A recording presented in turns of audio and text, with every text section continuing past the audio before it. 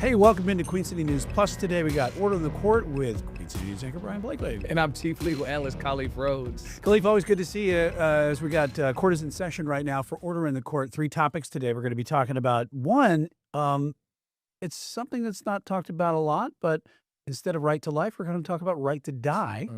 That is going to be the third topic. And the second topic is going to talk about declassifying marijuana, what the implications are going forward. But first, we want to talk about Elon Musk is in court today with a lawsuit trial. Jury selection starts today against his ChatGPT maker, OpenAI. And so this is a really big case because Sam Altman, CEO, executives there, they believe that he deceived Musk and betrayed OpenAI's original nonprofit mission when it evolved into a profit arm, for-profit arm. So let's talk about this case today and how we got to where we are right now. Elon Musk gave them $44 million over a number of years with the expectation that it continued to be nonprofit. That's probably the easiest way to look at it. At some point, Elon Musk was there in the leadership, making determinations, making decisions, and then he gets kind of ousted and leaves. Once he leaves— 2018, right? 2018, then they make the determination to shift and go to this for-profit model. And it has been approved by the courts. This model wasn't something they did on their own. Why was it approved? Because it was going to get oversight by the foundation. So there were a number of things in place that would give it protections to still be with the root cause in the thought process of its orientation. But Elon Musk is saying, listen, that's not what we agreed to. That's not what I gave my original money to. You've turned this into this money-making scheme for profit gain. And because of that, I think you've misled me. I think you misled donors. And I believe that now this should be reverted back to a nonprofit status. And the money that I'm asking for, 130 plus billion in damages, not million, but billion, that he's saying, I don't even want a dime of that money. I want it all to be given to the nonprofit organization aspect that this company should have been. Yeah, this is a personal grudge match, it seems like, here between Sam Altman, who a lot of people know, but maybe not so much outside of the tech world and the financial world, but Elon Musk, everybody knows about him. But this jury selection here, there's been questions about how this jury is going to be selected today. And going forward, this trial's supposed to last about 4 weeks. What's your take on that? It ain't going to be easy. Let's start with there. Trying to find a jury of your peers in Silicon Valley, like you say, that folks were going to know him outside of him as Sam Altman. Folks outside of there won't recognize him with his face. But on the other side, you got Elon Musk right here on the screen. You could pick him out instantly, and probably every kid will know who he is because he's everywhere, from SpaceX to Tesla to he has his hand in so many things that, yeah, you're going from X, you'll find him, right? And so I think finding a jury of your peers that can be fair and impartial is going to be extremely hard. And the judge recognizes that, decides to bring in 3 panels that are 3 times the size of what they normally would, because he recognizes that these individuals are going to add some confusion to the jury selection process. But the judge isn't going to let that happen and without attempting to stop it. The question that will be asked is, okay, you may know these individuals, but can you be fair and impartial? And do you have any biases against these individuals? Okay, I do. Well, can you set those biases aside? And if the answer is yes, I can set those biases aside, the judge is going to keep them on the panel, in the juries. But if you can't, then the judge is going to do something to attempt to rehabilitate these individuals and say, look, well, if I direct you to be fair and impartial, and, walking them through the steps that the court is going to require, then it's going to be hard for a person, let's say, have a truly, genuinely held bias against them that they can't set aside. And it's not something like, hey, I just got to go to work. Hey, I just don't like Elon because he blocked me on X or something. But it's a genuinely held belief that if I'm here, I cannot be fair and impartial. Yeah, it's probably going to be hard to pick a jury, but not impossible. Well, talk to me about that a little bit. You've been in trial yourself, obviously, as a criminal defense attorney. And how do you go about saying, put yourself maybe in these type of shoes from either side? What do you want to see in picking a jury? Well, both folks are going to want a couple different things.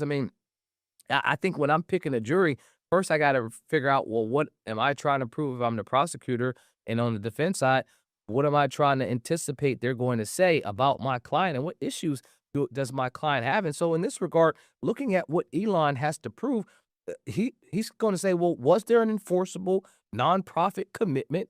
And so, and was that commitment broken? So I'm going to be looking, if I'm Elon, for folks that are able to follow complex, negotiations that maybe have some nonprofit work in the past, that are able to understand what a nonprofit does and what impact they have on the community. On the other side, if I'm Sam Altman, I'm looking for folks that have some familiarity with OpenAI, recognize what it's like to transition from a nonprofit to a for profit.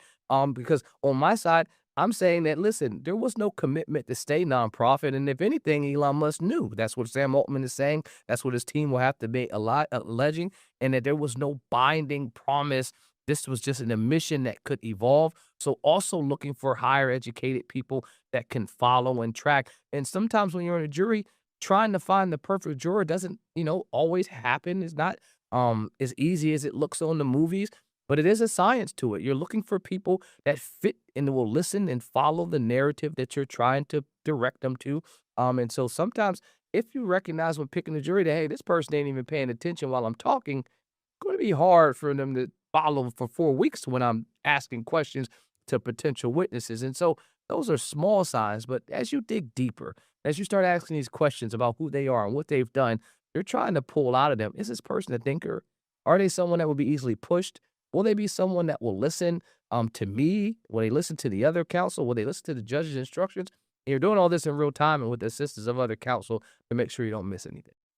The other thing too here is there's a lot on the line, obviously for both individuals here, this whole thing. But Elon Musk is got what's the impact, the potential impact that this could have on Elon Musk going forward? Well, Elon Musk, obviously, he has once he left OpenAI in 18, he started his own AI, XAI. So he has a vested interest in ensuring that OpenAI removes itself from the for-profit space and goes away so that XAI can be in that space and now fill the void that would be created with OpenAI leaving. And so there is a financial connection to this from Elon Musk, even though he says he wants none of the proceeds from the actual case. I talked about this before, that the things that happen in this courtroom won't have just a lasting effect scenario. It won't just be a dollar amount that's associated to this case. It will have impacts outside of there in the stock market. It will have impacts within the tech market, the tech world. And so this case will have a massive impact on Elon Musk and on Sam Altman. I mean, you have a IPO that's around the corner for OpenAI. Hmm. This case will impact that. So you ask about impact, it will impact everybody. And I'm talking about like crater size impact, not small.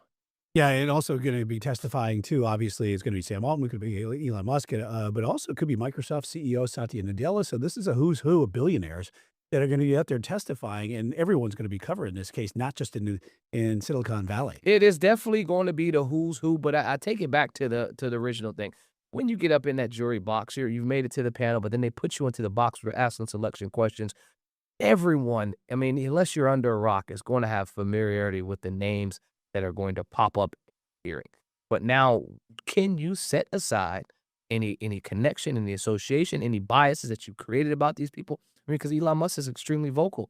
He's someone that doesn't shy away from saying what he wants. And so he may have made a post that offended you. But can you set that offense aside and still be fair and impartial? That part of the process, which is the most important part of the trial, is picking a jury that can listen, be open, and be fair. We will keep following that for you when it comes to this trial involving OpenAI and Elon Musk and also CEO Sam Altman. The other topic we're going to talk about coming up after the break, reclassifying actually medical marijuana and the federal government, also the impacts of that going forward and the legal implications of that as well. You're watching Queen City News Plus Live with Khalif and Brian. We'll be right back.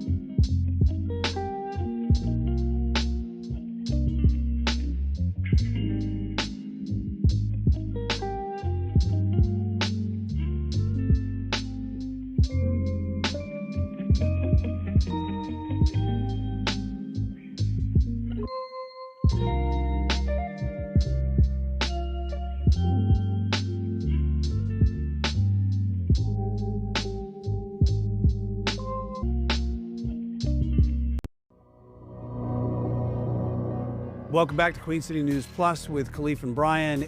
Second topic of the day, we're going to be talking about, Khalif, and that is reclassifying medical marijuana. On April 23rd, a few days ago, Acting U.S. Attorney General Todd Blanche, she signed an order changing the federal classification of medical marijuana. That move, which came at the behest of President Trump, it's going to make medical marijuana now a Schedule III drug. It's going to bring enormous tax benefits for medical marijuana producers in 40 states. It's going to speed up a lot of the process on when it comes to reclassifying medical marijuana. Where do we go with legally this for the business standpoint and also for personal? It's a couple of things. I mean, you hit it right on the head that President Trump's executive order signed December of 2025 said exactly this, that it required that medical marijuana and cannabis research be increased. And how do you increase it? Well, the first step is to remove this classification status as a class 1 drug and make it to a class 3 drug. So now you get an opportunity for medical research. So now lowering that standard, it allows you to be able to get access to it on a lot easier basis. So for the medical research purpose, it's going to be great. Now, the issue that I would have with this process, or I should say not the issue, but the timing. A lot of folks will say, well, what does this mean today, right? Am I able to start grabbing, or purchasing it or doing that? And no, this isn't okay, now it's legalized on the federal level. No, this is just a reclassification standard. And so that order doesn't affect any legalization of cannabis. I want to make sure that portion is extremely clear, because people see these types of things as like, hey, the government's now not criminalizing it. That's not what this says. It's primarily for research purposes, because it's placing both FDA-approved drug products and medically municipal marijuana products subject to the qualifying state-issued licensing. And that is the part that I think is probably the most immediate thing that folks will see. This shift from Schedule 3 to Schedule 1 is going, because even within marijuana itself, those two classifications of marijuana, just the FDA approved in the state legal medical, doesn't account for all other marijuana that wouldn't be covered under this executive order or FDA standard. And so that is probably the biggest issue that folks will have when looking at this. This is solely for medical purposes. So this happens if there's a research firm out there, there's a company that's out there, and they've already been charged with something. Can they go back and say legally, hey, look, we changed the rules on this. Does that pertain to me in any way? Yeah, I'd say the answer is no. Most laws are not going to be retroactive unless the language inside of any type of law, guidance, or rule would be retroactive. It would say something like that. But you'd have to go back. First of all, a person or a company that would have some type of charge connected to having medical marijuana would have been brought probably on the state level or on the federal level, depending on the severity and the amount that they've had. And so I would say that first, that it would be no retroactive aspect. Second, this isn't even the final order yet. Yeah, they've issuing this thing saying that, but there still needs to be a hearing and an opportunity for folks to be heard on this topic. Okay. So in businesses going forward, they can go ahead and continue or ramp up if they want to do that. And the laws differ really because it comes down to the states too, as far as with North Carolina and South Carolina. Yeah, I mean, folks will definitely be able to, if they're in that space, and I got to be clear, if you're not in the space of medical marijuana, if you're not using FDA approved or state issued and approved medically licensed marijuana, this doesn't apply to you. So this is fast track, full rescheduling, and that will begin not today, but it says immediately, and that's the part that I want to make sure I'm looking at. It says a new DEA hearing starts June. So even though this is going out and to become effective, this hearing still has to take place. All right. Yeah, we're seeing certainly a lot of shifts with that. Another Well, I subject. mean, it's a core policy shift. Let's be clear on that. Other administrations haven't wanted to touch this. The Trump administration has talked about it for a number of times. President Trump was clear in December that this is something that was a priority. Go ahead and make it change because now businesses, companies, research industry can get a jump on doing the much needed research that folks have been asking to be done for years. All right, good deal. That'll wrap it up for our second segment there, Khalif. Coming up, we're going to be talking about something else. Dying with dignity, assisted dying here. It's something you don't really normally talk about, Mm-mm. but it is uh, being talked about in several states, and we'll talk about that on Queen City News Plus and Order in the Court.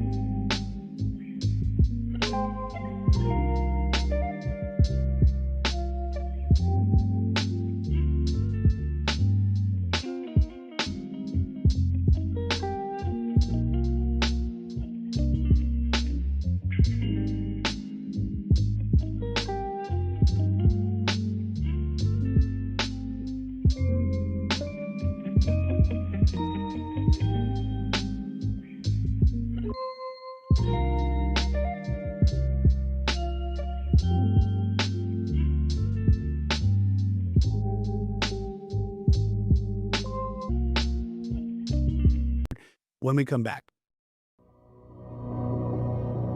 Welcome back to Order in the Court with Khalif and Brian, as we're going to be talking about our last segment today. And it's something that's normally not talked about, really, but it is considered when you have someone who has been in a lot of pain, they have a terminal diagnosis, that's assisted dying, or it's called medical aid in dying, dying with dignity. It's legally for mentally competent adults in 13 U.S. states, in Mhm. Washington, D.C., and a number of other states. North Carolina is considering this legislation of something like this, not really in South Carolina.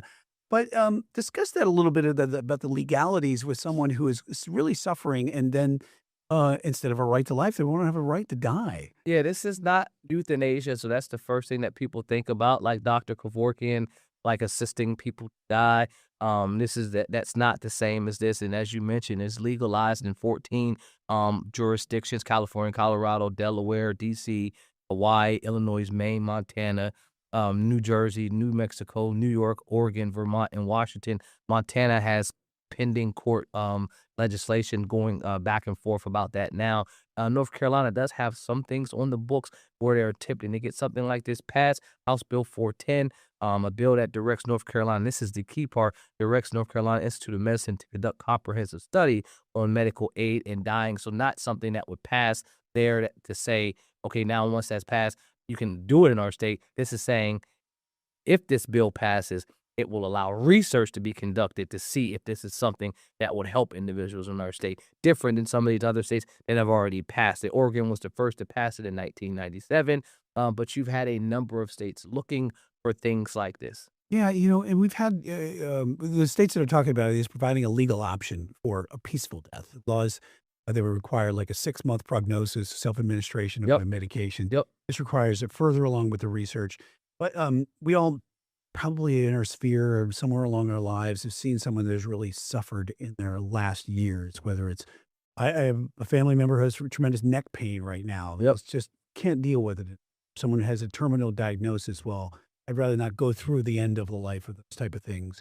Uh, but it does provide the option of whether you want to do that. But it's still a very, very painful decision because you think about that because we have this with animals. You can Mhm. do that with animals. Mhm.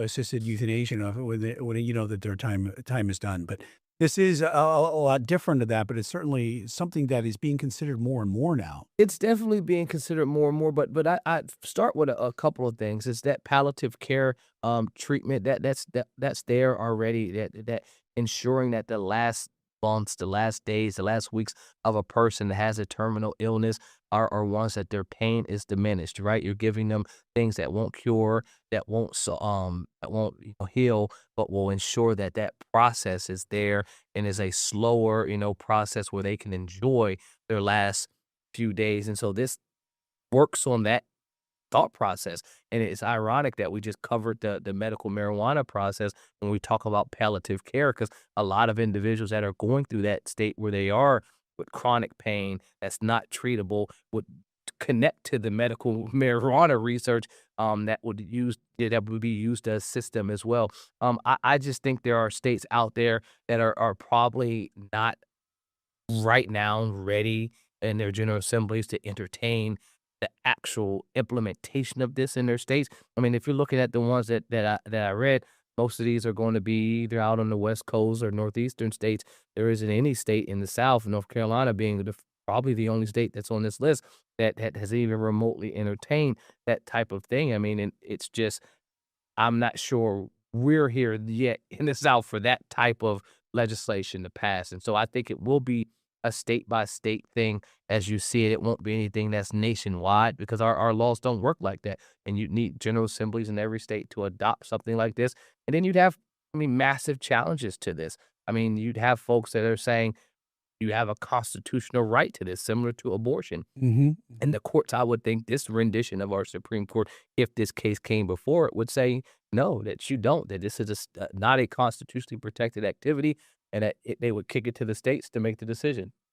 And that's why the states are making it. All right. Yeah. I hate to end on the bad note here, talking about such a morbid topic or somber topic, but it is something that legally has some issues that are going on right now. But Khalif, go out and live your best life as we have this That's week. the And goal. that is the goal. So everyone out there as well, as you're watching Order in the Court with Khalif and Brian, go out and live your best life today. We appreciate you watching.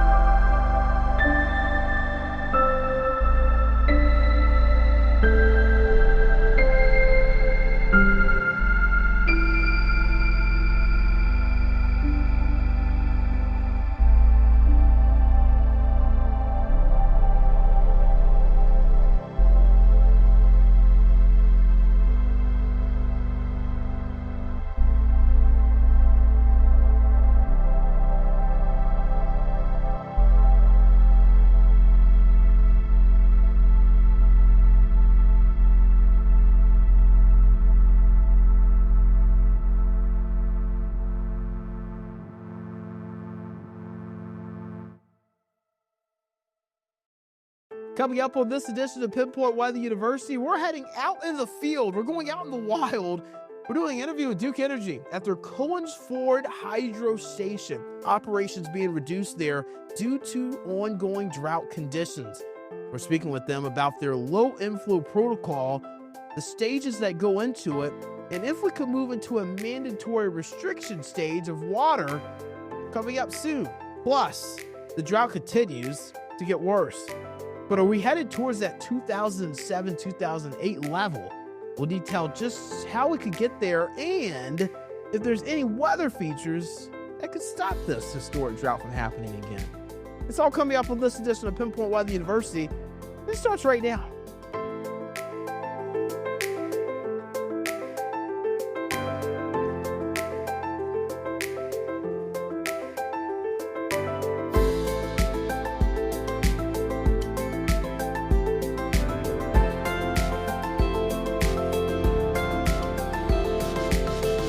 Welcome into Pinpoint Weather University, my friends. I'm meteorologist Brandon Lawson here on Queen Cities Plus. Always want to shout out those that are watching us on YouTube. And if you're connecting with me on IG or on X at WXBrandon9, I appreciate you tapping in over there. Also getting some followers from this show in general. You probably see me post a lot of NASCAR stuff on there. I also do a lot of NASCAR stuff on the side. So you'll see me post weather, climate, and a little bit of horsepower in there too. Just talking about NASCAR, the rest of the sport. I do enjoy talking about it as well. So if you happen to catch some of that stuff you enjoy, let me know. And again, continue to send me ideas for our show here on Pinpoint Weather University. The drought's obviously a big story here in the Carolinas. I want to go ahead and pull up the current drought for you as of Wednesday, April 29th. Now, again, we're actually going to get a new drought monitor on Thursday, April 30th. I don't think it's going to change much. We did see a little bit of rain over the course of the last week. It's not necessarily enough to end the drought, and it's not necessarily enough to really put a dent to the drought, but it could keep the drought from getting worse this week. I do expect extreme conditions and drought conditions to remain on the map, something we'll be watching again on that Thursday, April 30th outlook. But again, this is a drought that has been growing for quite some time now, and Duke Energy's been monitoring it. They have these stages, the low inflow protocol stages, and it's a part of a big group. It's a group called the Catawba Watery Drought Management Advisory Group. And it essentially includes Duke Energy, but it has several other organizations, a bunch of water companies along the Catawba River, including Charlotte Water. We have also federal and state officials that are part of that group, and they come together on the 1st and 16th of each month to decide what stage we should be in when it comes down to drought weather. Let's talk about it here. We've got 5 stages. Stage 0 is the watch stage of the low inflow protocol, and it goes all the way up to stage 4, which is the emergency stage. That has never been used. No one knows what that looks like. Now, again, this was a stage, a low inflow protocol stage that was used to get us through the historic 2007-2008 drought. Let me show you where we were then. You see it here. This is the historical drought of 2007-2008. This is actually December 2007. Pretty much the entire Queen City News viewing area and much of the Carolinas were under exceptional drought, which is level 5 out of 5. Extremely dangerous drought conditions. I remember when I was a kid, I was very young. I was only about 10, 11 years old, but I just remember a lot of folks buying water from grocery stores and different things like that around this region. I lived up in Concourse, growing up there. And I want to point out with these stages, we got to stage 3, the mandatory severe water restriction stage during that drought. Right now, as of Wednesday, April 29th, we are in stage 1, the voluntary water restriction stage, which includes much of the Charlotte area. Stage 2 is the mandatory restrictions. That is when you legally have to conserve water. Now, stage 3, that's when it starts impacting more of like the businesses like golf courses and different things like that. Now, again, I want to mention these stages because I actually went out in the field for this episode. This is a little funky. This episode is going to be a little different than it usually is. I went out to Cohen's Ford Hydro Station, which is the largest conventional hydroelectric power plant that Duke Energy has. It actually powers, it generates about 300 plus megawatts of power. It's a big time station. Hydropower, it's a very efficient way to produce power. It's also a kind of cheaper way to produce power as well, but you need water to do so. And operations have been reduced in that area due to the drought conditions. So operations have been reduced when it comes to hydroelectric. Now, luckily, Duke Energy has other ways to produce power. Nuclear power plants, even solar power plants have been doing really well. You've got battery storage at those plants that can allow that energy to get onto the grid and help power our homes, our businesses, things like that. So let's head out to Collins Ford Hydro Power Station and let's listen to this interview that I had with Duke Energy that talks about the low inflow protocol and just where we're headed when it comes down to these stages.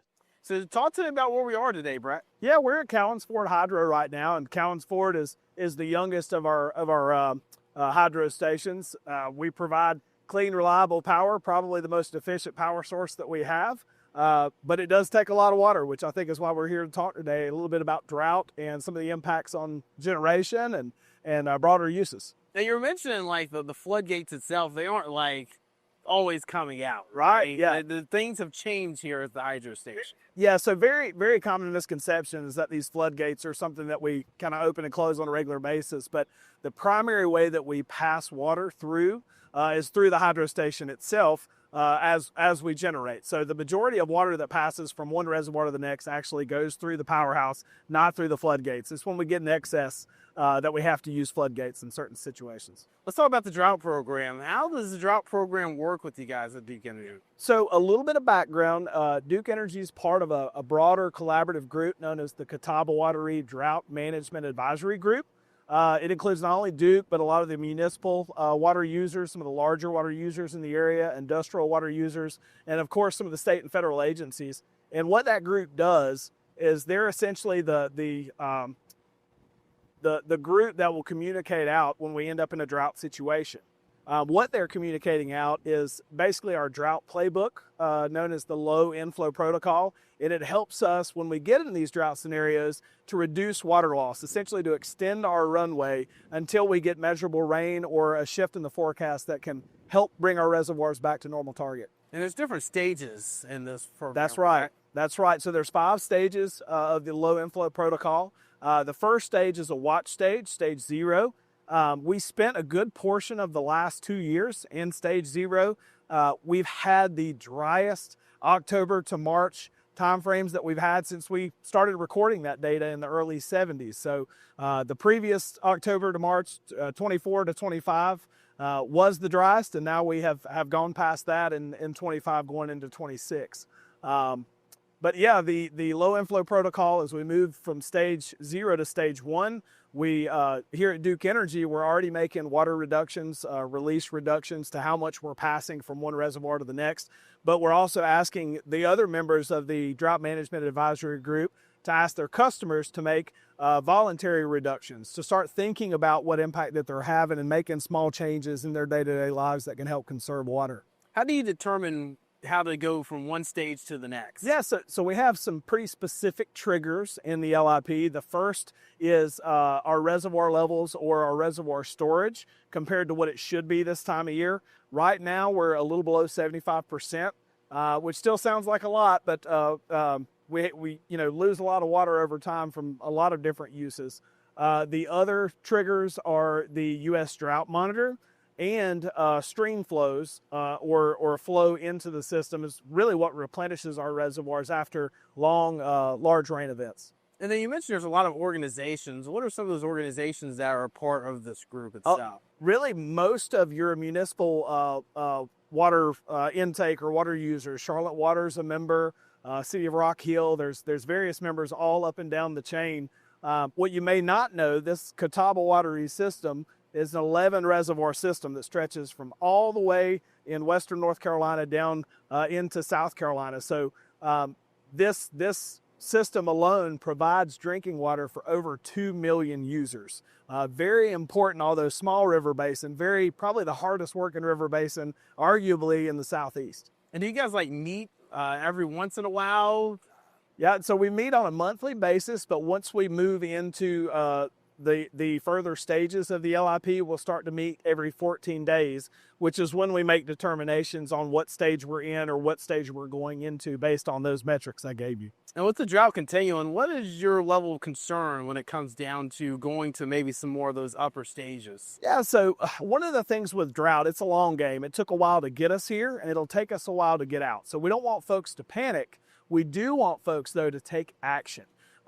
You may think it's small to make small changes like not leaving the water on while you brush your teeth or shave, or maybe taking showers instead of baths. This time of year, irrigation is a big thing. Folks want to water their lawns and water their gardens.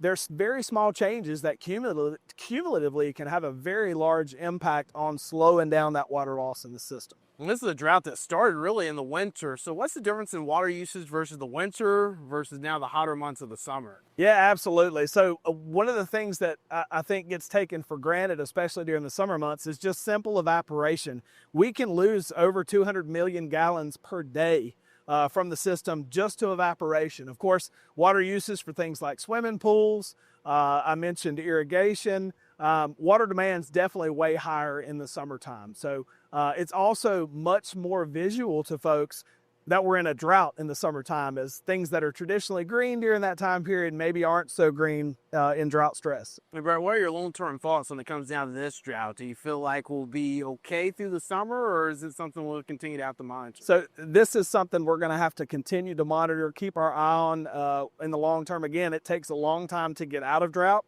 I know folks are seeing rainfall over the past couple of days. That really doesn't have much of an impact to get us out of drought. So it's going to be a long-term thing. This isn't like storm preparedness where it's here and it's gone in just a couple of days. We're really going to have to put focus on conserving for the long term to bring us back out of this drought stage. And then how long has the Drought Advisory Management Group been around?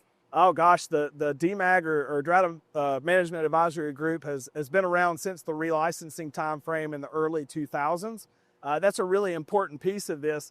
That LIP, or the low inflow protocol, is a proven playbook. It's been used before. The drought of record back in 2007 to 2009. The LIP was successfully implemented to basically keep water resources available for all of those different users, but also to help us scale things back as needed to slow this drought down. Definitely brings a little bit of ease knowing that it has worked in the past. Absolutely, absolutely. We're not pulling things out of the air. We do have a proven playbook. We just need folks to do their part to help conserve water and slow this thing down. And lastly, what would you say your message would be to the public? My message to the public would definitely be that you play more of a role than you think, and just some very, very small changes can have a huge impact on how long we're able to outlast this drought.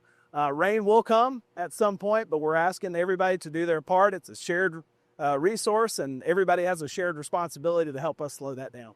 And then is there any world where water can be depleted completely? I think that's an unknown, but certainly something that we have a playbook for and can help reduce the impact on folks within the region long term. All right, thanks, Brett. Appreciate it. Thank you. The episode does not stop there. I've got more to chat about here on Pinpoint Weather University, including just what stage we could be in soon when it comes down to the low inflow protocol. We'll also be discussing just how long we've been in this drought and what could get us out of it. Details coming up next on Pinpoint Weather University.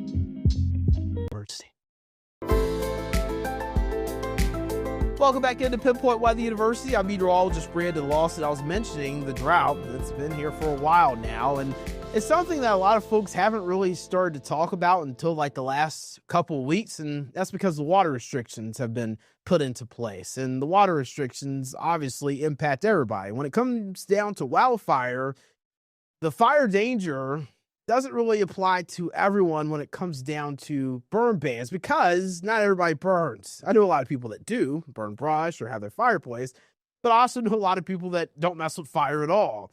So water is something everybody uses. Everybody has to use water. And that is why I feel like the drought is getting more attention, because it's now impacting everyone.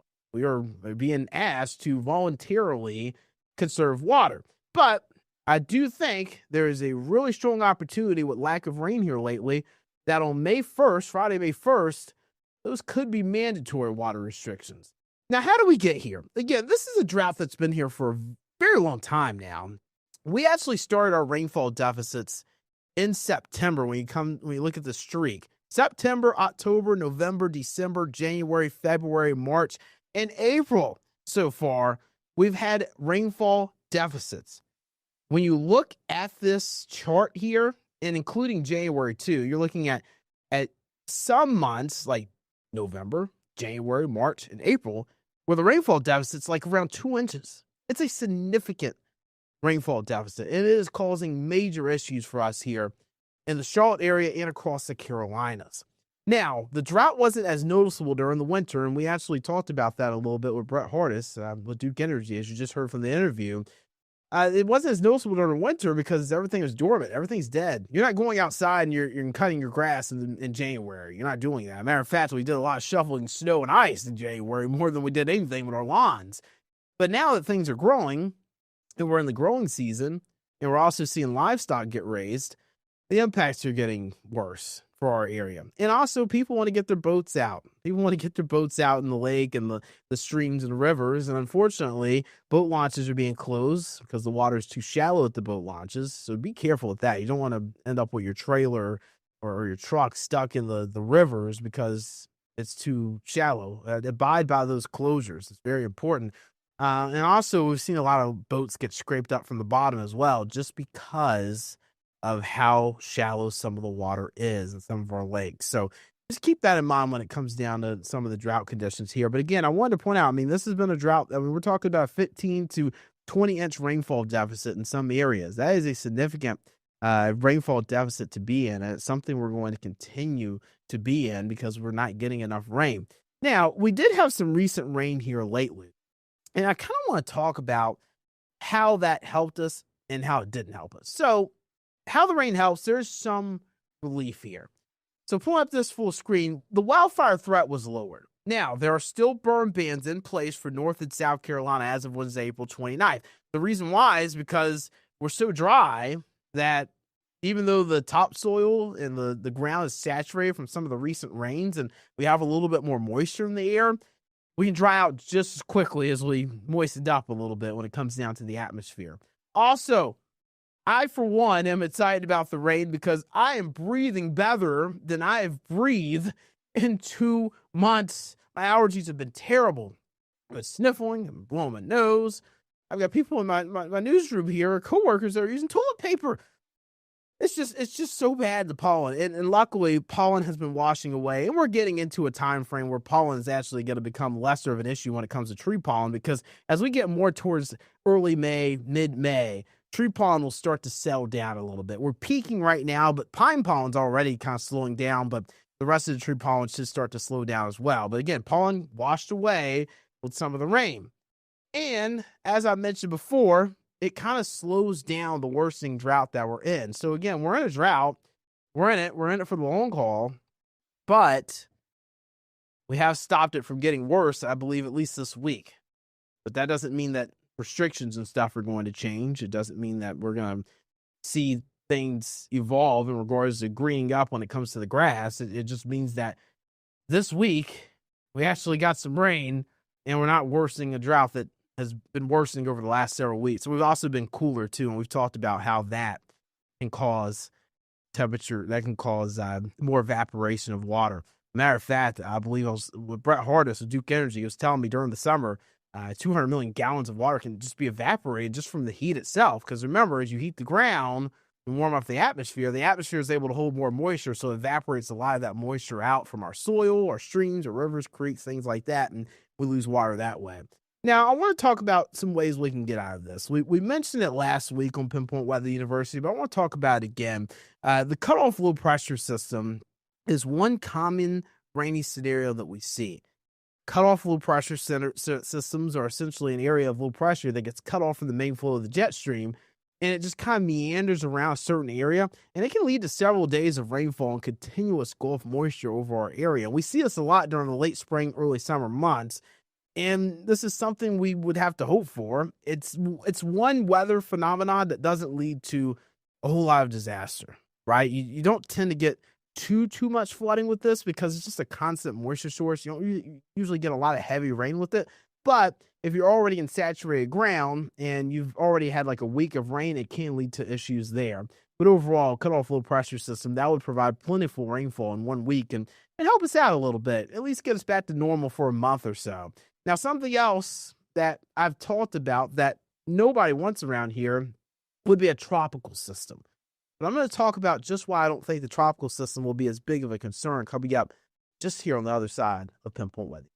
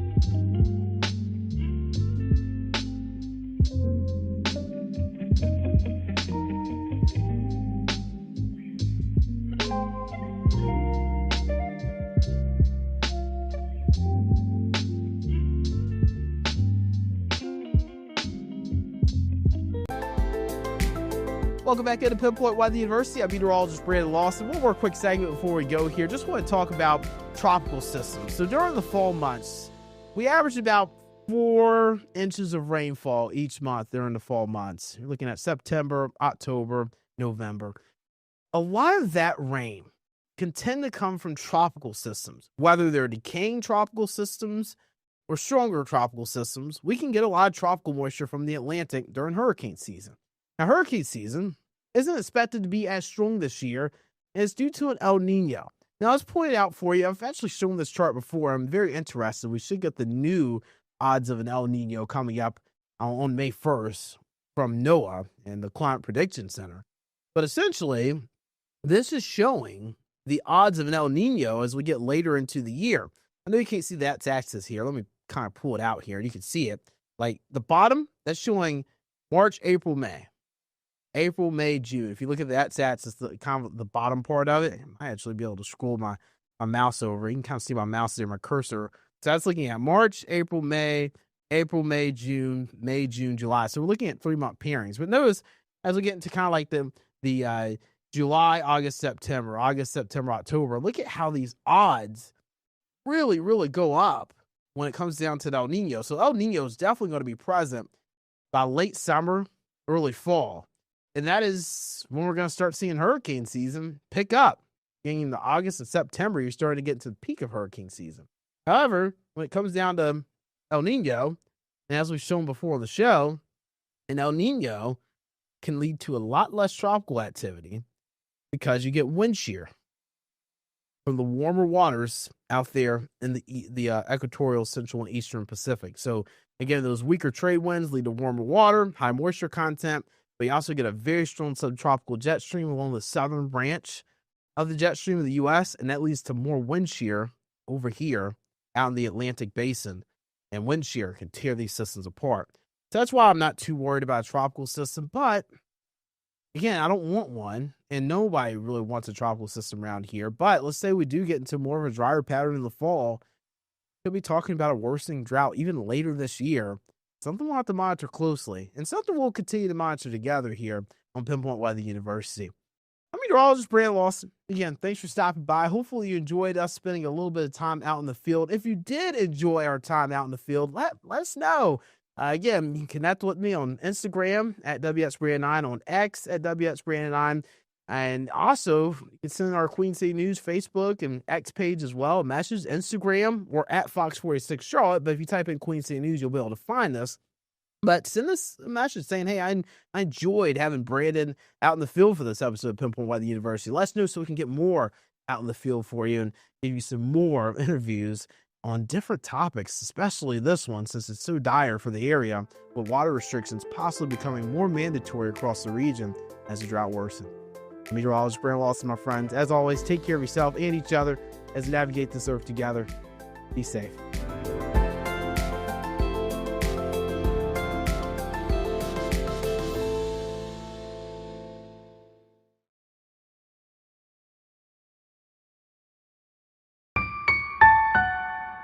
Remembering the lives lost 7 years after a shooting in a UNC Charlotte classroom, how the campus is now keeping the victims' memories alive. Andrew. And those showers that we saw this morning, Alicia, have cleared out. We're tracking some more sunshine this afternoon. I've got the latest, though, on what could be a wet weekend forecast at noon. And North Carolina Governor Josh Stein signs a Medicaid funding bill into law, so a new look at the requirements that will come with it. Queen City News at noon starts right now.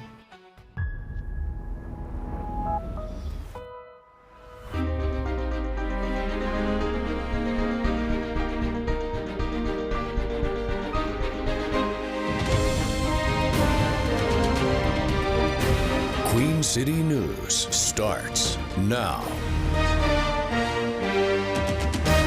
But first at noon, it's a somber day in the Queen City as today marks 7 years since a gunman opened fire in a UNC Charlotte classroom, killing 2 students and injuring several others.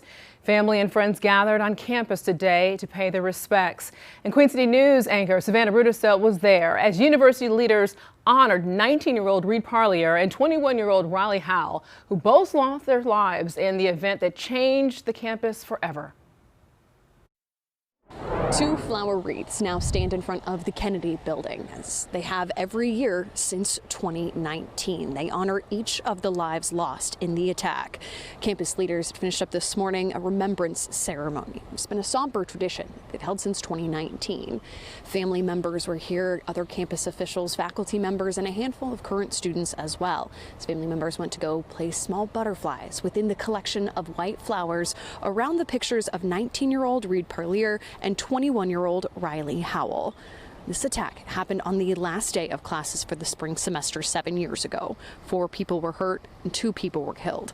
The shooter was a former UNC Charlotte student who pleaded guilty to the attack and is now serving a life sentence in prison. Queen City News spoke a few years ago with one of the survivors about coping from the trauma from the attack. That's a day and a moment in my life that I'm gonna carry with me forever. No one said it explicitly, but I could just tell by the way they were tending to the other two, like, I'm the only one that's coming out of this room. The wreaths will be out on display all day long for anyone wanting to come and pay their respects. Now, for those who can't make it to campus in person, there is a digital history, an online archive memorializing photos, videos, has oral histories from that day. And of course, Queen City News has been on top of this since the event happened. We have more reflections as well as in-depth coverage on our website, qcnews.com. Reporting at UNC Charlotte, Savannah Rudisell, Queen City News. Savannah, thank you. The wounds will always remain fresh. Well, one of the men convicted of killing the co-owner of Brooks Sandwich House in Noda is now due in court today for charges connected with 3 other murders. Last November, a jury found Stephen Staples guilty in the deadly 2019 shooting that claimed Scott Brooks' life. Well, Staples also pleaded guilty to second-degree murder for the deaths of Andres Mescott and Hickory, and that incident happened a little more than a month after Brooks' murder. Well, investigators say Staples is now responsible for 5 murders from December 9th of 2019 to January 23rd of 2020. His appearance is set for 2 o'clock this afternoon. All right, now for a check outside as we take a live look here around the Queen City right now. We are tracking clearing skies today after a dreary start to the morning, but we needed all that rain that came through. Meteorologist Andrew Brightman in the Pinpoint Weather Center. Andrew, right now we're also staying dry the rest of the day, but then that much more needed rain is headed this way this weekend, right? Yeah, that's absolutely right, Alicia. Some needed rainfall is ahead for the Carolinas as we make our way into the weekend. It's going to be a sunny afternoon. Saturday washout looking increasingly likely here across the region. And then some wonderful weather as we head into early next week. Pinpoint satellite shows those clouds starting to clear out. Sunshine moving in. A couple of isolated showers still possible south of the border here as we go throughout the afternoon hours. But otherwise really going to be drying out. There's a couple of the sprinkles I'm talking about down across the upstate of South Carolina early on your Thursday afternoon here. We zoom out. It's all part of a frontal boundary that moved through. A decent amount of rainfall in the Sandhills this morning, but that has cleared out and our weather is rapidly improving. Up to 70 degrees here in Charlotte, 64. Some middle 60s down in the Sandhills where the rainfall definitely kept those temperatures a little bit on the cooler side. Up across the mountains, low to mid 50s right now. Over the next 12 hours, temperature's going to warm up, but not as much as yesterday, as we'll be in the middle 70s. Some really comfortable afternoon weather. I've got more on your forecast, Alicia, coming up in just a few minutes. All right, thank you, Andrew. So new search warrants accuse friends of Greg Biffle's family of a much larger scheme to steal hundreds of thousands of dollars from the late NASCAR driver. So the documents now claim that the plan started to unwind within 24 hours of the Biffle family's deaths in a Statesville plane crash. So investigators say that they noticed fraudulent activity on Greg and his wife's bank accounts. And the new search warrant shows the suspect who broke into the family's Mooresville home in January stole $30,000 in cash and a backpack. Well, several people are now named in these documents, but no charges have actually been filed. So the warrant says a license plate reader linked a pickup truck from the break-in to the home in Denver. So police also say that a woman tied to that address abruptly left town. Authorities say they're now working to identify everyone involved in this case. Well, Queen City News spoke with Chief Legal Analyst Clive Rhodes about the charges that could be on the table. Take a listen. Federal charges could come. I mean, and obviously it depends on once they get to the result. The federal government at any point could come and take over the case. State prosecutors could say, hey, we're charging. And then the feds can say, you know what, we're recognizing that this cross state lines, using of the computers, that obviously would open up the door to any type of interstate commerce charges instantly. This person was here and then they left out of town, so the taking of the whatever they took and taking it somewhere else could potentially lead to federal charges. So there are a number of ways that the feds can get involved, but it doesn't have to go to the federal level for it to be significant charges. I mean, these are still all going to be felony related charges connected to this activity. This alleged inside job. Well, for the full conversation with Khalif, you can head over to our website at qcnews.com. Monroe police say more than a dozen ABC store employees are now facing charges for allegedly selling alcohol to teenagers. Here's what we know. Officers say the conduct, well, they put together these random underage purchase compliance checks at 40 local alcohol establishments this month. Well, they were supervised and they looked at the 16 and 17-year-olds that participated in their attempt to purchase alcohol using valid identification when requested by employees. Well, investigators say 16 employees unlawfully sold alcohol to underage individuals. So those employees were criminally charged and the businesses received civil violations. Also new at noon right now, a $319 million Medicaid funding bill is now state law. So North Carolina Governor Josh Stein signed the legislation this morning at the Executive Mansion. So the bill is a one-time infusion of $319 million to backfill the state's Medicaid program since lawmakers then never passed the state budget last year. Republicans did add new policy changes to comply with the federal law, including work requirements and immigration status verification. The bill will eliminate health care coverage for nearly 27,000 children and pregnant women who were lawfully present in the United States. The group includes victims of human trafficking, green card holders, refugees, and other immigrants with legal status. Depriving these vulnerable women and children health care coverage is wrong. Fortunately, based on conversations we've had, I believe that it is the General Assembly's intention to fix this. And this signing just happened moments before we started our noon show. Of course, we'll have much more of the breaking news and the details of this Medicaid funding law coming up on Queen City News at 4 today. North Carolina Attorney General Jeff Jackson will make an announcement today about health care funding coming to the state. So State Treasurer Brad Briner will also join him for the afternoon news conference, and we will keep you updated with more. Looking live here over at the White House right now, the man charged in the shooting at the White House Correspondents Association dinner has now agreed to remain jailed for now while he awaits trial. The suspect is accused of attempting to assassinate President Donald Trump and others when he ran toward the dinner and then fired shots. Trevor Shirley reports right now and has the latest details on the case. Federal prosecutors are looking to keep him locked up throughout the trial. In a filing Wednesday, the Justice Department called Allen a, quote, uncommonly serious danger to the community, claiming he checked on President Trump's movements online throughout Saturday night and wrote emails apologizing for and explaining his actions. In a filing Wednesday, the Justice Department shared this photo of Allen from minutes before the shooting. They also released photos of the weapons they say he was carrying when he was arrested. Those include a pistol, a shotgun, and around a half dozen knives. Prosecutors also sharing a, quote, apology and explanation that was allegedly attached to emails that Allen sent in the moments before the foiled attack. It reads in part, quote, I am no longer willing to permit a pedophile, rapist, and traitor to coat my hands with his crimes. Allen is charged with attempting to assassinate the president and 2 firearms charges, and he could face up to life in prison if convicted. We're also getting more clarity about who actually fired shots during the incident as well. There were conflicting reports that the Secret Service agent who was shot may have been hit with friendly fire, but the DOJ says all evidence points to Allen having fired that shot. According to Wednesday's filing, Allen fired his shotgun in the direction of the Secret Service officer, who was the only other person to fire their weapon during the exchange.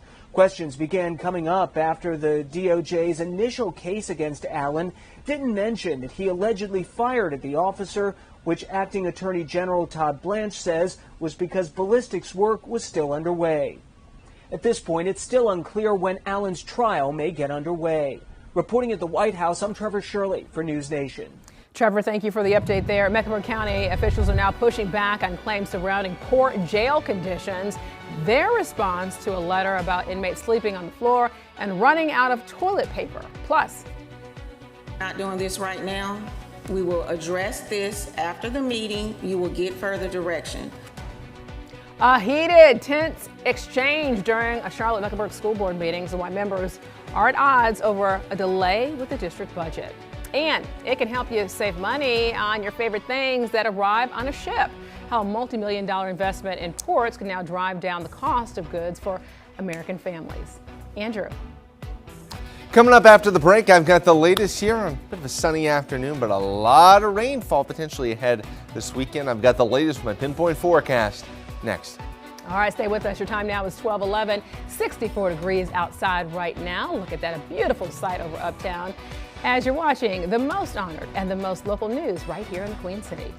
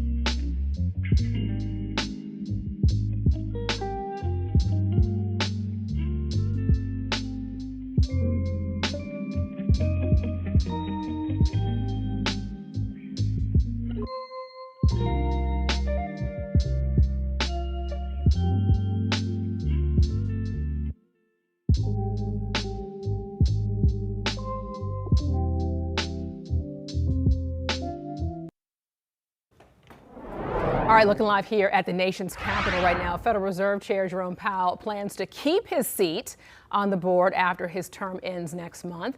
So Powell announced yesterday that he will then stay on the Fed Board of Governors due to the legal attacks by the Trump administration, which now have put the nation's central bank at risk. Well, Powell is now allowed to stay on the board until 2028. So this move denies President Trump the opportunity to fill a vacancy on the board. Powell says that he plans to keep a very low profile while his successor, Kevin Warsh, takes over. And this is the first time a Fed chair will now remain on the board as a governor since 1948. And this all comes as the Federal Reserve left interest rates unchanged for the third time in a row. The benchmark interest rate will now remain at 3.6%. This comes as signals now point to a possible rate reduction in the coming months. So during yesterday's announcement, Powell spoke on the importance of the Federal Reserve and how it benefits American businesses and families. The Federal Reserve exists for one fundamental purpose: to foster the economic conditions in which American families and businesses can thrive. Stable prices, a strong job market, and a financial system they can depend on. Every decision we make, whether about interest rates or regulatory and supervisory matters or other issues, is made in service of that purpose. Well, the interest rate decision was split 8-4 for the first time since October of 1992. Want to save some money on your favorite things that arrive in the U.S. via ship. Well, an unprecedented investment may help as President Trump commits to restoring command of the seas. He gave the okay to the U.S. Department of Transportation to invest nearly $800 million in American ports to make it happen. All right, let's check it now with Chief Transportation Correspondent Mayke Beeler with all the details. Mayke, very interesting here. Alicia, that's a lot of money, and it's all about strengthening the supply chain. Officials say our nation's ports are an economic lifeline to the world, connecting manufacturers, farmers, energy producers, and consumers with markets abroad. Quote, U.S. ports keep our grocery store shelves stocked, our energy supply chains resilient, and our export market strong. That, according to the U.S. Transportation Secretary Sean Duffy, under President Trump's America First agenda, investing in our ports means investing in American jobs, economic growth, and national security, end quote. Now, the president's goal is to achieve revitalized American maritime industry.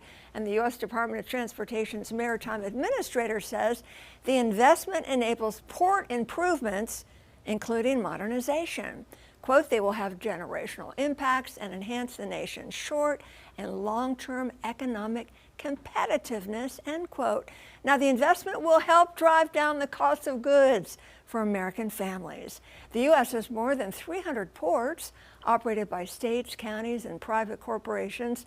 37 projects receiving the money and awards are at coastal seaports, Great Lakes ports, and inland river ports. Now, a full list of the coastal seaports was not named in this announcement, but you know the Carolinas are home to major maritime gateways, the Port of Wilmington, the Port of Morehead City, and inland port in Charlotte, connecting shippers to the Port of Wilmington via rail, and the Port of Georgetown and the Port of Charleston, which is the deepest port on the East Coast. Alicia? Very interesting, very cool. Mayke Beeler, thank you so much for your reporting there. All right, let's take a live look here over Gaston County. After a round of showers this morning, so skies are clearing and we're also staying dry to be able to wrap up the work week. Meteorologist Andrew Brightman right now in the Pinpoint Weather Center. So Andrew, so that won't be the case this entire weekend as you're now tracking a possible washout on Saturday, right? Yeah, going to see a decent amount of needed rainfall on the way this weekend, Alicia. We got 70 degrees, sunny skies right now, but the big story here, Lace Droughtmeyer just in here into the Pinpoint Weather Center. Now, basically, the entirety of the Central Carolina is under now an extreme drought and starting to even see exceptional drought, the highest possible drought tier starting to pop up now just to the east of Charlotte. That's just how dry it has been. Meteorologist Brandon Lawson's been talking about it, about how dry the rainfall deficit we've seen month after month after month. It has now been basically a full 8 months since we last had at least an above average month in terms of rainfall here across the Carolinas. Pinpoint satellite, though, the showers that we saw this morning moving out here across the Carolinas. Pinpoint radar is now quiet across the region, looking good there. No major issues to be had. We zoom out all the way here. We do have the sunshine moving in across the southeast, high pressure pushing in as well across the Carolinas. But we have got a lot of rainfall and some cool weather on the way this weekend. In particular, here on your Saturday, we're going to be seeing rainfall potentially almost all day long. Sunday should be beautiful, but you'll notice much cooler as well. Temperatures down into the middle 40s here as you're going to be waking up on your Sunday. Futurecast in motion as we go throughout your Thursday afternoon. A mix of sun and clouds looking good here across the Carolinas with that northwesterly flow. Heading into your Friday, I actually have up the rain chances up to about 20%. There is an isolated chance of a shower just based on what we saw this morning here. A lot of low cloud cover across the region. There's what I'm talking about. Probably not going to be as heavy as what we saw earlier today, but still could see a couple of isolated showers as we go throughout the afternoon hours to the south and east here of the QC. Pleasant Friday evening, a generally seasonably cool day after all. Temperature is going to be in the lower 70s. And from there, we see the cloud cover roll in and then a lot of rainfall starting to move in, starting on your Saturday morning. The scattered showers, moderate to heavy rainfall almost all day long here across the region. This is going to be along a frontal boundary, stalled out frontal boundary, overriding moisture into the Carolinas. And you can see temperatures at 11 o'clock, we're in the middle 50s. They're not moving up that much as we head into the afternoon. This is 2 o'clock, getting close to the warmest part of the day, still in the mid to upper 50s. And it will be a struggle to get a 6 handle on our temperatures as we go throughout the afternoon hours on your Saturday before it starts to clear out. And that cool but also sunny weather moves in for the second half of your weekend. How much rainfall are we talking about? You know, especially to the south and east of Charlotte over the next few days, over a ½ inch of rain. at least going to put the brakes on the drought getting worse. Probably not improving conditions all that much, but maybe at least putting a brake on watching the drought conditions expand and get worse here across the Central Carolinas. So a little bit of good news there. As for the rest of today, partly cloudy skies. We're looking good here across the region. Overnight lows down into the upper 40s, even some of the 30s up across portions of the mountains. And as we go throughout your Friday here, a decent amount of cloud cover that's going to help to hold our temperatures back a little bit of a cooler day, but still feeling relatively nice at the end of the afternoon. Afternoon highs up into the lower 70s, low to mid 60s as we head on up into the mountains. Your mountain forecast. Really going to see that chilly weather close to a freeze here Sunday morning. Not going to completely off the table here. And as we go throughout your pinpoint 7-day forecast, isolated shower potentially on your Friday, especially south and east of Charlotte. And then we've got beautiful weather once again, Alicia, as we get to Monday of next week. It's amazing to do a beer that goes directly to something, because at the end of the day, when you make that might actually touch someone's life. A Kannapolis brewery is giving back to local veterans and first responders. How you can support their mission. You're watching Queen City News at noon. 64 degrees outside right now. Your time is 12:21, and you're watching the most honored and the most local news in Charlotte.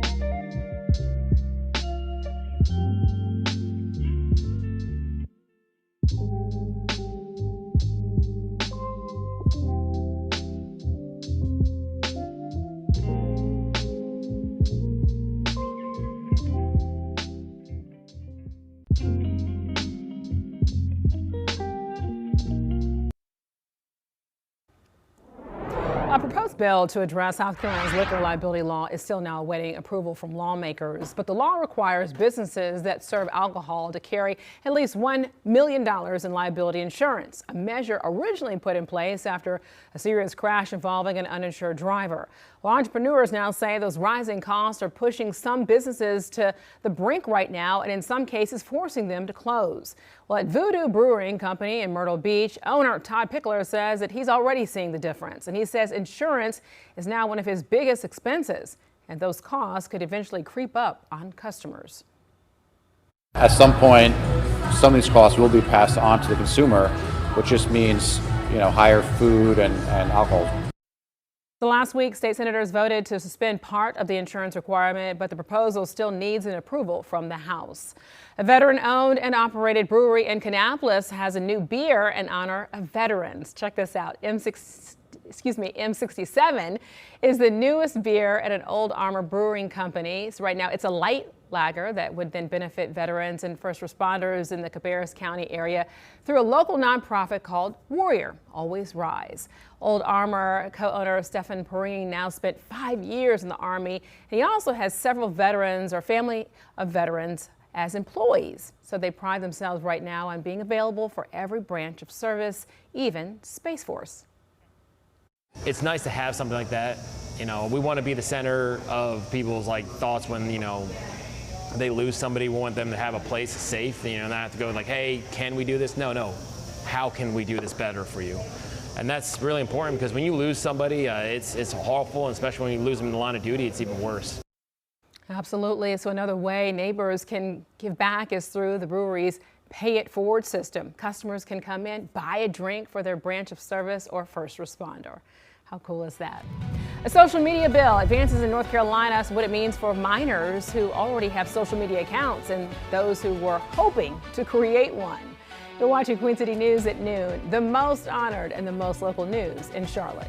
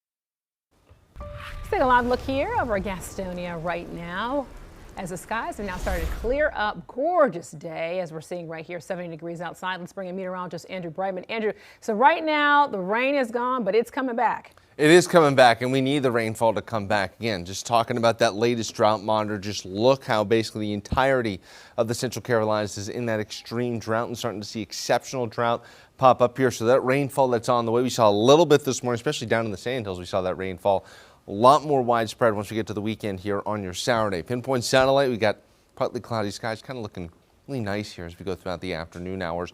Radar is quiet, should be staying quiet for the most part as we go throughout the rest of the day here, and that also allows the temperatures to go up a little bit here, about another 3 to 5 degrees.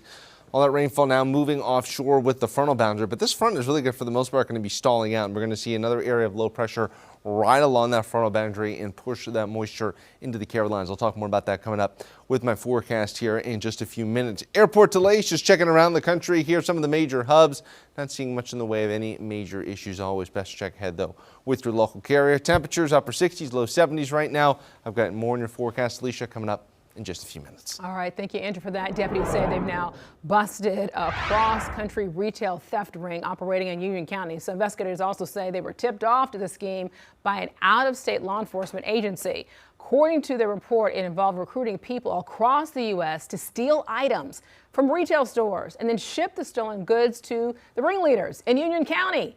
Well, they say that the items were then resold for a profit. Well, yesterday, deputies executed a search warrant at properties tied to the suspects and their businesses, recovering $250,000 in stolen merchandise. Well, they arrested 55-year-old Dina Morzinski and also 42-year-old Louis Ospina on organized retail theft charges. A judge now set their bond at $500,000. Ospina is also facing charges of failing to register as a sex offender and probation violation.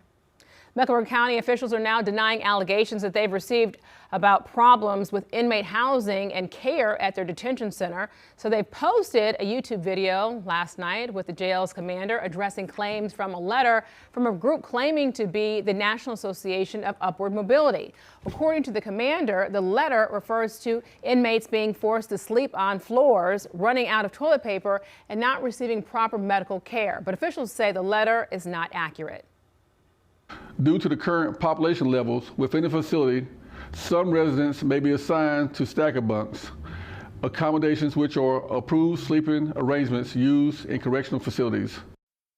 So officials also showed us these images right here, cases of toilet paper, saying they have plenty of those supplies, and we could not find any official listed for a group called the National Association of Upward Mobility. North Carolina lawmakers are now considering a measure intended to protect children on social media. So this bill would require users between the ages of 14 and 16 to get parental consent to open an account. So anyone 13 or younger then would be banned from those sites. Social media companies would also be required to verify users' ages or face fines of $50,000 for each violation. Social media and our kids, it's the number one tool for predators to go after our children. Number two, if you look at any of the studies that are happening with in the psychiatry industry, there's nobody that says that kids being on social media all the time is a great idea. Well, there you go. House lawmakers have already now passed the measure. It's now headed for the Senate Judiciary Committee for consideration. Well, security is top of mind at NC State right now after a man allegedly threatened to kill Duke Energy's CEO at the school's graduation next month. Luke Hoover appeared in court Tuesday. He's charged with communicating a threat of mass violence on educational property. Well, NC State says Hoover right now isn't a student and he's unaffiliated with the school. While he remains behind bars, the university says the safety of graduates, guests, and all of the campus community is the highest priority for commencement. It's something to think about because threats like that can be serious and things like that can happen. So it's just something I feel like we might need to take more precautions about. University officials didn't provide specific details, but the commencement page says that students and guests will be searched when entering the stadium, so a clear bag policy will also be in effect. Top Charlotte-Mecklenburg school leaders are now at odds over how the district should spend its budget for the next school year. So in a tense ending to Tuesday night's meeting, board members delayed their approval of the $2 billion proposal. The chief political correspondent Andy Weber tells us why. Madam Chair, it's 8. All those opposed? 1. The motion carries. It was that vote Tuesday night that seemed to catch Charlotte's top educator, Dr. Crystal Hill, off guard. The CMS Board of Education voting 8-1 to reject a proposed $2.1 billion spending plan for the next school year. I respectfully ask for clarity at the dais because I'm very unclear right now. That's when the meeting became tense. Hill pushed, wanting to discuss the changes the board is needing. Board Chair Stephanie Snead pushing back. Madam Chair, if the board is directing me to amend a $2.1 billion budget, Dr. Hill, I respectfully request what part of the $2.1 billion budget. I understand that, and I've said to you, you will get further direction. It will not be at this moment and not at this time. The meeting is adjourned. Snead said what was proposed lacked clear plans to better equip classrooms, implement strategies to support students inside and outside of school, and improve student performance. We are in tight budget times, right? We know that the North Carolina General Assembly has not passed a budget. We are counting every dollar and that we make sure that we are spending the money where it will have the most absolute greatest impact. During an interview with Queen City News, Snead insisting that a budget will be passed. We will have something better than we have now, and that not only will the board be happy with it, the staff will be happy with it, as well as our families. In a statement, Hill stood by her proposal, saying in part, quote, the proposed budget remains focused on sustaining momentum by investing in the high-quality educators, staff, and resources that our community expects and deserves. She added that she is committed to working with the board to pass a budget. The board says that will happen before May 15th. Reporting in Uptown, I'm Andy Weber, Queen City News. Thank you, Andy. Well, Gaston County voters could soon get a say in how much extra their teachers are paid. Commissioners may put a 1/4-cent sales tax on the November ballot to be able to pump money into teacher supplements. Something like this to me is a small sacrifice to help children. Teachers are always like giving back to their classrooms, like it comes out of their own pocket. So our sales tax going into their pocket, which inevitably goes to our children, I support that. So many Gaston County voters are on board with a potential 1/4% sales tax to add to the Gaston County teachers' base salaries. And this would be applied to any purchase that typically has a sales tax, and then would mean an extra 25 cents for every $100 spent. Commissioners now are also asking the North Carolina General Assembly to repurpose the transportation sales tax the county never implemented and also turn it into an educational sales tax. So if approved, the extra tax is now expected to create up to $11 million each year. About $6.7 million of that would go toward teacher supplements, meaning each teacher would get about $3,400 more than they are now. The remaining funds could be used to supplement other educational needs also. We should also know by the beginning of June if the 1/4-cent sales tax will make it on November's ballot. Preparations for the Truist Championship is now underway at Quail Hollow. So what it takes to be able to keep up the prominent course. And a Queen's University alumni now back in Charlotte after being in the Winter Olympics. The first time Olympians message now. She has this big message to everybody there on campus if they want to hit the big stage just like her. You're watching Queen City News at noon. The most honored and the most local news in Charlotte.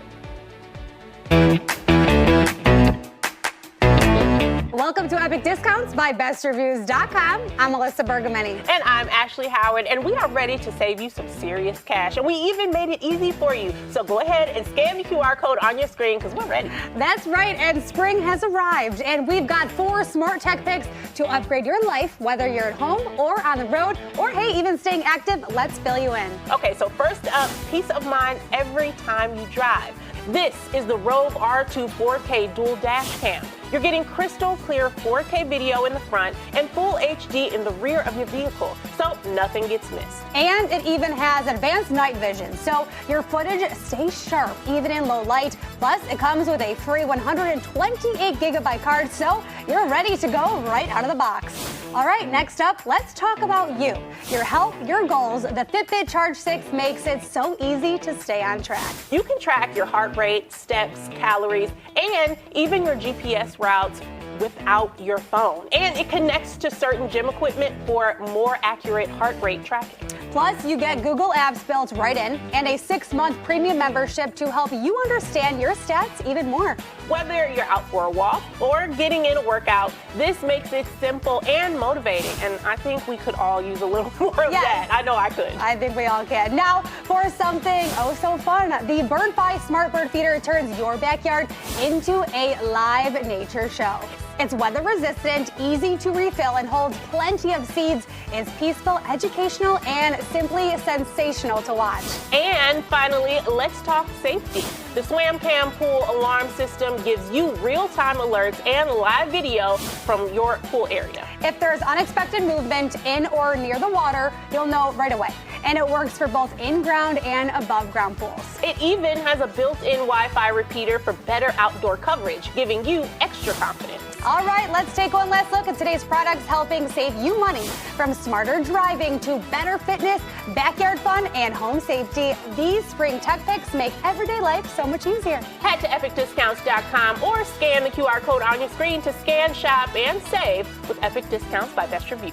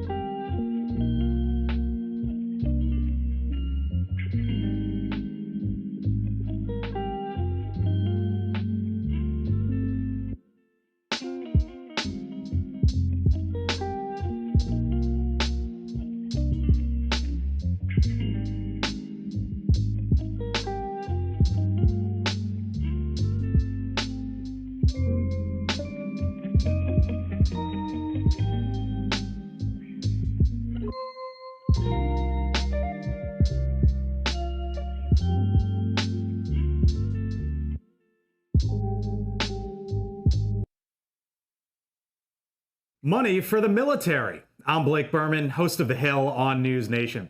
Secretary of War Pete Hegseth testifying before the House Armed Services Committee on Wednesday, his first appearance before lawmakers since the war with Iran began.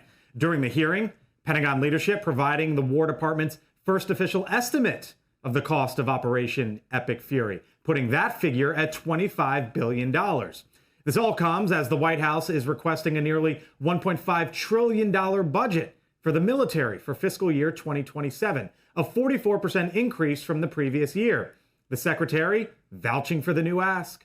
The $1.5 trillion budget will ensure the United States continues to maintain the world's most powerful and capable military as we grapple with a complex threat environment. Congress will eventually have the final say over what will become of the Pentagon's budget. I'm Blake Berman, and this is the News Nation Political Minute. Well, here at home, the winner of next week's Truth Championship is anyone's guess, but I can tell you at least right now, I can promise you this actually, the course is going to look just as great as it always has. As Mike Lissette reports, that's not by accident.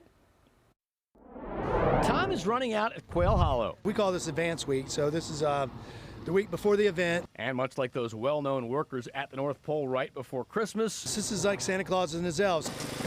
Keith Wood and his 42-member crew aren't getting much sleep. It's daylight to dark right now, but it's so fantastic. It's a good thing they enjoy the work. Then again, it's an even better thing they're darn good at it. After all, the battle against Mother Nature and 165 acres of grass isn't easy. The team has great pride in what they do. They want to put out a good product. And more often than not, they do. It's no accident the greens at Quail always look so green. These guys have it down to a science. We prepare, we plan out our agronomic schedule, so based on the weather patterns, we know when the grass is going to look its best. The term Keith uses is peaking the golf course. He says Quail Hollow looks great 357 days a year. But that 1 week, tournament week, it has to look extra special. When people see it on TV or when they come out and experience it on site, we just want them to be awed and say, wow. It's perhaps the most important part of the fan experience at the Truist Championship. There's so much more pressure. I mean, the cameras are on. But if it's done right. For me, it's sunrise on round 4 because pretty much all the hard work's done. It can feel like winning it all. Mike Lissette, Carolina Sports Live. Just a gorgeous course. All right, well, the 2026 Truist Championship at Quail Hollow Club begins May 6th and runs through May the 10th. A lot of fun out there. A professional golf tour intended to rival the PGA is now losing its biggest financial backers. The Wall Street Journal is now reporting that Saudi Arabia's public investment fund is now pulling its funding out of LIV Golf at the end of the current season. So the Saudis have now put in $6 billion into LIV, including offering 8 to 9-figure salaries to some of golf's biggest stars just to recruit them out of the PGA Tour. So those players could face regulatory and financial hurdles if they seek a return to the PGA. 2026 Winter Olympian who spent her college years here in Charlotte, now back in the Queen City this week. So Mystique Rowe competed in the games in Italy earlier this year. And she's Queen's University's first Winter Olympian and made quite a name for herself on the school's track and field team. Well, Rowe says that being an Olympian had long been a childhood dream for her. But when that dream couldn't come to fruition on the track, she was then encouraged to try the ice. So now the first-time Olympian says competing at the highest level likely wouldn't have happened without her beloved alma mater. Everything that I did at Queens leading up to this point, which was pretty much a 6-7 year journey, got me to this point. Skeleton's a very individualistic sport, but the track team that I had supporting me to transition was paramount for me. So Rowe is also allergic to ice. Is that not incredible? Which is ironic since skeleton racing is a winter sliding sport. So while she didn't come home with any medals this time, Mystique says that she set multiple personal records and accomplished her goal of placing in the top 15. All right, let's take a live look here over Bank of America Stadium right now as I bring in meteorologist Andrew Brightman. Andrew, right now 70 degrees, kind of inching up as we get into this afternoon, but it's going to be a cold weekend with some rain coming. Yeah, a lot of rainfall on Saturday, Alicia. You're absolutely right here. That's going to be moving through across the Carolinas, but this afternoon kind of be beautiful, really pleasant out there across the region. 70 degrees right now, wind out of the north-northwest about 5 to 10 miles an hour. Dew points also a little bit lower too. We had a little bit of humidity in the air yesterday. That is not the case today. Again, spectacular afternoon ahead for the Carolinas. Seeing those fair weather cumulus clouds starting to pop up behind all that kind of low-level cloud cover we saw earlier this morning with some of the showers. Pinpoint radar, though, generally quiet here across the region. No issues there. We zoom out. Frontal boundaries move through. High pressure moving in, and for the most part, going to keep us dry until we get to your Saturday. Temperatures elsewhere, you know the toasty temperatures down across the Florida Peninsula here, down up into the middle 80s like Orlando and Tallahassee. Farther off to the west, though, you see kind of the cool, nice spring air in the middle 60s. Weekend forecast, it's all about your Saturday here, the rainfall that's going to be moving on in. Just kind of what we're watching here, it's this area of low pressure, that frontal boundary I was talking about earlier here, that's going to stall out just off the eastern seaboard. And right along that frontal boundary, we've got a southern low track. I mean, if we had cold air in place and it was about maybe 2 to 3 months ago, we would talk about maybe potential winter weather for someone. But this southern low track, what it does mean though, very limited severe weather potential. We are not going to be in the warm sector of this particular storm system. That's going to be down across south portions of Georgia and into Florida. But that is going to drive a lot of rainfall into the Carolinas, a lot of moisture and also cooler temperatures. It will be a struggle just to break past the 60-degree mark, and then behind it, really some wonderful weather as we go into early next week. We keep talking about, but Sunday and Monday look spectacular for the Carolinas, especially if you like cooler spring weather, at least compared to where we should be for this time of year, which is basically in the middle 70s. Futurecast in motion as we go into the evening hours. Partly cloudy skies, a really great end to your Thursday here across the Carolinas. Overnight tonight, heading into your Friday morning, we see a lot of low cloud cover moving in. Shower chances have come up a touch here, and just something I'm watching with some of the latest developments. We get to 7 o'clock in the morning, a lot of low cloud cover potentially here across the Carolinas, and there's a couple of those sprinkles with that stalled frontal boundary offshore trying to move in. For the most part, we should stay dry, but that also might drag down our temperatures a little bit cooler. Again, it's going to be tough to get much past the 70 or 71 degree mark tomorrow afternoon, and then we just wait for all that rainfall I was just talking about. That's going to move in here as we get to your Saturday with the clouds increasing, and then that basically almost near washout. Ahead for your Saturday with many places picking up maybe at least a ½ inch of rain.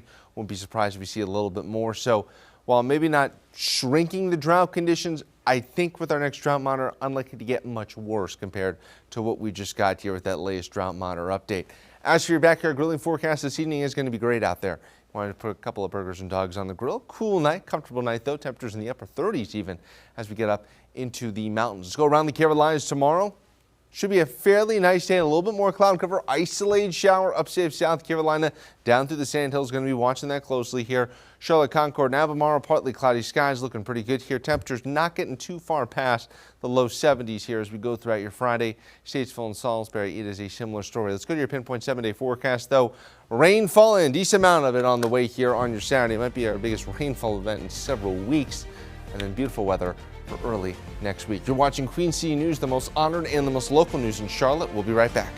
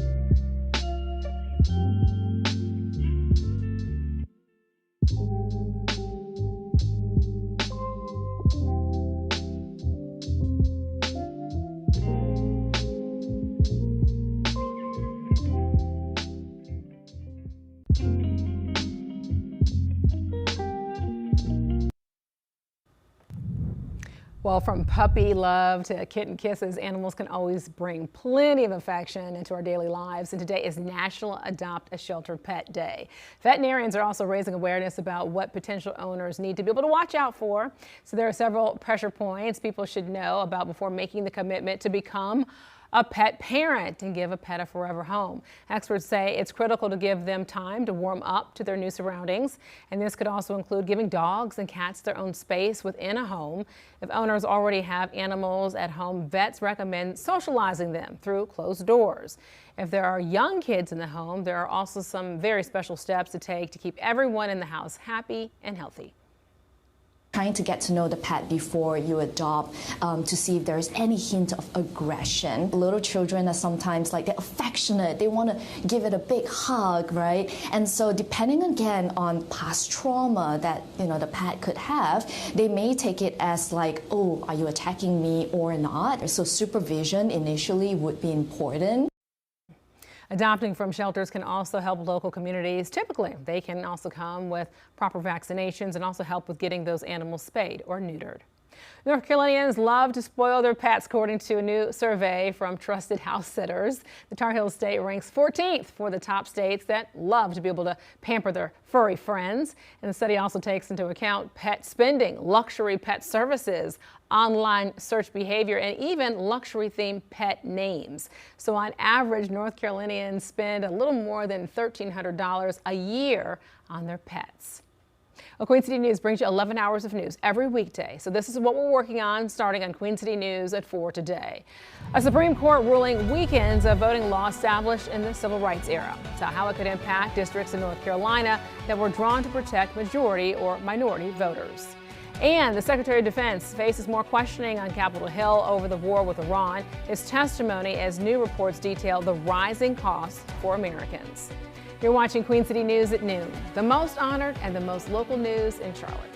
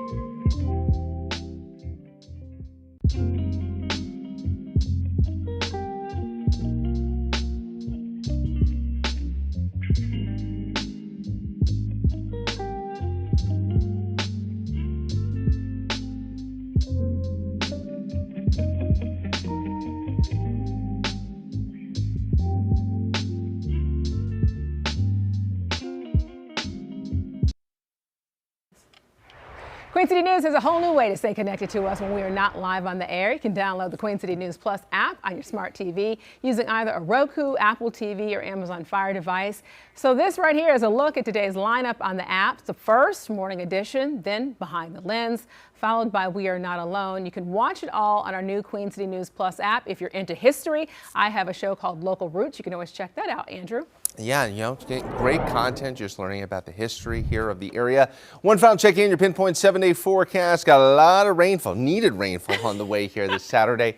But beautiful weather for Sunday and Monday. I wish you could have just seen that. He just pulled up on me like we needed that rain. Have a good day. I'll see you next at 4.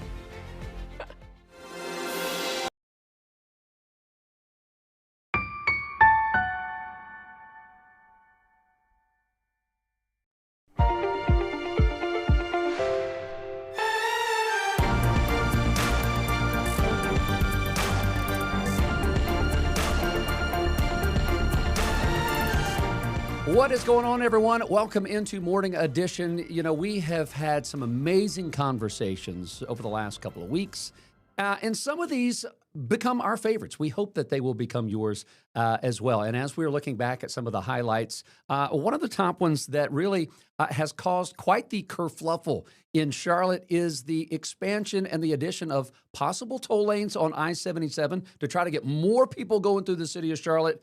But are toll lanes the answer? There are people out there that say, no, we're not. Matter of fact, we brought in Shannon Benz, with Sustain Charlotte, who says, guess what? There are better ways that we can move more people through the city of Charlotte. And it's not with concrete. Take a look. There's a lot. We know how fast Charlotte is growing as a city, right? Hundreds are coming every single day. How do you adapt to the growth, not be overwhelmed? Traffic is just ridiculous here. But there are ways to do it better. NCDOT on I-77 has said, hey, let's make more toll lanes to go from uptown all the way down to the South Carolina state line. You guys have come along. Everyone's been vocal, frustrations about more concrete, trying to reimagine this corridor. And how do we move hundreds of thousands of people in and out of Charlotte every day, but make it a community? How do we do that? Well, we have to move people more efficiently, right? That's the key, is moving people, not just cars. Cars are actually the least efficient way to move people because they require the most amount of space for any mode, right? And you can just simply picture how many people will fit on a bus and how many cars would fit into that same space that the bus takes, right? So you could have 50 people on a bus, and you might fit 1 or 2 cars or 1 or 2 people in their cars in that same amount of road space. So that's why you go to any great city in the world, they have transit. They have trains, they have buses. It's not because there's anything special about those cities. They just realize you cannot move everybody in a car when you have a lot of people in your city because it's just too inefficient. So as we grow, we have to kind of grow out of this sort of small town mentality where, if you're a small city, it's fine for people to get around by cars. But when you hit the big leagues, like we're in now, you have to move people more efficiently. It's the only way that you can continue to grow without people stuck in traffic. And we're looking at all of these different images and proposals because there has been such pushback from a lot of communities and a lot of interest. Why? Because people drive I-77 every single day. There's neighborhoods that are at stake. There's whole communities that really are taking issue with this. So we've asked the community to submit your designs, right? Like, what would you want to see? We had a kid, make a slide with a blueberry field, and that's our preference. I like that. We Right. want that, but not super realistic. So what is realistic from getting all of these designs? And if someone said, hey, I submitted that, what's the chance of that actually being taken into account? Yeah, well, so I think, as far as the blueberry fields, right, there was a preschool, there was some 5-year-olds that actually got involved, and they were asked by their teacher to draw their favorite things, what they'd like to see more of in their city and in their neighborhood. And they said things like parks and swings. Someone said a blueberry field. But what was striking is that whether you were a 5-year-old or you were a 50-year-old, whether you were, a student or you were a professional, these designs all had basically the same things in common. People wanted more places to play and meet other people, right? And that's just a basic human desire. Like, we want to be with other people, right? We don't want to be stuck in our cars by ourselves, right? That's how we grew this city, so that many of us are forced into that, but that's not our nature as human, right? We want to be with other people. We want to have fun. We want to play. We want to be outside, right? We want to walk. That's what humans are made to do. Like, there's an expression that, birds fly, fish swim, and people walk. It's our nature. But in America, especially in Sunbelt cities like Charlotte, we have built our cities where walking is very difficult, right? Even though it's our nature as humans to do. So across all of these designs, you see lots of green space. And these are not just parks to look at. These are parks to use for recreation, for connection, for activities, for fun, for live music, all of these things. So that's what was really striking to me is that independently, all of these people, no matter how young or how professional, came up with basically the same ideas. It just looks a little different. Shannon, I want to ask you because for those who aren't familiar with the history, right? When we talk about 277 and 77, what they did to the historically black neighborhoods completely separated them, made it hard to do the things you're talking about, walk around, enjoy, and be connected to one another. Right. If plans go forward the way they are now, further dividing Charlotte's neighborhoods, further taking away that walkability that you were just talking about, how detrimental would that be? Well, it's incredibly detrimental. I mean, those neighborhoods already have suffered and continue to suffer for generations, really, right? So as you said, where we decided to put, the state decided to put 77, really did separate our West Charlotte neighborhoods from downtown. And it wasn't just 77, it was 277, right? It was 85, it was 74. We didn't build these roads in Charlotte's wealthier, frankly, whiter neighborhoods. We built them in lower income color because they didn't have the power to stop them back in the 19th. And so the fact that we're considering repeating that same thinking and that we had in the 1960s before the civil rights era is really just shocking. What we need to be doing, and cities across America are doing, is repairing what was broken in these roads. Right? They're reconnecting the street grids that used to exist. You used to be able to walk between uptown and these neighborhoods, and neighbors could walk to their neighbors' houses. And once 77 was built, that wasn't possible anymore. These became literal barriers between neighbors. Where I talked to a guy who lived in one of these neighborhoods growing up. He had to change he was 10 years old at the time. He could no longer play with the same 10-year-olds because he couldn't get to their house anymore. Oh, he had to find all new friends that he could actually go play with because his neighborhood was so divided by 77. So, repairing and reconnecting is what other cities are doing, and that's what we're asking our elected leaders to do here in Charlotte. And the wonderful thing about that is it's not just good for those neighbors. It's going to make our city more vibrant, more fun for everyone who comes to this part of our city. And it's a great from an economic development standpoint as well. And I think that is not highlighted enough either. I want to pull up one vision. Julian, if you can pull up that one image that was submitted. A lot of images were submitted, by the way, but there's a group, Eric and Megan Orozco, they're local urban planners. You and I have talked about, actually, can you go to, let's see, we've got that one right there. Okay. So let's look at this one. And I want you to help me pick this apart a little bit, Shannon, because you and I were doing some talking. NCDOT, they don't really spend a lot of time with urban planners. Let's think outside the box. How can we really pull apart I-77? You said something this morning that made my head almost blow up. As we look at this image, there's actually a creek under I-77? There is, Irwin Creek. It's actually one of the longest creeks in Mecklenburg County.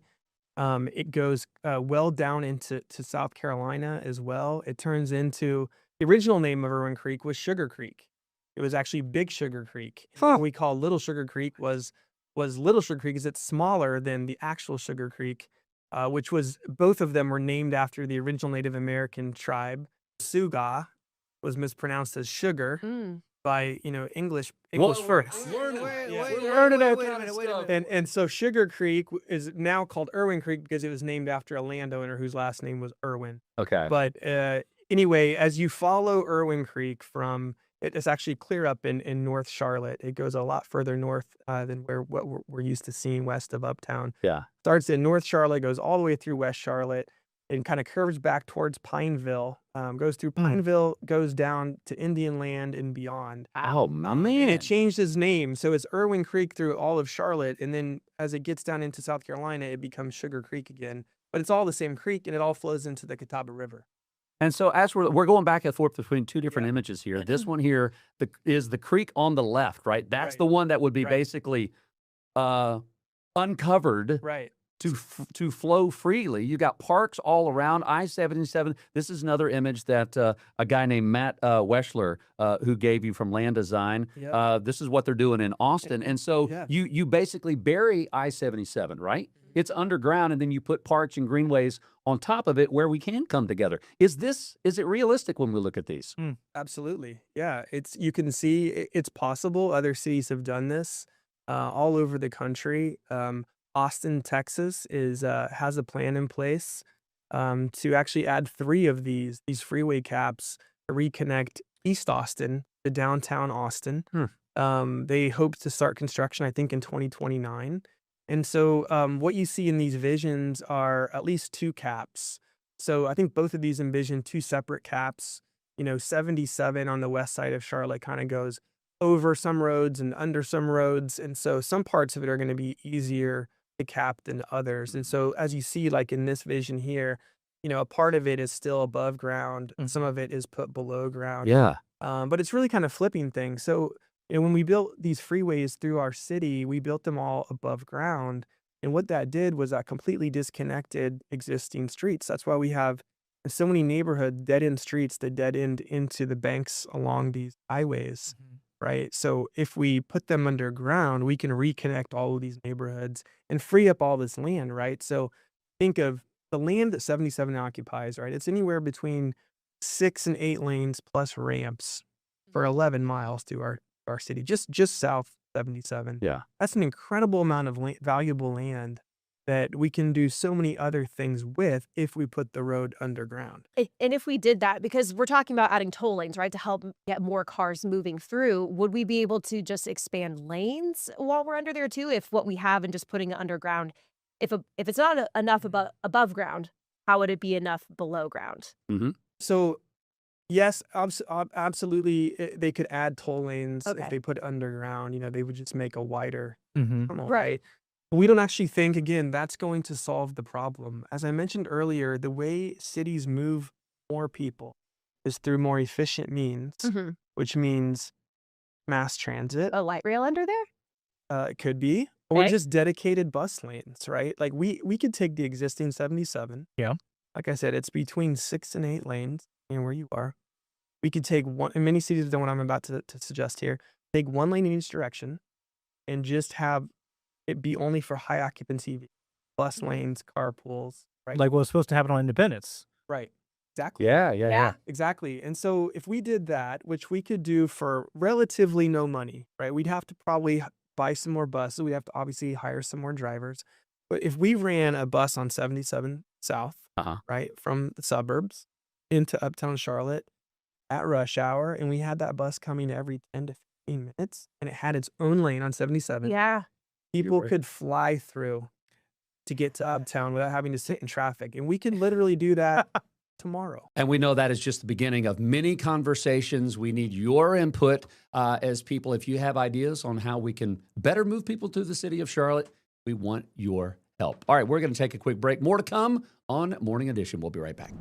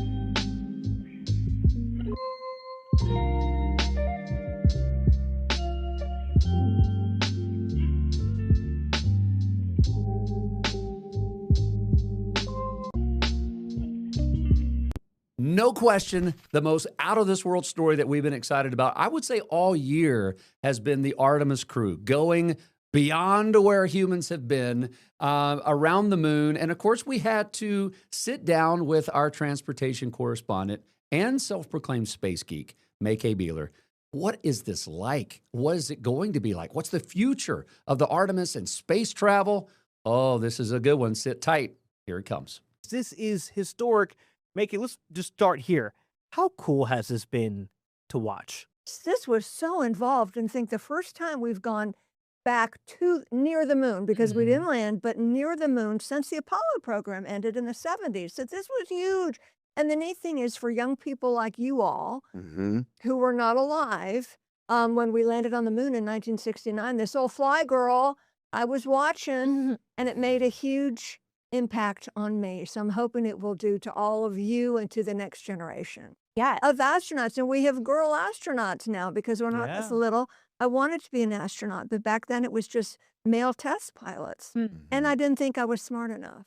And we have a female Hogwash. astronaut on there. Hogwash, indeed. Yeah. Christina Cook, NC State alum. Go Wolf. Back in the house. It's so cool. And I think we've really been enjoying, I mean, we can nerd out over the distance, the speed, all the statistics. But this crew right here, I think America is falling in love with the crew members because of all of the videos we're getting from them. And we should, I mean, when you think about it, with Apollo and all these past missions, we didn't really get that. Right? Because the camera technology just wasn't there. I don't even know if there was any video in capabilities in there. There was. But it was like really grainy and whatnot. So we're getting to know these people on a human level. And we even saw a really touching moment, May-Kay, when they went on the backside of the moon yesterday. So, but can you tell us about that? Yeah, so Commander Wiseman, I want to make sure I get the names right because I do pretty much know them by heart. You know, they have a map of the moon. And yes, we have been to the far side of the moon before. The Apollo astronauts orbited the far side of the moon. And we've had a Chinese lander on the far side of the moon. So this isn't the first time we've seen the far side of the moon, but up close and personal and so wonderful. But anyway, Carol Wiseman is the wife, the late wife of the commander. And he was looking at a map and of the craters, and some have names and some don't. And they called down to Houston. And the crew just asked, is it possible that we can name one of these craters after Carol, the late wife? And so what's so touching about this is that she was a nurse practitioner. She died of cancer. And when she was diagnosed with cancer, her husband wanted to quit the astronaut program. And she said, no. How beautiful it is to have a supportive partner. Yeah. And here he is. And so that touched everybody. It's like, I'm not crying, you're crying. Everyone was literally crying. Did y'all see it? Yeah. Y'all watch the clip? Fantastic. Yeah. Well, you talk about the relationship between the crew members, and you think of, doing a 4 to 6 hour car ride with my family. You need to make sure you're good to go. They're in this small, confined area for a 10-day trip, and they build that relationship. They build a rapport, not just for the trip, but the training together and everything that they go through. So you just imagine really the bond that they've been able to build even before takeoff. How do you not get excited about that? And Artemis Crew 4 and 5 and the next couple of years and where we're going to be in a camp on the moon and Mars, it is limitless to where we're going to be going. So I'm glad we got to spend some time and pick May-Kay's brain. We got much more of some of our best of Morning Edition coming up after this.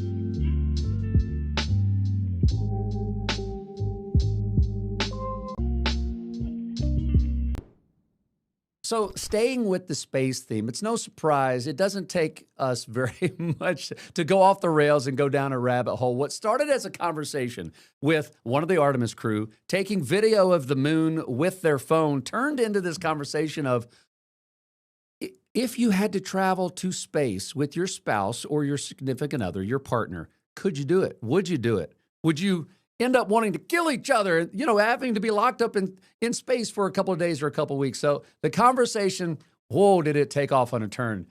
Take a listen to what we had to say about going to space with our spouse. So here's the deal. I would not sign up for a mission to Mars or the moon by myself. I would go with my wife.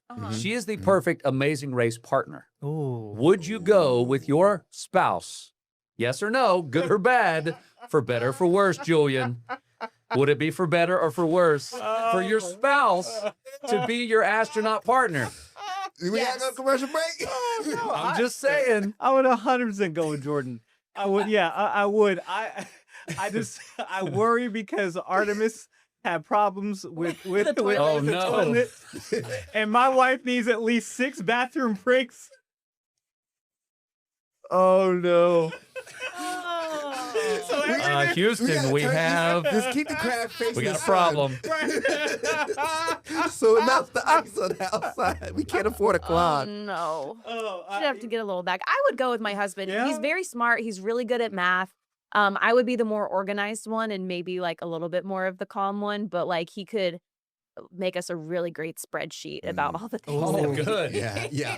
I don't know. I'm sure there's gotta be like spreadsheets that are necessary. I bet there are. I bet there are. You were really building Craig up, and then he's like, he could make a really great spreadsheet. I'm thinking like a spread. Have you seen these spreadsheets? I'm like a food spread. He's gonna make a spreadsheet. We just talked about hidden figures. Those spreadsheets are critical. That's true. Those are mission critical. That's true. They are. Are we talking about it for vibes? Like, is it a vibes? It's up to you. It depends. For the vibes gotta be there, right? Oh, yeah. Like definitely vibes, guy. We're stuck in that If little I took my wife, she's a necessity. Yeah. I'm a vibe.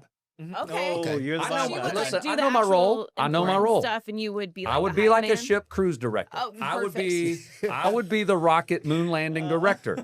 I got all the activities planned. We're gonna have a good time, and she's gonna be like, "That's great." But we got a lot. We got 15 things we got to do before we get to your time, and I'll just sit back and watch, and I'll take videos on my phone. There we go. Jason, I can just see Jason loudspeaker. Hey, everybody on the moon, who's ready for the moon Macarena at 3 p.m. on the southern deck? I'm already working on the Atmos World playlist. We got good music. So that I know my role. Harper on the moon. Yeah. Right now, Harper will be like, all right, ladies and gentlemen, the Earth is gone. We got 41 more minutes till we see the Earth again. That blue marble is going to look out the right side of the capsule, guys. Look out the right side right now. Perfect. I'm good with that. Yeah. To answer your question, yes, I will be bringing Jess. Okay. She's fantastic. She is like every one of my weaknesses is like her strength. Perfect. And we call her Eagle Eye because she'll spot something before it's a problem. So that is mission critical as well. I want Jess on. You know, all of our spouses are a vibe, so we can all go to the moon. When you guys know I'm a big cruise person with my wife. Yep. When they have moon cruises, which are just like, I guess like a space shuttle, right? Yeah. With all the events and stuff like that. Boom, we're there. Julian That's what I'm talking about. We're there. I love it. We got it. All right. Lunar Lido. Hopefully my wife is not watching. Love you, honey. I'm sure it would be amazing in space. Listen, these are just some of our highlights and some of our favorites from the last couple of weeks. We've got more to come, so many conversations. I'm glad that you're a part of it. If not, hey, join us anytime you want to watch Morning Edition on Queen City Plus or on YouTube. Thanks for watching, guys. We'll see you.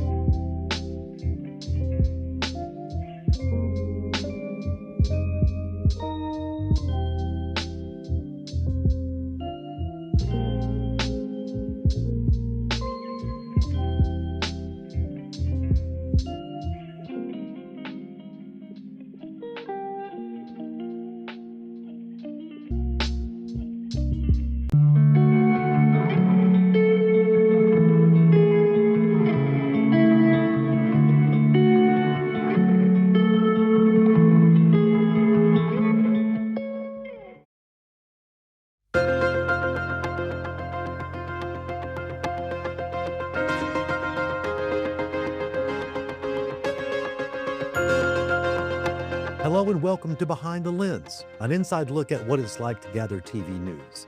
I'm Stuart Pittman, Chief Photojournalist for QCM Plus, and I'm glad you're here. This week, we're going to the chapel. When it comes to things most TV news shooters don't want to point a camera at, weddings are at the top of the list. The pomp, the circumstance, that one uncle who wants to show you his camcorder. But modern wedding videos are big business. And we're speaking with a former news photog who's cashed in on that trend by upping his game. Holy matrimony. And to tell us all about that are two people. First off, it's Kevin Pinto, photojournalist here at Queen City News Plus, and our special guest, Mark Campbell, wedding photog extraordinaire. Mark, how you doing? I'm doing great. How are y'all? We're doing great, man. I'm so glad you joined us because you have to educate us on shooting weddings. And I think I know what it's like to shoot weddings because I've done it sporadically since the early 90s, but I've never done it to the caliber that it's done these days. Wedding videos have become very sophisticated from what I'm used to. And I find it fascinating because personally, I would rather shoot an extended hostage standoff than a wedding. And I don't mean anything bad by that. It's just weddings are tense. I mean, there's no mother-in-law at a hostage standoff. But instead of me talking about what it's like to shoot weddings, I need you to educate me on what it's really like to shoot weddings. Because first of all, explain your background and what it is you're doing now. Yeah. So, as someone who's also shot hostage situations, I can attest weddings are a lot easier than hostage situations. So No. I think so. I think so. So I grew up in Dallas. That's where I'm at right now. And then I actually worked with Kevin at our first news station job together in Wichita Falls, Texas, which is just North Texas, about 15 minutes south of Oklahoma. And that was kind of our first job. That was my first job in news, only job in news. And then my wife and I relocated to Dallas, but I couldn't really get another news job down there because it was such a massive market jump. So I got into education, I got into teaching, and I taught broadcast journalism. Oh. And before I did that, my sister-in-law was getting married, and I had access to all like the news cameras that our station had. And so I shot a wedding with a news camera, and it was terrible. But someone thought that was good, and so they hired me for their wedding, and someone thought that was good, so they hired me for that wedding, and someone thought that was good, so they hired me for that wedding. And then before I knew it, I had like this whole part-time business going on. So, and then in 2021, whenever COVID happened, the world kind of stopped, but weddings, I don't know, like had like the small little speed bump. People still wanted to get married, but they didn't have their guests coming. So if anything, that it kind of helped magnify the importance of capturing video and capturing photography. Yeah. So our business just ramped up, and then in 2021 is when we went full time doing this. Well, I know there's a lot to it that we can't get into technically because it might be kind of boring, but give me an idea of what's the overall difference between rolling up on a news scene that you have no control over and you have to document, as opposed to being at a wedding and having, I mean, you don't have that much control over the wedding, do you? You've got to be there and get everything. There's no going back and redoing it. That's got to be some pressure. Yeah. So it's definitely like there's still like live events. And when it comes to like comparing news to comparing weddings, like they're both live events. They're both live things that are happening. Okay. But like there is some like pre-production process that goes into it of like meeting with the couple beforehand, like to asking them like what are moments that are super important to you? What are like where do you want us to put emphasis on? And like sometimes we can have like I'll hire on a second shooter to come help me work, or even a third shooter depending on the scale of the wedding. So it just helps to have assistance. I don't think it's as high stress as like a lot of people think it is. I think because like throughout the process, like hopefully by the time their wedding comes around, we've met with them and talked with them, and developed some sort of a trust relationship over the span of a year. So anyway, I think that's kind of it helps that live event feel take place a little smoother. I don't know, man. I covered a wedding. I did one wedding, and I think I asked you for advice on it, and completely ignored you in every way. No, you were like, rent stuff, and I think you do you still do rentals, or are you like a half and half kind of thing? Are you talking about with gear? Yeah. I own all my gear. There's like every once in a while I'll need to rent like an extra lens, and so I'll just go to like the shop in Dallas and I'll just go pick up like there was a clip that just played over here of me like on the dance floor. I like to use a really, really wide lens on the dance floor that I don't own, so I'll go rent that one. Or if I need like an extra like super big zoom lens, I'll go rent that one. But I own about 99% of the gear that I use. That's crazy to me because back in the day, I remember shooting weddings with a couple of camcorders and getting paid in whiskey, and that was very a low standard of quality. That though I tried my best. These days, I see wedding videos and I'm stunned at the level of sophistication from the drones to the GoPros to just a beautiful editing, the DSLRs. Do you think the average news shooter could stumble into shooting weddings and hit his mark immediately, or would it take quite a learning curve? I think it would take a little bit of a learning curve. I think really truthfully, like the barrier of entry into weddings is pretty small, because there's people who have a really small budget. Like I got married and our entire budget was $9,000, including our honeymoon, and we spent $0 on a videographer. We just got a friend who worked at the news station to do it for free. And I think if you wanted to, you probably could have ventured into weddings, like literally exactly how I did it. Hey, there's Kevin's wedding. Oh my gosh. So, and that was what, 4 or 5 years ago. And this wedding right here was one that I shot Feels in like November.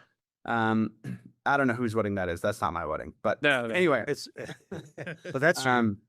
And look, yeah, but I think there's a barrier of entry that most anyone could adapt to, especially if they're used to working in like high pressure situations. Actually, this 2 weeks ago, I shot a wedding, and one of the bridesmaids was she's a reporter for a news station, and they hired me for 2 days. One was the day before, one's the actual wedding day. And the day before, after the coverage is over, I didn't have anything to do, so I went back home and I went back to my Airbnb and I just edited like a quick little preview of what the day before looked like between like their welcome party and their toasts and like everything like that. And I posted on Instagram, and everyone was like, "Oh my gosh, how did you get that done so fast?" And the bridesmaid was like, "It's because he used to work in news, so he understands like how fast you need to be with his turnaround time." Deadlines, man. Exactly. Yeah. So yeah, I think if anything, like coming from news has helped with those turnaround times a lot. It's true, yeah. Because with any application I've done, I've left this place a couple times. I've left news like multiple times. So like at any coming time, back. Yeah, I don't know, like a fool. But anyways, but that's one of the biggest draws is like how fast can you edit? And I was like, deadlines taught me how to edit quickly, especially in Texas. If you remember, our minimum package time was like 2:30. Yeah. And now it's like, Good God. yeah, they'll yell at you if it's 2:30 here. It's Yeah. you know 1:15, 1:30 is Yeah. like the max. So Wow. you're gonna get yelled at. Yeah, I know, right? Yeah, that would be so nice back in Texas. And then like I was saying, so I did the wedding. I did the wedding for a meteorologist here actually. Me and my wife, and then when we show up to the venue, we had like really bad, okay cameras, but not like the quality. And we don't have lighting, like it's just bad. We don't have the flashlights that happen, all the technology stuff. Yeah. I think it says photojournalist on the bottom of my name, but it's not real. Anyways, so we get to the venue and it's just glass behind them and the sun. And So you'll be backlit. They're gonna be backlit really bad. really bad. And I was like, so are there any lights on the other side to counteract it? Like, oh, we don't have any lights. Like, okay, well, Yeah. hopefully it turns out fine. I wasn't very happy with the wedding video. They did. Hopefully he watches this, but I think they loved it from what I. that's what they say. I think the photos turned out. We actually got in a fight with the photographer. We'll talk about it in a second. But the video was mad okay. It wasn't the quality that I would have liked. But Hey, but your first wedding though, like you gotta give yourself in our some last, in their last, and and he only paid us like $100 or something, so it was like whatever, and it was more than fine. $100, but just barely enough. That's to fine. make it worth it. The photographer got in my way, by the way. That's the story. Apparently he's like a really famous, big deal photographer. And he kept like jumping in the way, and I like pulled him aside. I was like, "You need to stop. I'm tired of this." And he's like this. He looked like a young child, but he's not, because apparently he does really big deal stuff. But So- he was in my way. So So you created an uncomfortable situation on the edge of someone else's wedding. well, we did it to the side, right? So I didn't want to ruin someone's wedding. I was like, "Hey, let's come on over here, bud." That's very professional. Walked him of you. over. Yeah, exactly. See, and then I yelled at him. Well, I mean, that's something to be said in that you can't, I guess you can, but you wouldn't want to have to restage a wedding. I mean, much like news where you're not supposed to miss anything, we're not getting paid the bigger bucks that wedding photog might be getting paid. I just got to think the pressure to get everything is paramount to what you're doing, Mark. Yeah. That's groundbreaking journalism. Yeah. It's one thing that I've done to adapt is like during ceremony, like the ceremony is the most important part of the day. And so whenever I'll it's at least in news, I don't know if this is something that you guys do as well as people who behind the camera, but like you record, you get your clip and you stop recording. And then you point to something else, you record, you get your clip, you stop recording. And then you'll come back with like 45 or more, like 12-second clips. Right. For the ceremony, I just press record and I just let it run the whole time. And I'll leave the ceremony with like, I don't know, 40 gigs of footage from like a 30-minute ceremony. But it helps so much just making sure like I don't have to think about, it's one less thing to think about, like, oh, did I press the red button? Like, yes, okay, it's recording. Or like I could just press record and just get a reaction of like a guest here and like go back to the couple. Or like if I see like a really pretty bird flying in there, I'll just point it up to the bird. It's just one less thing for me to have to do. So I'm always capturing. Also, like I have a tripod on the groom, I have a tripod on the bride, I have a tripod capturing like a wide angle of everything. I have a second shooter capturing everything. So like there is a lot of pressure to get everything, but like I know it's covered. I know it. And like I have the groom mic'd, I have the bride mic'd, I have the officiant mic'd, I'm tapped into the DJ system. So I have a drone going like during the beginning part. So I have literally all angles covered of everything. So, but like during my first few years, it was super nervous because I was like, I don't have a second shooter, or I don't have the luxury of having 5 cameras. It was just one camera. Right. So I think over time, like you just learn the formula and you learn to get that down, and that's kind of what you roll with.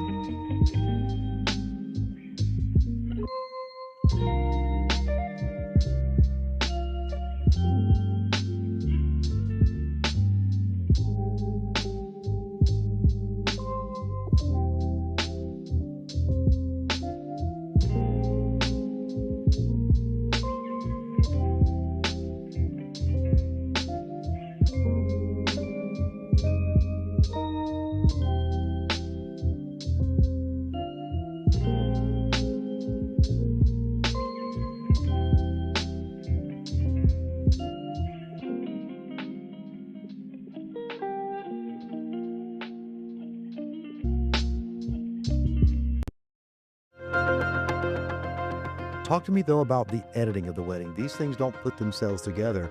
I'm curious, for your average wedding, do you know how much time you might spend editing? That's a good question. I think it kind of depends on what all they're wanting in terms of like deliverables. My average booking always wants a trailer. And so if their wedding is on a Saturday, they want like and I always deliver like a minute to like 2 minute little like quick little recap for them. And I try my hardest to get that back to them by Wednesday because usually they're honeymooning, if they're on their beach, like whatever. I try my hardest to get them some sort of like quick little recap summary of their wedding day or wedding weekend within like 72 hours. And so that's normally what I'm spending the quick time on. And then after that, the full film probably takes me about 3 months to get back to them. But I usually spend about 2 to 3 weeks actually editing it like in my office. The other time, like in between delivering their trailer and starting their film, I'm working on previous weddings. So in the actual editing bay, maybe like 2 weeks, 2.5 weeks. Wow. Yeah, that's not that's nuts because yeah, obviously, and I'm sure if you didn't work in news, it might be longer. I feel like I don't know you're because I'm sure you're giving yourself your own deadline or whatever. I remember you did our wedding and it was you were pretty fast. Now maybe you just cared about me a little bit more, but or maybe you didn't have as much work yet because that was within your first couple years. What year did you get married? This is it's a trap. It's like did Jenna put you up to this? Yeah, 10 years ago, I think. yeah, something like that. Feels like forever. No, it was 20. Where's my ring? Hold on. Dude, it was like 2 years It's ago. on my ring, but it's fake. 22. Okay. I can pull I'm up gonna, a I'm gonna spreadsheet. edit this part out. So that's 2022. Yeah, You but, got married You will September 9th. September 9th, 2022. I had no, that was a really busy September for me. I'm looking at my spreadsheet right now. What was your question? I forgot what you asked. How fantastic was working with Kevin Yeah. and Jenna. I do remember Kevin gave me sunglasses as a little like gift for me, which I still have. It was awesome, man. It was our first time in North Carolina. Yeah, North Carolina. I love Kevin. Whenever he asked me to shoot their wedding, I was so honored. I don't know. We should get. And you're dancing there. What's going on here? You know, catching a vibe. You know, setting the tone. that was probably 2021. No, that was my wedding. What? Yes. Okay, 2022. That was your wedding. Yeah, that was your wedding. Because remember, I took the camera from you. Say, I'm gonna get you. Because you were. I was gonna invite you to my wedding regardless. That's right. And so it got canceled. If you remember the Puerto Rico trip, you got. Oh my God! I forgot about that. I forgot about that.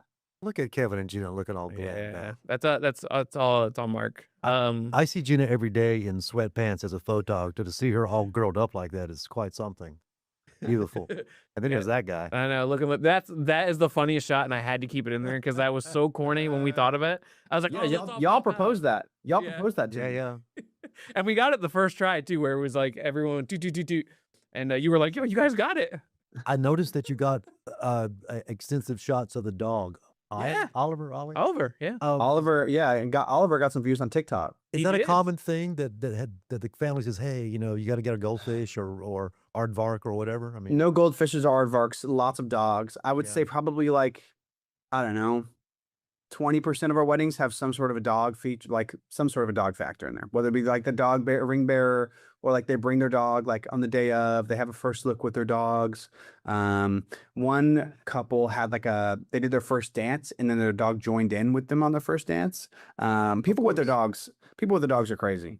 Yeah, they are. But you loved ours. All of it, he delivered. He completely. You know what? Honestly, the hardest part was that he almost took away from me looking at Jenna though, because I was so distracted by him. Want to make sure he was fine and like he was greeting everybody, as dogs do. Yeah, I think you were spending most of the time, and Jenna was walking down. I think you were petting Oliver, telling Oliver, "Good dog, good dog." Yeah. And then before you know it, Jenna was already there, and you were like, "Did you see Oliver walk down the aisle?" One has to focus. Yeah, and they were like, "Oh, dude, you're not gonna cry. You're not gonna cry." I was like, "No, honestly, I'm just not. I probably wasn't gonna cry anyways." I think I choked up a little bit when I gave up, a little part of a story that no one knew. Yeah. And so I was getting some people. Well, but we'll jump into it. You should have reached some level of emotion on your wedding. I was emotional for you sure. Should. Yeah, you should. Very, very emotional. So, speaking of things that would make me emotional, as a father of 2 grown daughters, that's paying the And I'm not asking for your What was it? Paying the bill? Paying the bill. All right. I'm not asking for your rate card by any stretch, but what are the parameters of the kind of money you charge for a wedding? Because back in my day, it was a lot cheaper and simpler than it is. They paid rocks and sticks. There's an Those old rocks and there it is. sticks, yeah. So And whiskey, apparently. I don't accept rocks. I do accept paper. I do know that All right, we're gonna kick him out. Thanks for joining us. Yeah. All right, go ahead. Look at the time. Anyway, And, no rocks, the occasional stick. I do know that I don't remember what we charged Kevin, but I do know in that year we were in like that 4,000-ish range. Maybe we're a little, I don't remember exactly what it was, but now my starting rate started at 9,000, which is well and beyond the average of like wedding videographers. I think like the starting, like if Stuart and Kevin were to make a wedding videography duo, you could, if you guys had zero experience, you just owned a camera, like you guys could probably charge anywhere in the $1,000 and $1,500 range for an 8-hour day. I do think that's kind of like where the industry is kind of starting at. And then once you get into like you can definitely get an established, like solid videographer for a wedding for like anywhere in the $2,500 to $4,000 range. And then anywhere up to that, like that $4,000 to $6,500 range, you're getting like a good solid person. And the $6,500, I think $7,000 north of that, you're getting like a true professional who has been in the industry for a long time and is established, has great experience, has a great portfolio. Like that's kind of where that price point is around. And then you get in like the people who are charging like 20 grand, who are extremely like in the ultra luxury market, who are doing these, multi-million-dollar weddings. That's kind of the price breakdown for those different markets. Yeah, I think we were around 4,000 to 6,000, and he still messages me once a year saying, "You guys got such a deal." Yeah. That was like our top of the line. No, Yeah. you guys paid $4,000 for photo and video. We gave you all a really good deal. You did, because you're my friend. I think we gave you the friends and family discount. And we did, yeah. What a nice guy. Thanks, Mark, brother. So when people I try to recommend you to other people, and they're like, "How much did you charge?" I'm like, I'm gonna leave that to Mark, because I don't want to say what we paid and then them come to you and expect that same thing. So I try to hook you up, Mark, but I also know that you're not gonna give any. It's okay. Tell your rich friends. Yeah. Yeah. Both of them. Yeah, I'll find all of them. I work in the news industry, Mark. I don't know if you know, but none of us are rich. Whatever money there was in the business is long gone. I will say though, something that's changed the news business is the TikTok and the YouTubeification of video. TikToking. I don't know that has changed wedding video, because people want that certain cinematic look, but all the rules I grew up with, wide, medium, tight, good lighting, action, reaction, some of that's gone out the window with vertically held, handheld, everything selfie, look at me. The standards of video don't matter as much as they used to. I know that's an old talking, but does any of that have any kind of translation into wedding videos? Wedding videos seem to be, they've gotten more complicated and sophisticated as so much of video has gotten more handheld and simple. And there's no question there. I didn't know if that was your same experience. No, that's a really good point, because I see a lot of people who just pick up cameras and just go and start their own wedding videography business because they think the barrier to entry is like minimal, and they don't get those like action reaction shots, or like they'll get a ton of medium shots, but they won't get really any sort of tight shots. And that's something that I probably struggled with a lot early on, especially with like dance floor. So like dance floor, it's really easy to get a medium shot like this one of me dancing.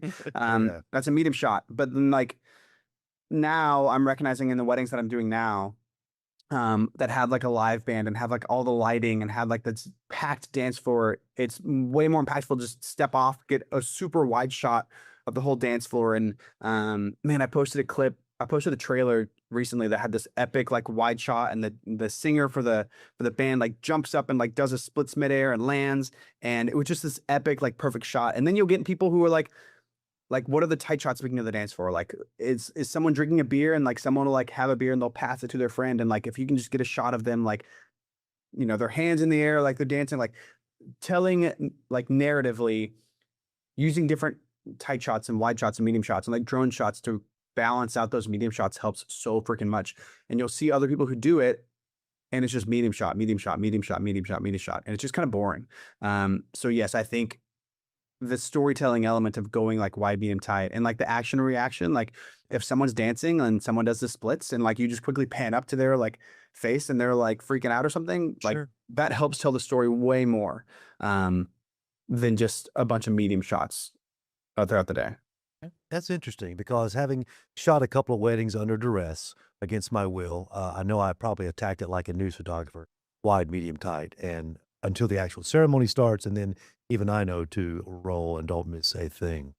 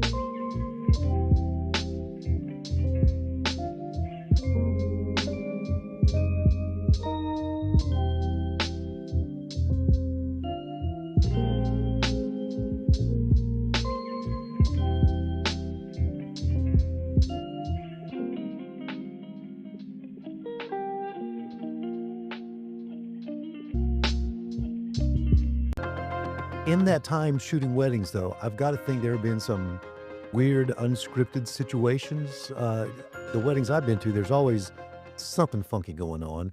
When you're there shooting everything, trying to make everything look nice, you've got to kind of roll with the punches, I would think. Anything pop in your mind? Yeah. The one story that really like is at the forefront of my brain. So like 90% of the weddings I work with are with Jenna, who's my photography partner. But this wedding was one that I was solo. And so I didn't really know what to do here. Or there was another photographer I hired that wasn't Jenna. But it's a reception side of things. People are dancing, people are drinking, people are having a good time. And the bride's family, they're I don't want to say older. There was a grandma, and they wanted to take a family picture, and they're these chairs. They're like the folding chairs. They're not super like sturdy, but they're sturdy enough for like someone who's young, like me or Kevin, could stand on and feel comfortable. And I guess they all huddled around these chairs, and the grandma decided to stand on one of them, and everyone was like, "Don't stand on that! Don't stand on that!" And she stood on it, and then she fell, and then she's like. Everyone freaks out because she fell and she's not feeling good. And then she's just kind of sitting down, like hunched over, like the meme from like the Popeyes chicken lady. And then before I know it, she just goes limp and she just falls to the ground. And everyone thought she died. And they called 911, and 911 came, and she's unresponsive. It was one of the craziest things I've ever seen at a wedding. Ambulance came, they got her loaded up. No one knew. Everyone thought she died when she left. And then they got word she's responding. She's breathing. So it was a weird like lull in the night. Like, what do you do? How do you, the dancing just started. So it wasn't like, I was freaking out because I was like, how do I finish this wedding video? There's no dancing here. So anyway, everyone just kind of went to the bar for an hour and drank. And did you charge extra? I did not. No, I can't charge extra for that. I'm just saying, a little spot news broke out. Want to cover that? Yeah, you could have went and shot the lights out, right? And like the ambulance lights or something, and done like something cool with that. No, I didn't include that in their film. I don't think they wanted that in their film. Whatever. But our grandma's good. Grandma's good. And they danced afterwards for like an hour and a half. Well they should. I'm sure it was great dancing too. It's probably just like.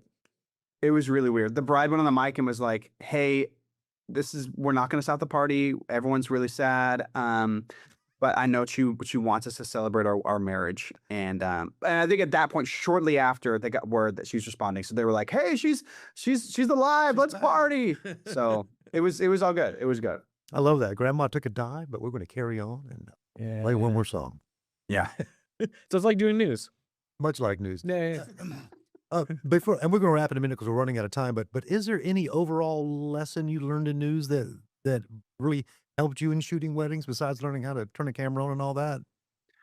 Yeah, I know that in news, a lot of the cameras were like, in auto mode or whatever. Like I had to learn how to do manual mode with my camera, just speed, like how to be fast with editing because you have to do stuff fast in news.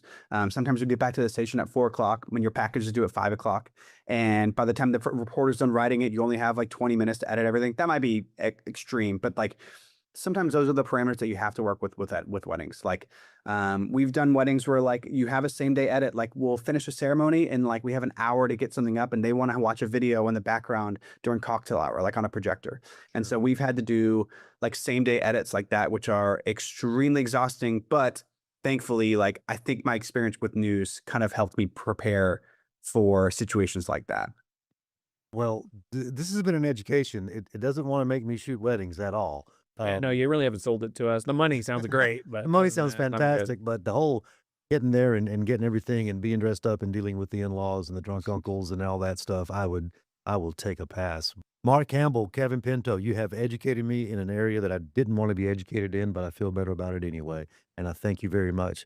And this has been the latest episode of Behind the Lens, an inside look at what it's like to gather and cover TV news as well as the occasional wedding. We'll be back next week with another episode. I'll be surprised as you as to what it's about. See you then.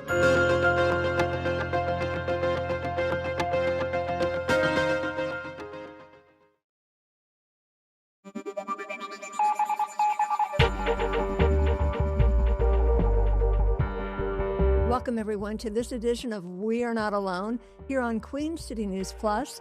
I'm your host, May K. Veal, Chief Transportation Correspondent and pilot of over 40 years here at Queen City News. Flying aviation is my passion, so of course I'm infatuated with all things flying in the wild blue yonder and what's beyond the wild blue yonder. So our guest today is sort of an expert in that field. He is the founder of the People's Disclosure Movement. This is something that we want to talk about today because many of our guests in the past have been relatively well-known. Deborah Jordan Cobble, a UFO experiencer. She's had a book and a movie about her story. We've had other folks with big names, and we want to talk to folks that maybe you have not heard about before, but nonetheless are very important stories to tell, tales of high strangeness. So Costa McCrease joins us today, and he says he's just a normal person who has created a global community of everyday people who are passionate about interactive contact with benevolent star civilizations, who are visiting on and near the Earth. Costa says the star people have said, your Earth is in peril. We are here to help. Keep your eyes and heart on us. Costa, welcome. Welcome. Thank you very much for having me on. It's a pleasure. Well, it's a pleasure to have you joining us from California. Welcome to Charlotte, North Carolina. First of all, I can't wait to hear about the Star People. Tell us a little bit about you, Costa. How did you get involved with Star People and the People's Disclosure Movement? This is important. Tell us how you got into this and what it is. Yeah, I'd like to say that every one of us in this movement who are passionate about it has an origin, something that just got us started and then put us on a path that kept us there and kept us committed and learning and growing. I'm no different. As you said, I consider myself a normal, everyday person. And my background is that I was born in the Midwest in Indiana and had a pretty normal childhood with an interest in astronomy, fiction, the NASA moonshots of the time, because this was the 60s. So my eyes were always on the sky, and that was the base of my interest in things that are, out there. But you know what? I mentioned I had a pretty normal life, went to university, got a degree in computer science and mathematics, came out here to California to work in Silicon Valley for almost 40 years as a software consultant. So in that sense, like I said, I had a very normie kind of trajectory. Also along the way, got married, had a couple kids, got divorced, got remarried to my current wife. And that's all the background. Except I forgot the one part about when I was young, I picked up a book on UFOs, and I believe it was written by one of the contactees of the late 50s and early 60s. And it had black and white pictures of the classic dome with saucer-shaped objects. And I was smitten by that because, again, my eyes were always on the skies in one way or another. But, though I was smitten, I dropped it and, like I said, had a normal trajectory in life until 2006, when I discovered a group out here in California, in Mount Shasta, about 4 hours north of where I am in the San Francisco Bay Area. And this group had an interesting proposition. They were saying that about star people and UFOs, you can learn through using visualization and meditation techniques to make your own connection, to make your own human-initiated connection with them and to communicate with them. And that's what was called, or is called, CE5. Okay, so rather than you being abducted or they visiting you, you can kind of invite an experience with them through meditation or visualization. Is that what you're saying? No, absolutely. Those close encounters of the fifth kind are human-initiated active contact with benevolent star civilizations. So using a series of steps that a lot of people will customize to fit their own approach. But in general, the idea is having an open heart, an attitude of goodwill, open mind, being able to sit still, do some visualization alone or in a group. You can make this kind of contact. And we've had thousands of people over the years doing this since I discovered it anyway in 2006. I've been at this for 19 years and have been in contact in my worldwide community with lots of people who have made contact in so many different ways, because they're creative ways. They can contact you via telepathy, via dreams. You can see the flashes in the sky if you know how to recognize what's real and kind of abnormal up there, as well as a phenomenon on the ground and electrical phenomenon around you. The communication can, and they're happy to do it. The star people are. And by the way, don't like the word alien, so I want to put that out there. They have said to us that they're star people. They're elder brothers, sisters, and cousins. We can call them star family, star friends, star people, cosmic beings, that kind of thing. So yes, the communication can be made, and we've been teaching people the last 19 years in the People's Disclosure Movement how to make their own connection, report it to others, and invite others to grow the movement. And that's why we're more than 1 million people now all over the planet and growing all the time, doing our direct contact and disclosing ourselves. I don't know if you all are familiar with the term disclosure, but anybody who's interested in ufology knows that there's been almost 80-year cover-up by elements that are basically above the normal government of the United States to keep the presence of these cosmic beings away from the public. Now, most of the public these days, statistics show, believes that the cover-up has hidden it from them. So they don't kind of trust government sources anymore. But that's why the People's Disclosure Movement was formed in 2010, when the Star People asked us to create teams all over the planet to do this Close Encounters of the Fifth Kind and make our own contact directly with them. We just bypass all the officials who are really not forthcoming, and we have our own experience. We disclose ourselves instead of waiting for a president or a governor or someone to make an announcement at a press conference that they're here. The thing is that we disclose ourselves. And in 2019, my star friends do say we achieved the People's Disclosure. And I can talk more about that if you're interested. Okay, so lots to talk about here. So, Costa, you're the founder of the People's Disclosure Movement and ETLetsTalk.com community. So this is where people like myself or anyone that may have had an experience, whether they realize it or not, was it a dream? Was it Was I not feeling well? Did I have heartburn? Was I hallucinating? Maybe we don't understand what we see that perhaps is indeed from another dimension, another planet.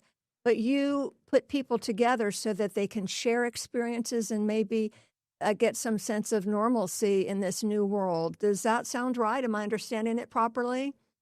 Well, you nailed it. Please come work with us. You have such a good, you have a good grasp of that, and you're absolutely that. People's disclosure movement is about people, everyday people. You don't need a degree, something. You don't need to live in a mountaintop and meditate for decades. By following certain steps, you getting together with friends, and with a little bit of persistence, you'll get some kind of communication because they have told us that they are very interested in connecting with humanity, but we have to also, through our free will, reach out to them and connect and establish a communication. So that is the key thing. Are we going to be mentors with? Okay, I'm sorry. I didn't mean to interrupt you. So I want to know, and we might have to take a break first. We have 1 minute. So we're after the break. I want to know, who are the star people? Where are they from? Do I need to be afraid?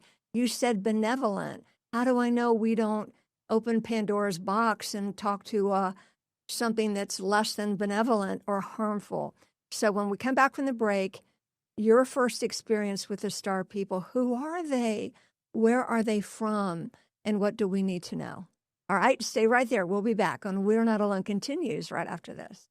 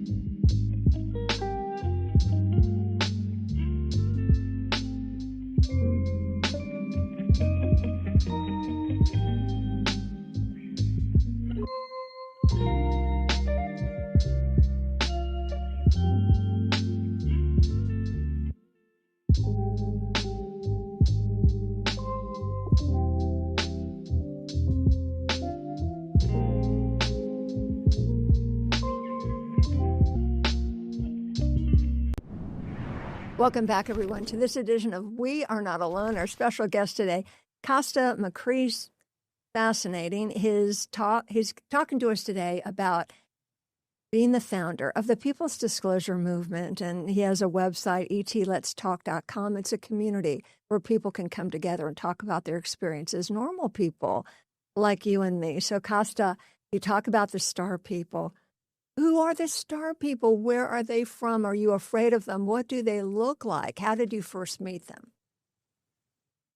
I've met them as well as members of my team have met them in different ways. Some people have had in-person sightings, but mostly we see their craft in the sky either as flashes of light that we've learned to recognize are not of human-made origin, or you will see a picture of myself with some orbs around me that has a great background to it, a story.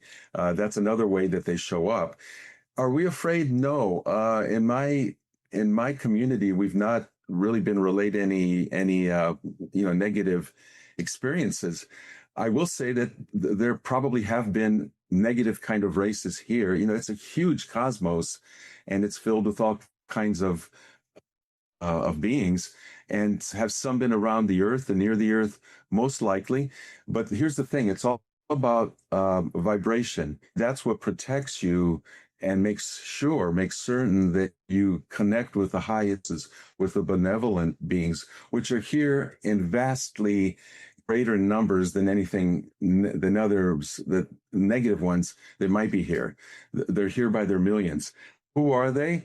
I asked them for a little bit of description just the other day, and they said that they are many races from many cosmic places.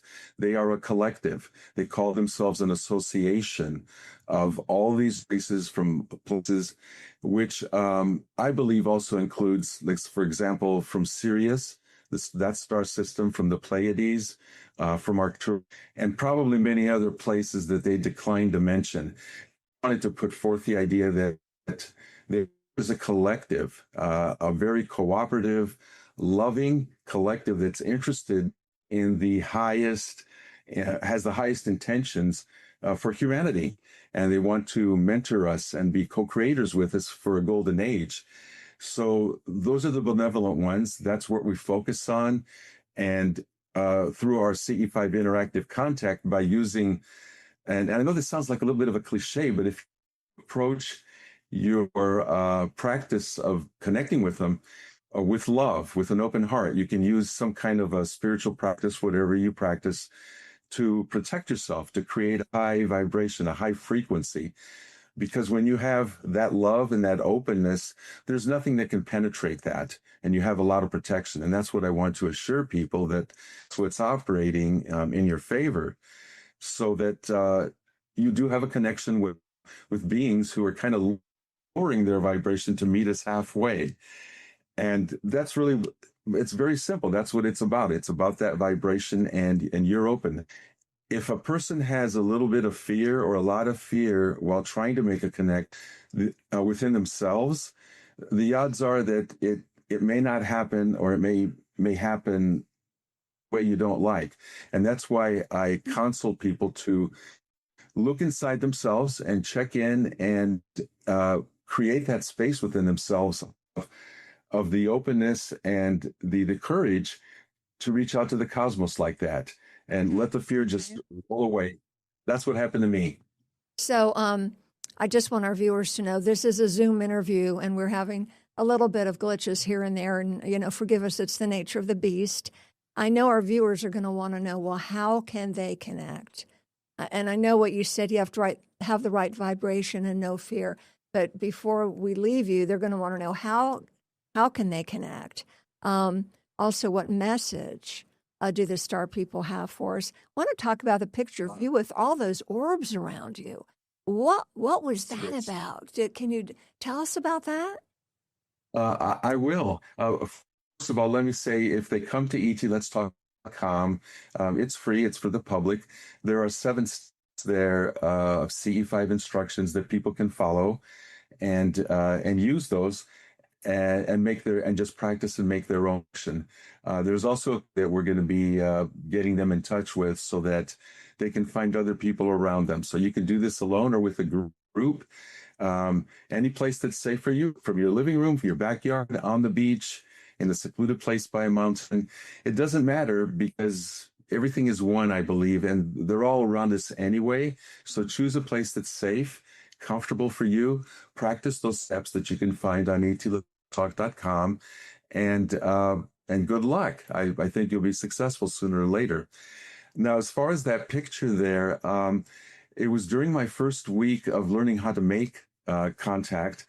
I was in a group of about 40 other people, and we were going out night under the stars by Mount Shasta in Northern California.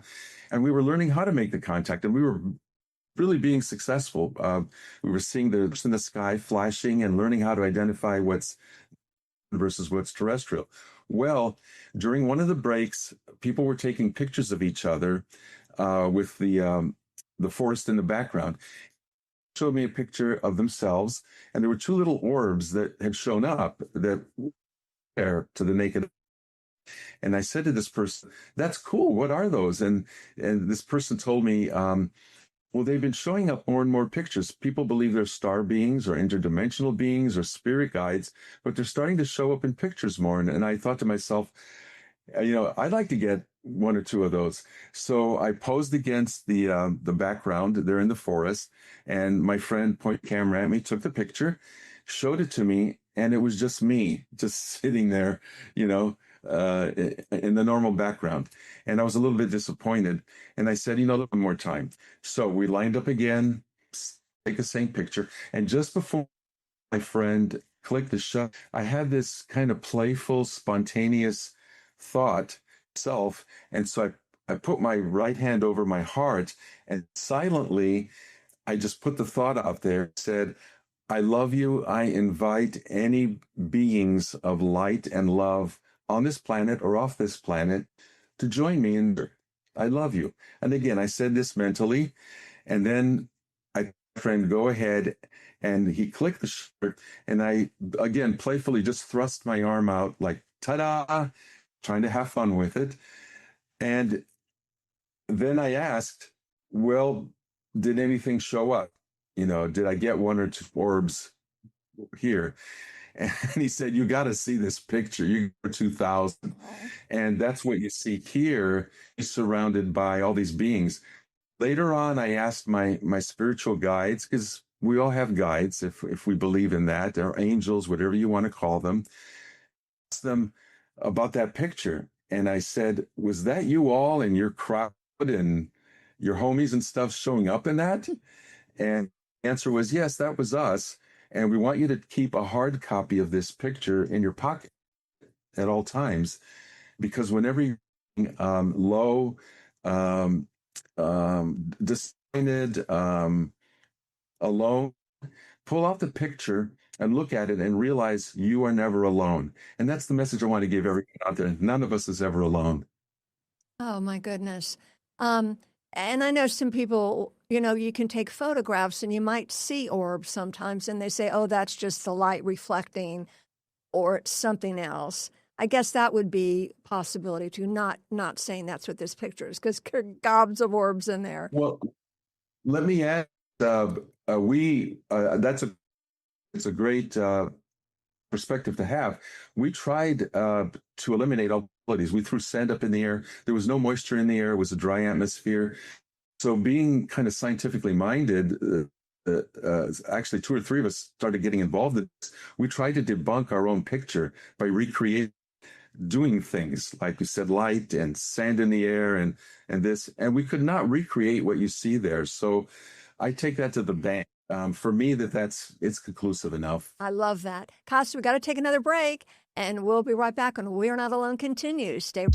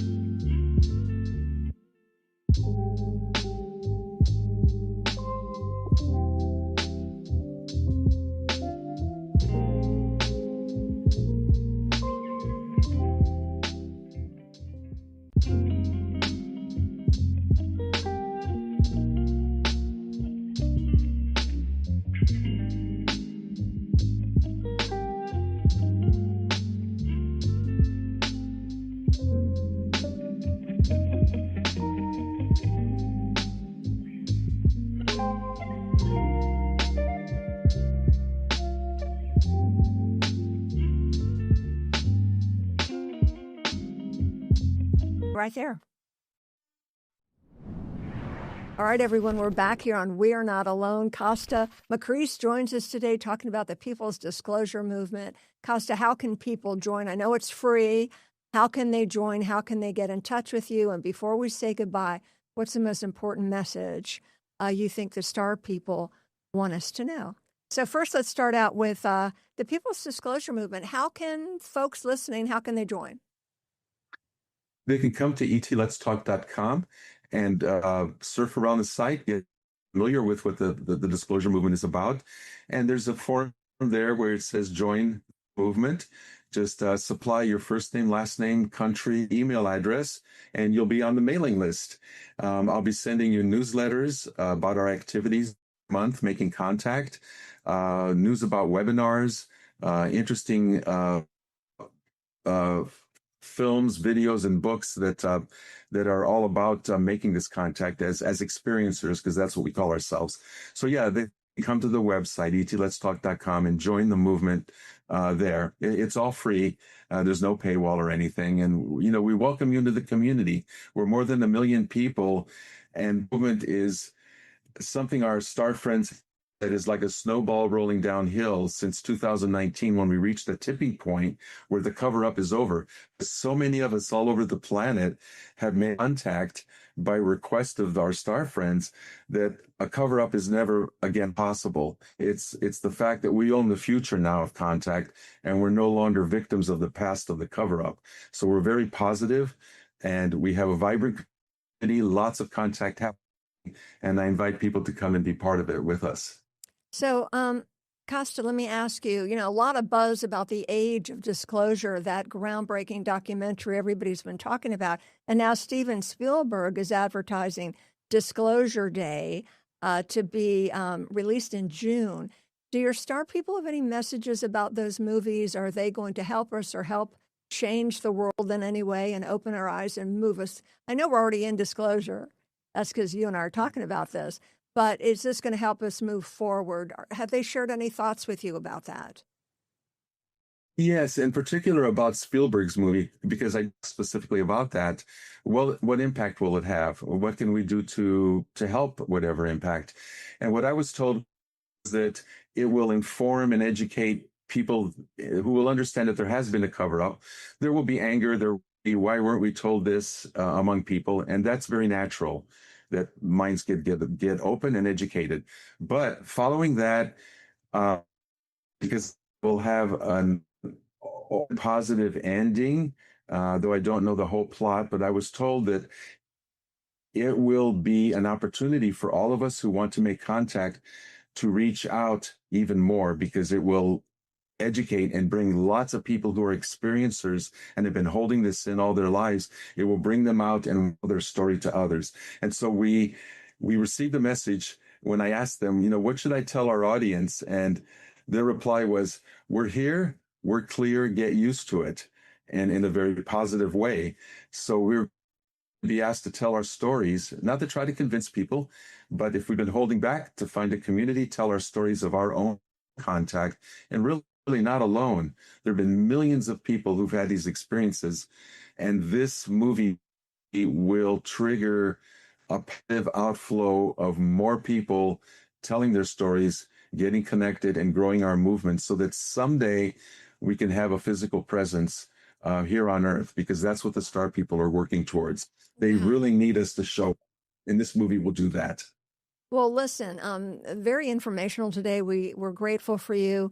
For folks to learn more about the People's Disclosure Movement, they can reach out to you on etletstalk.com and become part of the community. and just get a sense to try to help us make sense out of some experiences many of us are having that we just don't understand. So we thank you for your time. Costa, thank you so much. Costa McCree's from California, and we wish you well, and we look forward to the Star People and Disclosure. Thanks for joining us, everyone. We're so glad to have you, and we'll see you next time here on We're Not Alone, Queen City News Plus.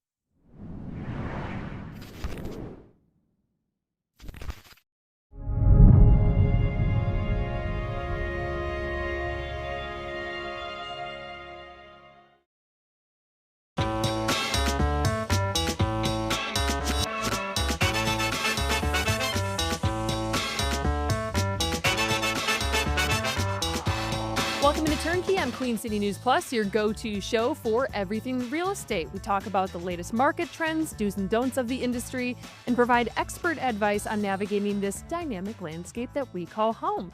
I'm your host, Morgan Francis, and this week we have part 2 of our conversation with Levi Bennett, who is a short-term rental extraordinaire. Here's part 2. Enjoy. So what would you suggest to someone who is interested in getting in on the investment side, but they're going to probably have to go for a property that is on the lower lower end of the Yeah, budget? well, there's certainly opportunities. I would say under the 250, 300 price point, those properties actually cash flow really well, believe it or not. One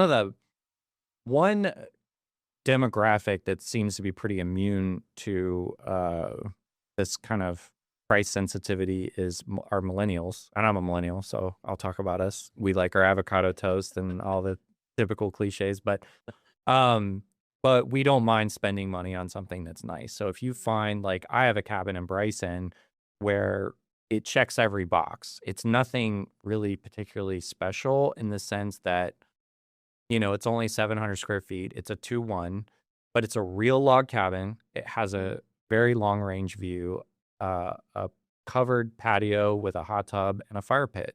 It's everything that you want in your mountain getaway fantasy. Mm-hmm. And so when we see a property like that, I think I paid $285 for mine or something like that. But we've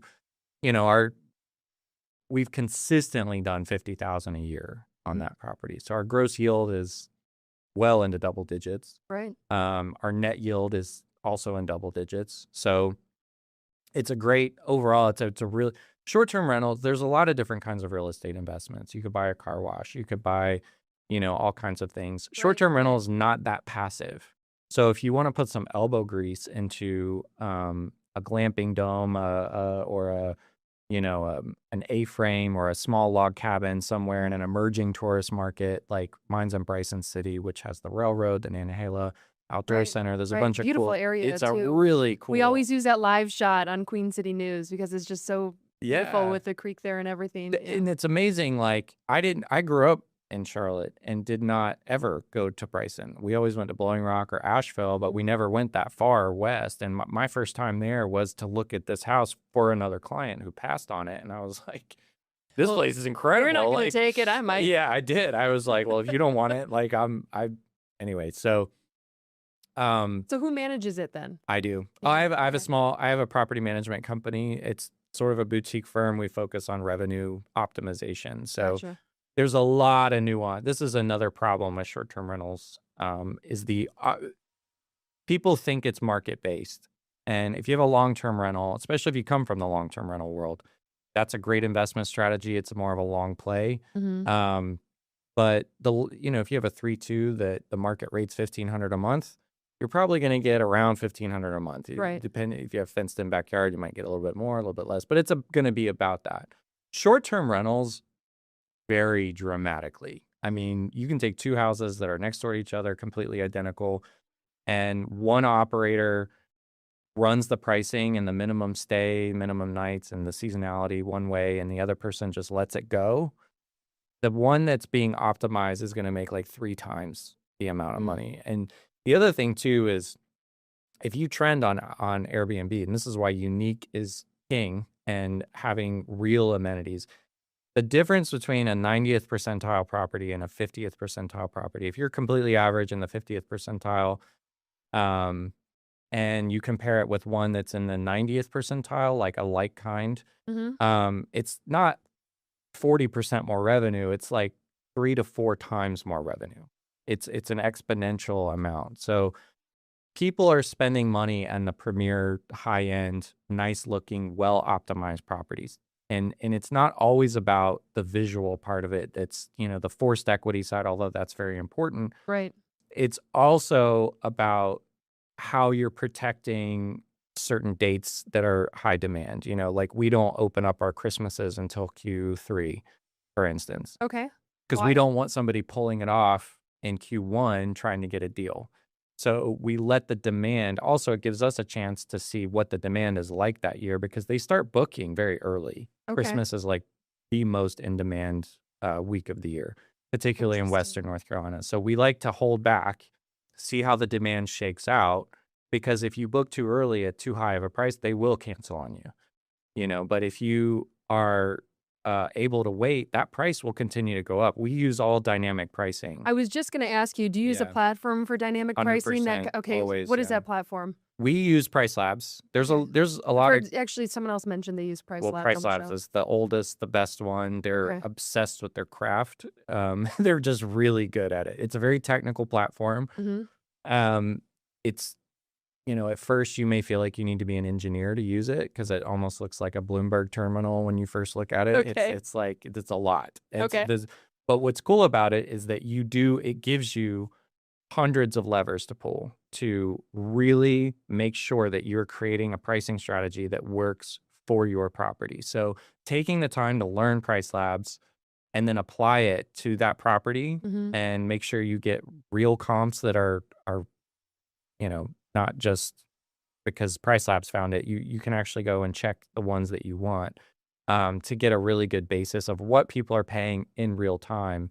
And then, the goal for us is when we're in the high season, we want to be the most expensive property, honestly. When we're in the low season and demand, we want to be the best value, and ultimately we're trying to get the best guests and drive direct bookings. And So how does your property range in terms of,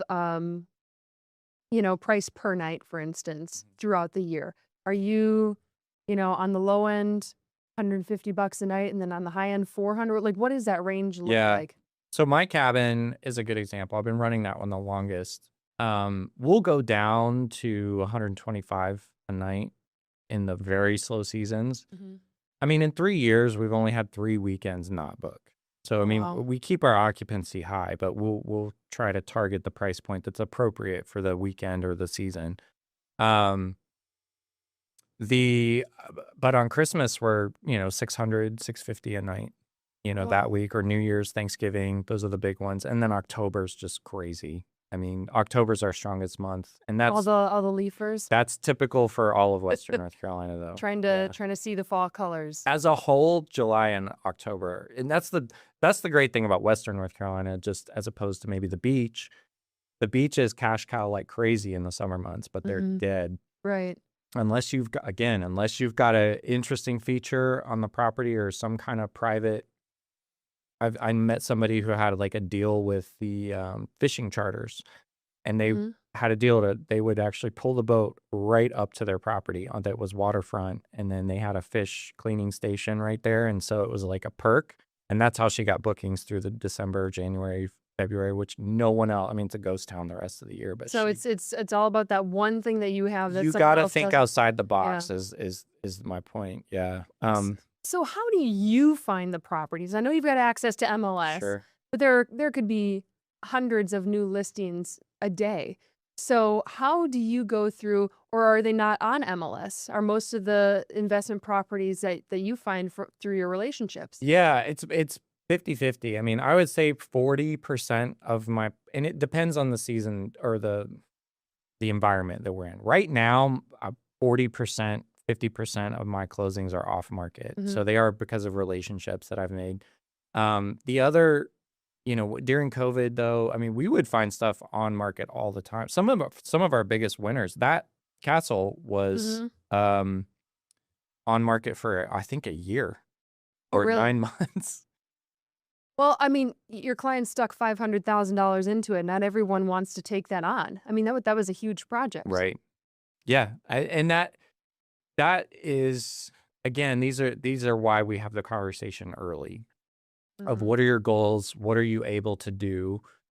We want to, I try to work with clients to show them the possibilities of what's realistic. And I think sometimes people come into this thinking that they're just going to buy a turnkey property that's going to cash cow like crazy. And that's I think everyone challenging. thinks that. It's I think almost everyone thinks it's that. not like that. It's not like that anymore. Maybe it was when it was highly speculative.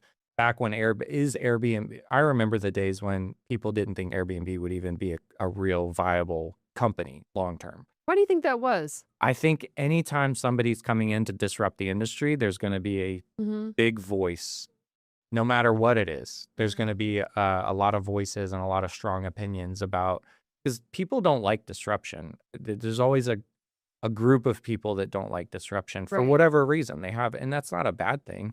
Creatures of habit. Right. We like our routine. It's like, nobody thought the malls were going to close down and be worth 10% of their value just because online shopping was a thing. But that's exactly what's happened. I was reading an article this morning about mall values nationwide are a fraction of what they were, and what to do with these properties now.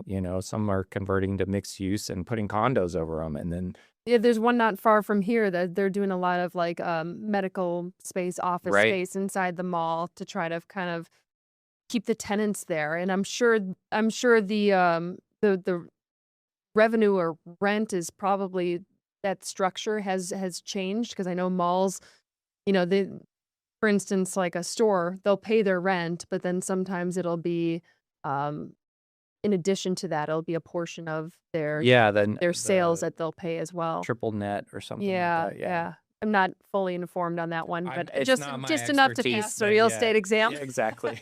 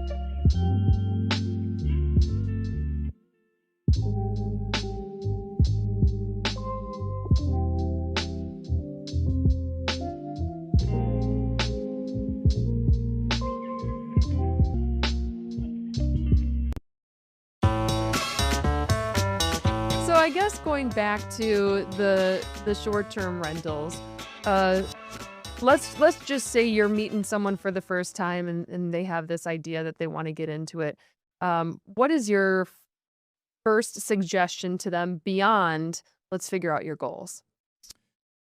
The first suggestion is to be open-minded, to don't get obsessed over location. I think it's drilled into our heads as investors, location, location, location. And I don't want to underestimate it to the extent that, it's not important. It is important. But it's really location for value. So that's what you're really, it's a metric of like, what are you paying to be in that location?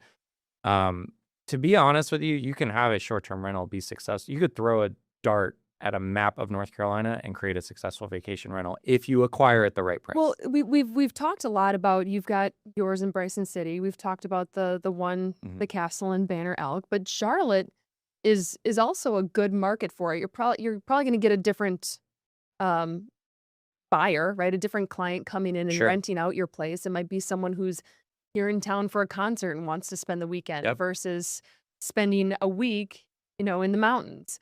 But Charlotte still has a pretty strong, correct me if I'm wrong, short-term rental game. Oh, it's growing every day it's growing. I mean, what's interesting is, one trend right now is looking at kind of these B and C markets. So like places like, I don't know, Cherryville or Mooresville or Annapolis or Rockingham even. Like there was and if you look at the short-term rental availability there's really not much, but believe it or not, these are some of the most high ROI properties.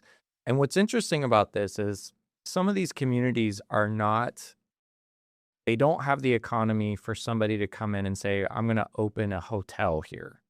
Okay. But these are places where people are, children are being born, they're graduating, they're getting married, they're having holidays together. There's events happening all over the place. And people typically, especially, I remember when my parents came into town, they didn't want to stay in a hotel. They wanted a short-term rental. And so they were looking, and there wasn't a lot available, but the one that was the most interesting and unique was the one that they ended up staying at. And then they became friends with the hosts, and now they're clients of mine. Funny how that worked out, Levi. But it's just interesting because I think, I get this question a lot of like, well, why would we get a short-term rental in a place that's not a vacation market? It's like, well, do people live there? Like, is there things happening? My son's in a sports league that's like apparently very competitive. We're just starting, but like, we're traveling around and all kinds of stuff. And, I've got all kinds of family members wanting to come see him play. Well, If everyone can get a hotel room. oh man, I don't want to you can stay at the Courtyard Marriott. Yeah. Nothing wrong with Courtyard Marriotts, but they serve a function Mhm. that doesn't always fit, these types of communities. And that's where short-term rentals really fill in the gaps. Mhm. Not to mention the corporate rental opportunities, like the midterms, which big People cities, moving in and out. and this is where Charlotte really shines, is you have a lot of engineers, for instance, that come in on contracts, 3 to 6 month contracts. They're not going to move here, but they are going to be here long enough. And they get that per diem. 100%. And they can spend it however they want. Yeah, so they there's a lot of successful, we call them midterm rentals. So it's not a long-term, not a short-term, but it's a midterm. It's a furnished long-term, sort of. So It's interesting how you mentioned family coming into town, and I think everyone would love to have the space for their family to stay with them, but it's just not the case. And when someone's looking at purchasing a property for themselves, especially a first-time home buyer, they might want a 2-bedroom, but in areas like South End, it just might not be financially possible to get that second bedroom for someone. So to your point, family still, when they're visiting, will probably stay at, they'll have the choice, a hotel or...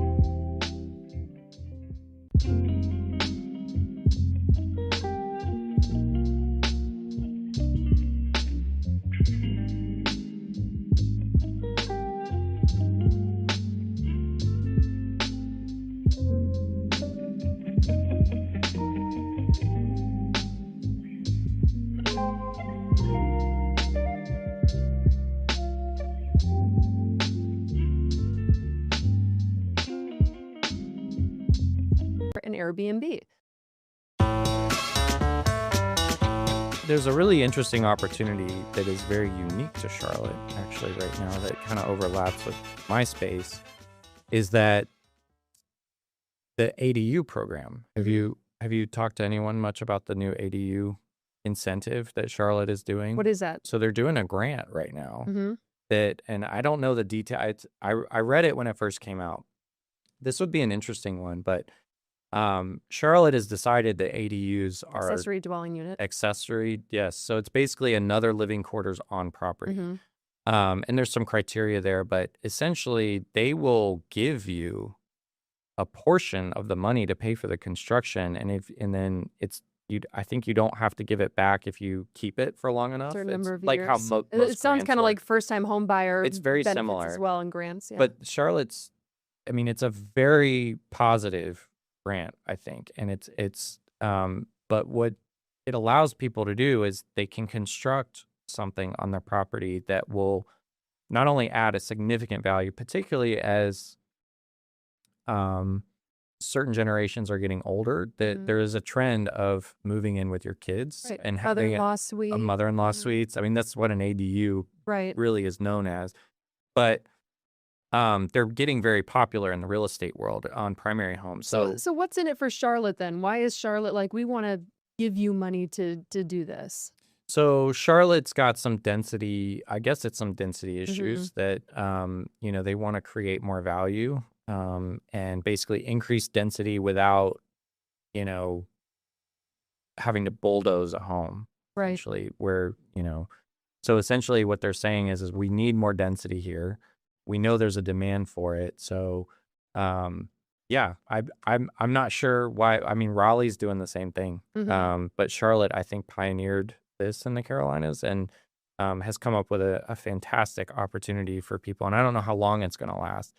But if you could short-term rental that ADU, that adds significant income that can offset your mortgage and makes what would otherwise be an unaffordable property like suddenly affordable. Right. And that's actually, I keep going back to the previous episode. We had Brand Bronico, the Charlotte FC player, on the show, and that's exactly what they did. They have their house that they were renting out the bottom portion of it to a friend, and then they decided to build an ADU in essentially the backyard, and now it's become this full rental property of the payments. The rental for the house pays for that mortgage, and then any other Airbnb that they get from this ADU that they've built in the backyard, that's just bonus. That's just bonus money.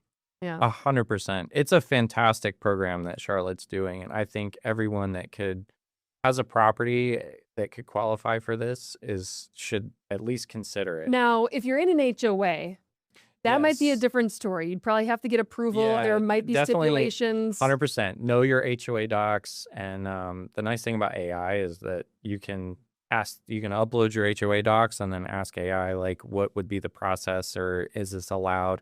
A lot of HOAs do allow it with some extra criteria. But the nice thing, too, about Charlotte is that there's so much of Charlotte was developed in sounds so old, 1900s. I was born in the 1900s. But it was built barely, though, just barely 40s, 60s, 50s, and there's a lot of before the suburban trend happened in the 90s, 80s and 90s. A lot of our development in Mecklenburg County was before HOA. So there's a lot of properties that would qualify for this. And if yours qualifies for it, I mean, I've thought about going back down to Charlotte. I live up in Iredell County now, but just for this opportunity, it's that good. Yeah. I mean, you have a hard time saying no to things, don't you? I have very hard. Real estate agent, property manager. How many rentals do you have of your own? Well, we only just started. So I have 5 of my own. Yeah. That's not. It's. Yeah, it's a lot of work, but we're scaling up, and I'm trying. I've decided to take property There's just so much low hanging fruit there. Property managers right now, particularly in Western North Carolina, but kind of the old model of property management and short term rentals. There's so much technology right now that we can do so much. We can make a property make so much more money than how it's been done in the past. Mm-hmm. And so the opportunity is just too big. So I've started doing more of that. Of when you talk about property management, you're not talking about you yourself managing your own properties. You're talking about actual company being hired by Yep. someone who owns a Yeah, property to we're actually manage it. Yep. Yeah, so my company is, we're fully licensed, insured, and everything here in North Carolina. So we're taking on select properties. Got to qualify for it because we want properties and owners that I feel like will be in that top 10%. Mm-hmm. Because You said low hanging fruit. Why is that? What's the need that isn't being filled? well, even just the price optimization. I mean, some of the largest companies in North Carolina don't They don't offer they it. don't have any kind of price optimization. And it's not uncommon to have a pretty great house, beautiful 4-bedroom log cabins up in the mountains that, struggle to make $30,000 a year. And then I look at their calendar and, their pricing is like way too low on certain dates and way too high on other dates. And Because the owner is setting the price, and then the property manager is the just manager's setting the price now. Oh, really? Most of the So well, with short-term rentals, typically the manager is going to set the price. Okay. And I just don't think they're very good at I just don't think they're very good at it. Mm-hmm. I mean, and they're getting Leaving money on the table. they're getting beat hand over fist by small companies like me that are, they're going to have to adapt or get eaten up. So Mhm. So leave us with a positive here. The short-term rental, it sounds like short-term rental industry is strong and that there's it's alive and well. It's but, evolved. But you need to be smart and approach it in the right way. Yeah, 100%. And that's why I like to approach, just like every client, every property, we approach it with a certain level of nuance, but there is a plan. I mean, we're looking for value. Where is the value? Where's the low-hanging fruit? Is it location? Because there's one on Lake Norman right now that I saw yesterday. It's one of the cheapest waterfront properties I've ever seen on Lake Norman, well, at least in several years.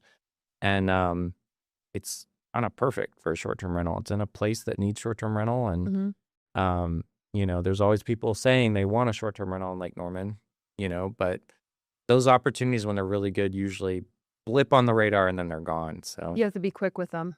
You have to be ready to place the offer the day that you see it if you get a chance to see it. pretty much, yeah. Well, Levi, Yeah. thank you so much for coming on Turnkey. It's been a fun 2-part episode here. Thank you We for having we me. decided that on the fly that we would just kind of expand this into 2 episodes. It's been really just a learning curve hearing from you with how to approach the short-term rental game, and I appreciate your insight. Yeah, no, thank you for having me. This has been absolutely a pleasure. Well, I think we'll have you on again sometime soon. I would love No to. doubt about that. Well, thank you so much for everyone else out there for watching this episode of Turnkey. We will see you next time.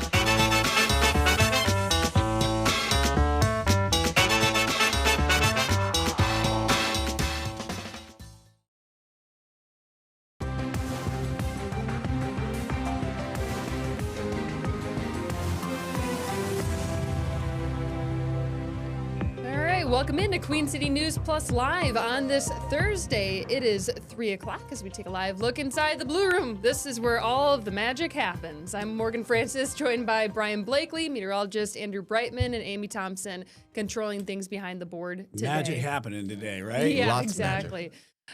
Brian, want to get to our top story of the day.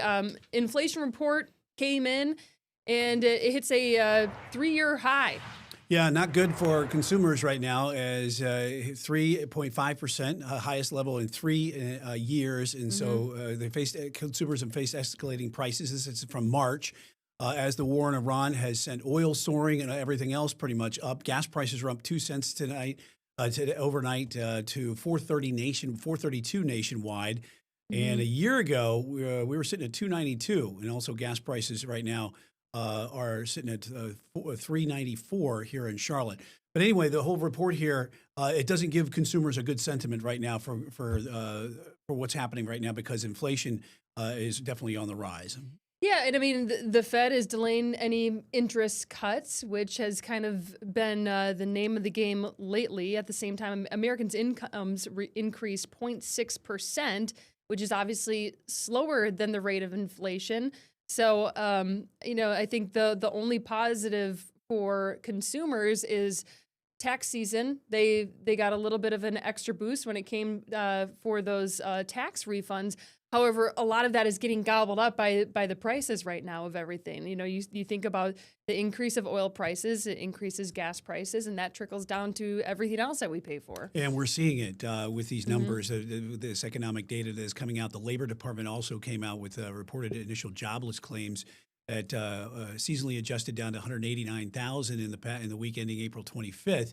That's a decline of 26,000 from the prior week, and it's well below the 212,000, which was the estimate, and that is the lowest reading since September of 1969 for a labor market that has been low hire, low fire type of stuff for most of the past year. So not good for consumers, and we're only understanding that the gas prices, which is really kind of the one thing that everyone kind of looks at, is it gas Influences prices? everything. Yeah. Influences everything, and we're being told now that that's going to go up as the war kind of is dragging on here. I with mean, Iran. North Carolina has been able to stay under $4 a gallon until recently. 402 today at last check from AAA. South Carolina at 390, and the current national average at 4.30 a gallon. So Yeah, think about California right now. We're up about $7 a gallon in some places. Yeah, well, most of them probably drive EVs over there too.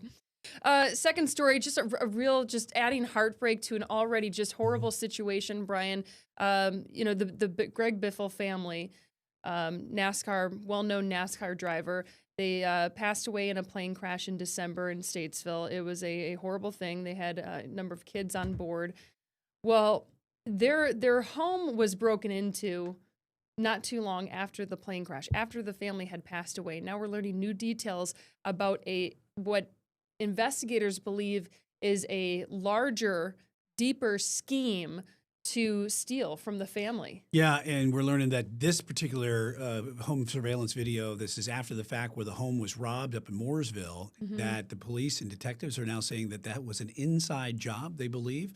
And they believe that it was family members knew where those surveillance cameras were. They knew what to go get, which they went to get a safe and $30,000 and some other things that were inside the Biffle family after that horrible plane crash back in December, right before Christmas, where the family was killed. And now we're understanding, detectives are saying that there's a much larger scheme or scam that's going on here within the family. And even after the plane crash, they noticed some very odd activity on the bank accounts of some of the day after. The day after. The day after this family passed away, they noticed that email addresses, contact information was changing on both Greg Biffle and his wife Christina's accounts. And so they believe that even that break-in, that the $30,000 that they believe was taken from that break-in, that wasn't the main thing that these people were there for. That was just a small part of this larger case. So investigators noticed a suspicious activity within 24 hours of the crash. And actually, when family and friends had gathered at the airport the day of the crash, they noticed that one very close friend was missing despite calling out of work. And they thought that was quite odd. And we're not naming any of the people who have been named in these documents because no one has been charged yet. But that kind of, clued investigators in on, why wouldn't this person who's supposed to be a close family friend, why aren't they here? Yeah. Yeah, and certainly that investigation continues, and we're getting a little bit more about this, and we are hopefully going to find out even more about what some sinister stuff was what the detectives I mean, there was saying. an email sent to Greg Biffle that read, "I heard you dead, rest in hell." Oh boy. Just horrible stuff. Yeah, especially with the family that is already grieving enough as it is. All right, let's talk about another, this is a terrible attack that's happened over in Great Britain. In North London, 2 Jewish men were attacked with a knife, as you can see here. This is a horrendous attack. This is the aftermath here where the police actually caught up with the suspect, and he was being tased at the time. But they're saying that this is another hate crime that's been happening a little bit more frequently in London. Right, and this happened in a neighborhood where there's a large Jewish population, and they've had a number of anti-Semitic incidents in recent weeks. So there were 2 separate incidents when this person allegedly attacked and stabbed these 2 Jewish people. They're both expected to be okay. They were treated at the hospital. They're expected to be okay. But the crazy video shows the officers approaching this suspect who is just, walking down the street as a 45-year-old man, and he was walking toward the officers who were, armed with their tasers. They eventually subdued him, but he did have a knife in his hand, and they thought that he could possibly have explosives as well. The suspect has a history of serious violence and mental health issues, and again, they thought that maybe he had some sort of explosive device. Yeah, they're Thankfully, treating that it wasn't as the a case. terrorist attack on these individuals. And it also comes that a Jewish charity was set ablaze in the same area of London. 2 synagogues have been targeted by arson attacks, and a shadowy online Islamist group calling itself I'm going to take a stab at this, the Harakat al-Shab al-Yamin al-Islamiyah has claimed responsibility for that attack with the knife in the video shared on Telegram and the messaging apps in the hours after this took place just yesterday. Want to get to this other just crazy story. Have you seen these signs here, the Thank You Jesus signs? A lot of people put them in their yards. They're very popular. Well, the man who created those signs has now pleaded guilty to third-degree sexual exploitation of a minor. Lucas Timothy Hunt was arrested last February for second degree, and he just pleaded guilty to the lesser charge and was given 36 months of supervised probation.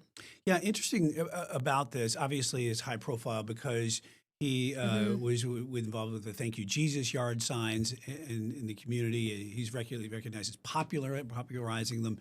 Lucas Hunt is the name here, and he's charged with a felony here. And this is what's interesting is exploitation of a minor after accessing the explicit video of minor girls engaging in these sexual activities through a social messaging app and then sending it to 6 other people. And his defense attorney, the DA, said that this was not downloaded onto his device, but this is quite a long investigation that happened from the past year to find out exactly what was going on here. And he does not have any priors or anything like that. Yeah, well, he will have to register as a sex offender for 30 years and provide DNA to law enforcement as part of the conditions of his plea.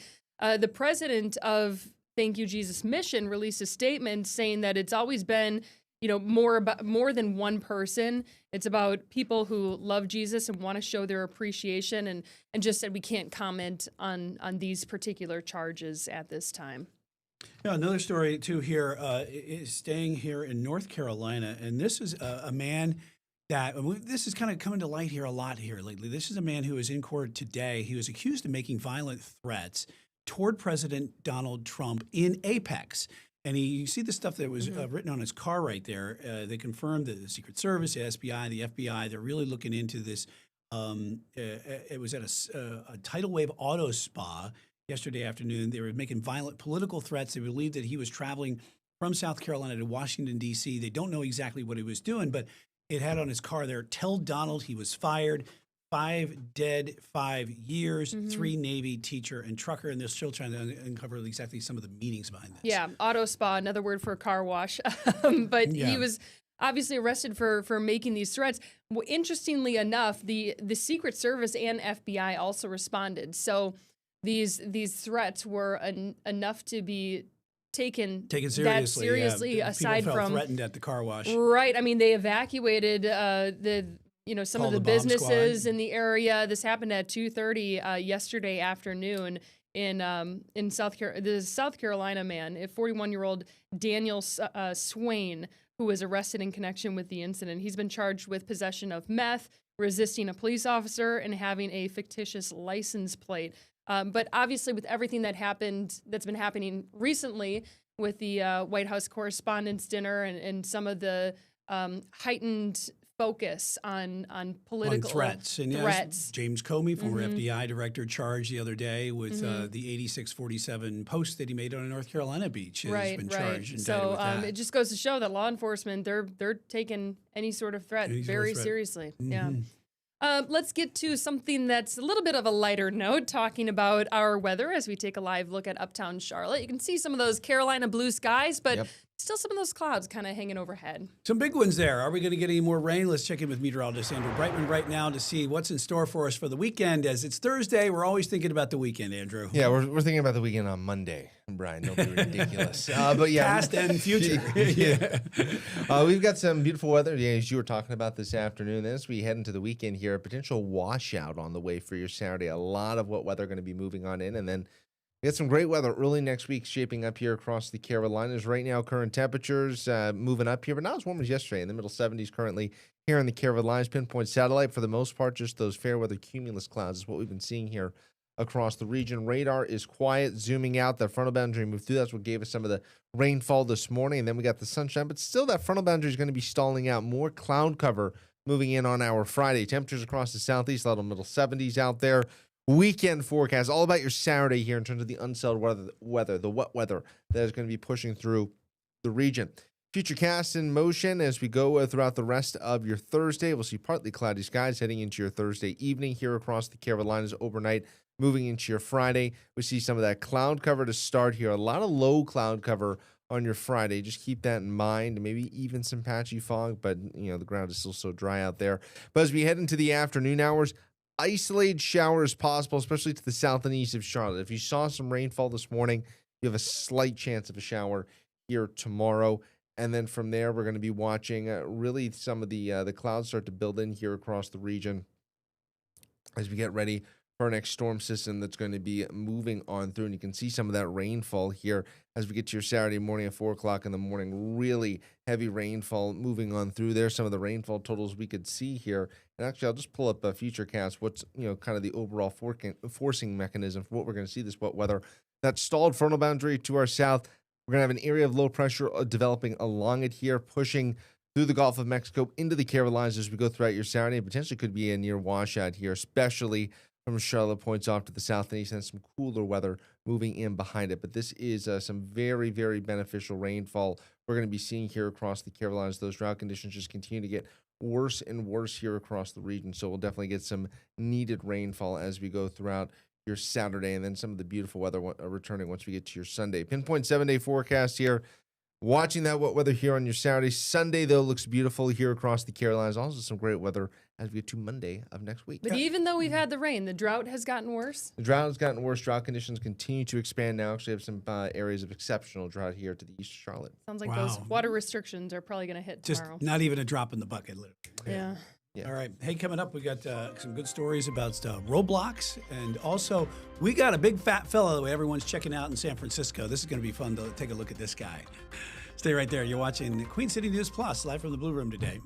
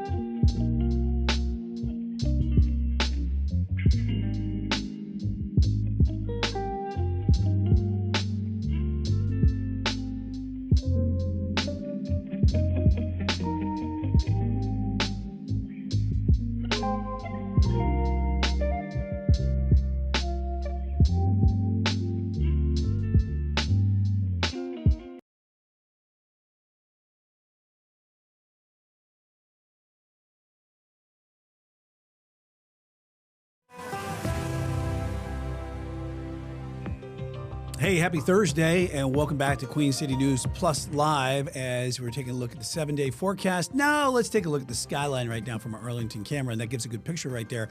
Broken sunshine with some clouds. They're going to be rolling in probably on Saturday morning, overnight, Friday night, and get some rain. But hey, we can deal with it. We need a little bit of that. Hopefully, it won't spoil our activities on the weekend as well. Morgan got an interesting story here, a really scary situation when down in Florida, Hillsborough County, outside of Tampa, a driver nearly hit a child that was boarding a school bus. And here's the video of that. Right. You can see, I mean, we'll have to play it a couple times because the kid is blurred out, so it's hard. But, I mean, they were just about to cross the center line when this car just cruises right by. And you can see the kid kind of scoot forward a little bit at the end there after realizing how close the car was. But it didn't look like the driver. I mean, you don't see the taillights at all or the brake lights at all. So it doesn't even look like the driver had a clue what was going on. I'm not sure, right, because it's hard to see the person with the blur out there. But if they were crossing, 15, 20 yards ahead of the school bus, and the driver didn't see the school bus stop arms or stop there. Why is the kid crossing the bus, crossing the street to get to the bus? A lot of questions about that, but certainly a very dangerous situation.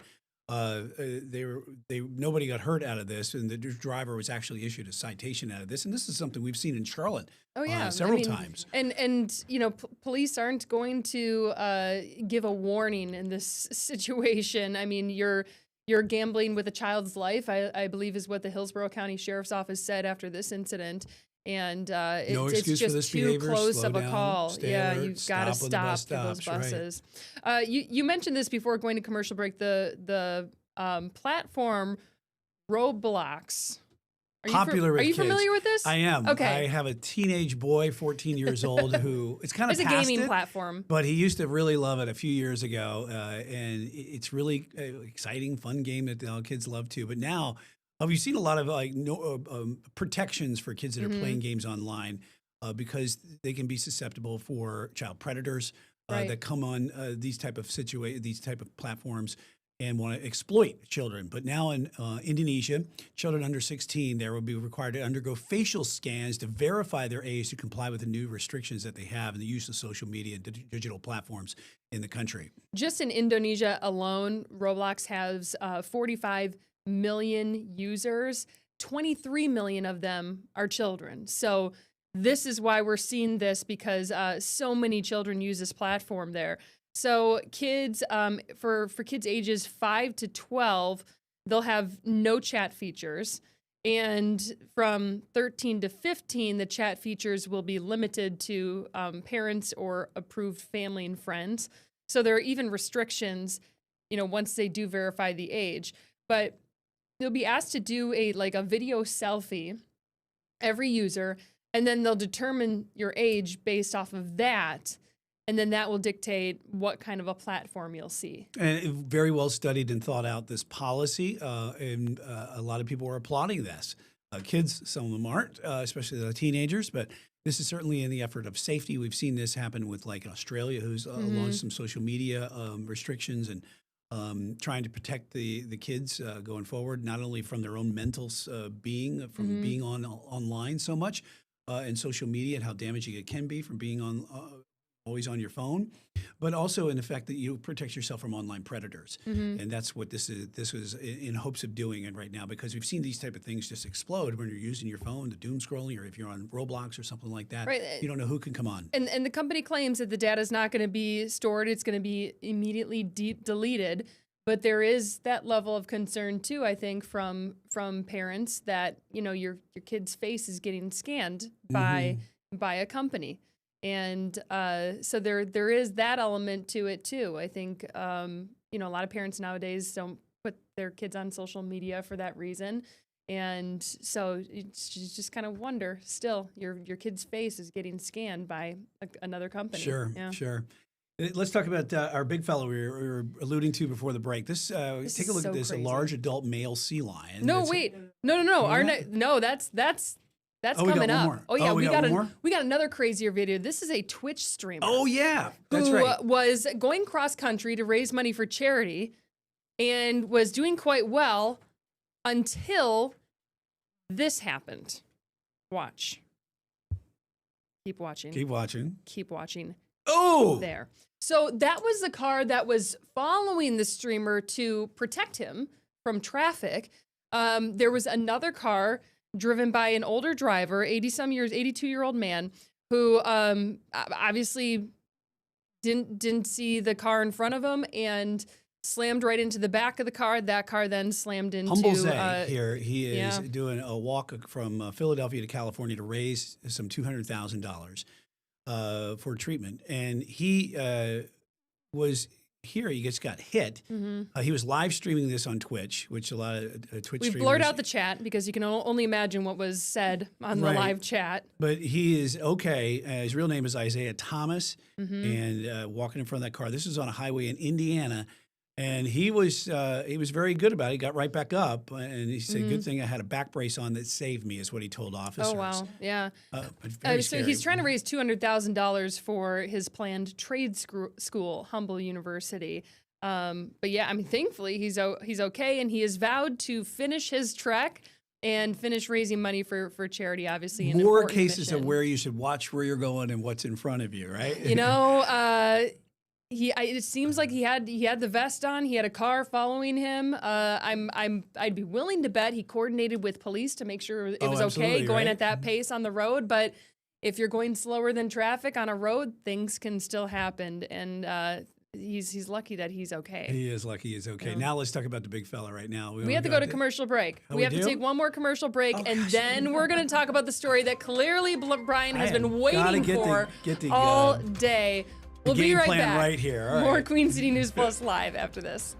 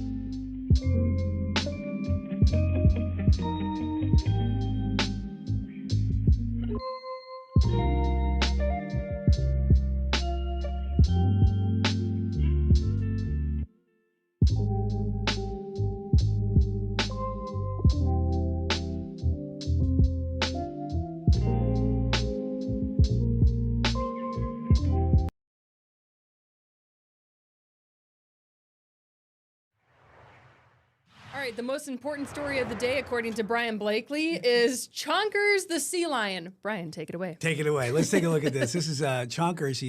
Where is he? There's the big fella. Seriously oversized.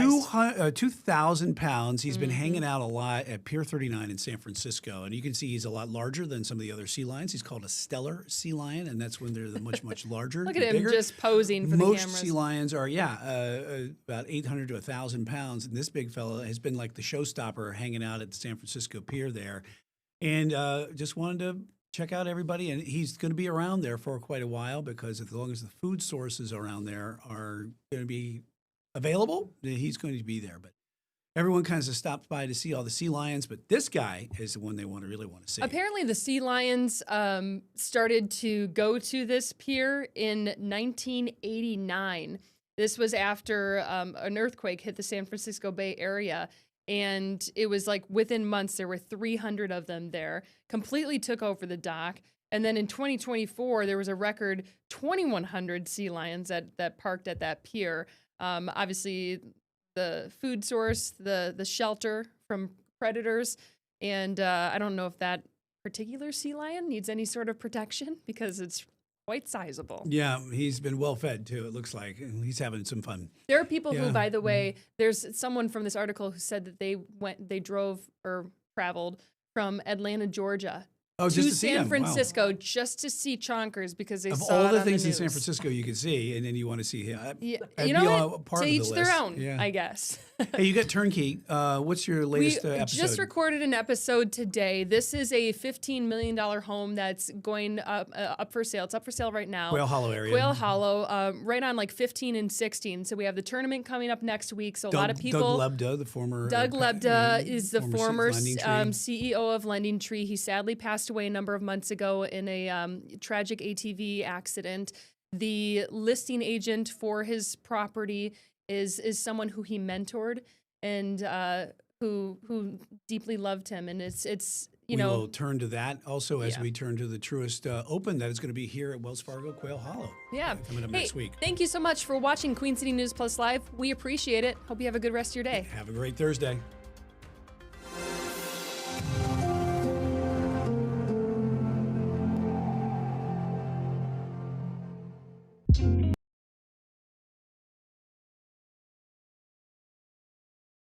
Three, two, one, zero.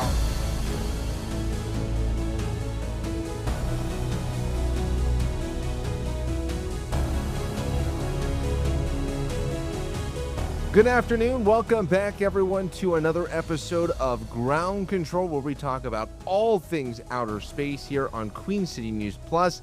I am your co-host, meteorologist Andrew Brightman, and of course, I have joining me, my other co-host, executive producer Matt Campbell. How are you doing today, Matt, after an historic mission? I am very happy. I'm just glad that it all went well. There was only one problem that they recurringly had on the flight, but we'll probably get to that. I'm just glad everybody is home safe, and they've sent back so much to Earth, not just knowledge, but feeling. Feeling is a great way to describe kind of what we experienced on that mission here around the moon and back, with the capsule Artemis and the Orion spacecraft touching back down off the California coast here near San Diego at approximately 5:07 Pacific time here this past Friday. After a successful mission, but as you were alluding to, man, a couple of hiccups there. And also, this is one of those times when we Splashdown here is off the coast of California. Please correct me if I'm wrong. I think previous Apollo missions, they would be much farther out in the Pacific. They could be out towards Samoa. They could be mainly just out in the Pacific, far out in the Pacific. And they would have all kinds of ships strung about the Pacific, but usually they were targeting for one spot. But they had plenty of real estate, watery real estate though. But they would splash down out in the Pacific because they figured that would be the easiest way to get their ship back. That's yeah, and it's just nice they didn't have to take such a long journey to get back home here like our previous Apollo missions. But with Artemis 2 being back and complete, it's time to kind of recap what we saw. Obviously, this is the deepest. One of the big stories here was the deepest humans have ever gone into space here, because unlike previous Apollo missions, they were on what was called a free return trajectory here, which means they're not trying to actually get into lunar orbit, but they're just trying to go around, test the systems, have 4 people in the space capsule like that, and coming on back here, Matt. But let's kind of get into a little bit of what we saw here with the Artemis mission. Some of the interesting things there is obviously the Orion spacecraft coming back down, splashing down. What we saw here on Friday, I felt like it was almost a scene out of a movie watching that, Matt. But as we kind of get back to what we kind of learned here during the mission, can you take us into kind of what was going on with the toilet here a little bit? That was the big story here with the in terms of any hiccups out there with the Artemis mission. This was a $30 million piece of plumbing where it was going to be similar to what we do on Earth. You could sit down and do your business, but they kept having an issue with the valve that lets the urine out of the space capsule. It kept freezing. And because it froze up, kind of like, pipes do during winter, they had to turn the ship where that side was in the sun, bring in some heat, melt the urine, and let it go out the valve. But they had to do that repeatedly because space is cold. Space is cold, man. And yeah, that was kind of one of the biggest stories I saw out there in the news from this particular mission was kind of the issue with the toilet. But other than that, Matt, really, as we look back on this mission, for the most part, there were obviously the hiccups there, but it was a really successful mission, and really has me kind of I was going to say optimistic for the future. I was getting my O words mixed up here, but really optimistic for the future of what we have going on for human space flight. So, we're done here. We'll talk a little bit more about this, but the next mission, because of our NASA Administrator Jarek Eisman's been talking about, that actually Artemis 3 is going to be on the way next year here. What kind of things we're going to be testing out with Artemis 3? One of the big things to be testing out in Artemis 3 is the lunar landers that they're hoping to fly to the moon. And they're also hoping it'll be 2. They're hoping to test out the SpaceX spaceship, which looks like something out of Buck Rogers movie serials from the 1940s. And then Blue Origin is going to have its own version of a lander. They want to try both out in Earth orbit to make sure that they can rendezvous with those spacecraft, that they can do the dockings, that they can operate with these spacecraft out there. That'll be a very big test. And, it's going to be a long flight too, so it'll be a duration thing for them, But of course, we have astronauts who spend up to a year or more on the International Space Station, so we're used to that. But these guys are going to be in a place that's no bigger than 2 minivans. Wow. Just impressive. And really going to, and you can see it kind of here in this image. I don't think I could ever personally be an astronaut here, man. It's very cramped in there in that capsule. And you were talking about the issues going to the bathroom here, but they don't have a lot of space or privacy when you're on a spacecraft. I mean, they don't have a ton on the ISS, but I mean, in the Orion spacecraft, and this is bigger than what they had with Apollo, because you have four people in there. But this is obviously very very kind of cramped and small space. They found ways to stow parts of their seats, the couches as they are. They can stow parts of that seat to give them more available, movable space. One thing you can do is that it's not just you're not lying on the floor. You can lie above the instrument panels. You can lie behind behind a couch, and that was one of the things that really helps. But again, it's 4 people in a very limited amount of space for 10 days. Yeah, it got cramped.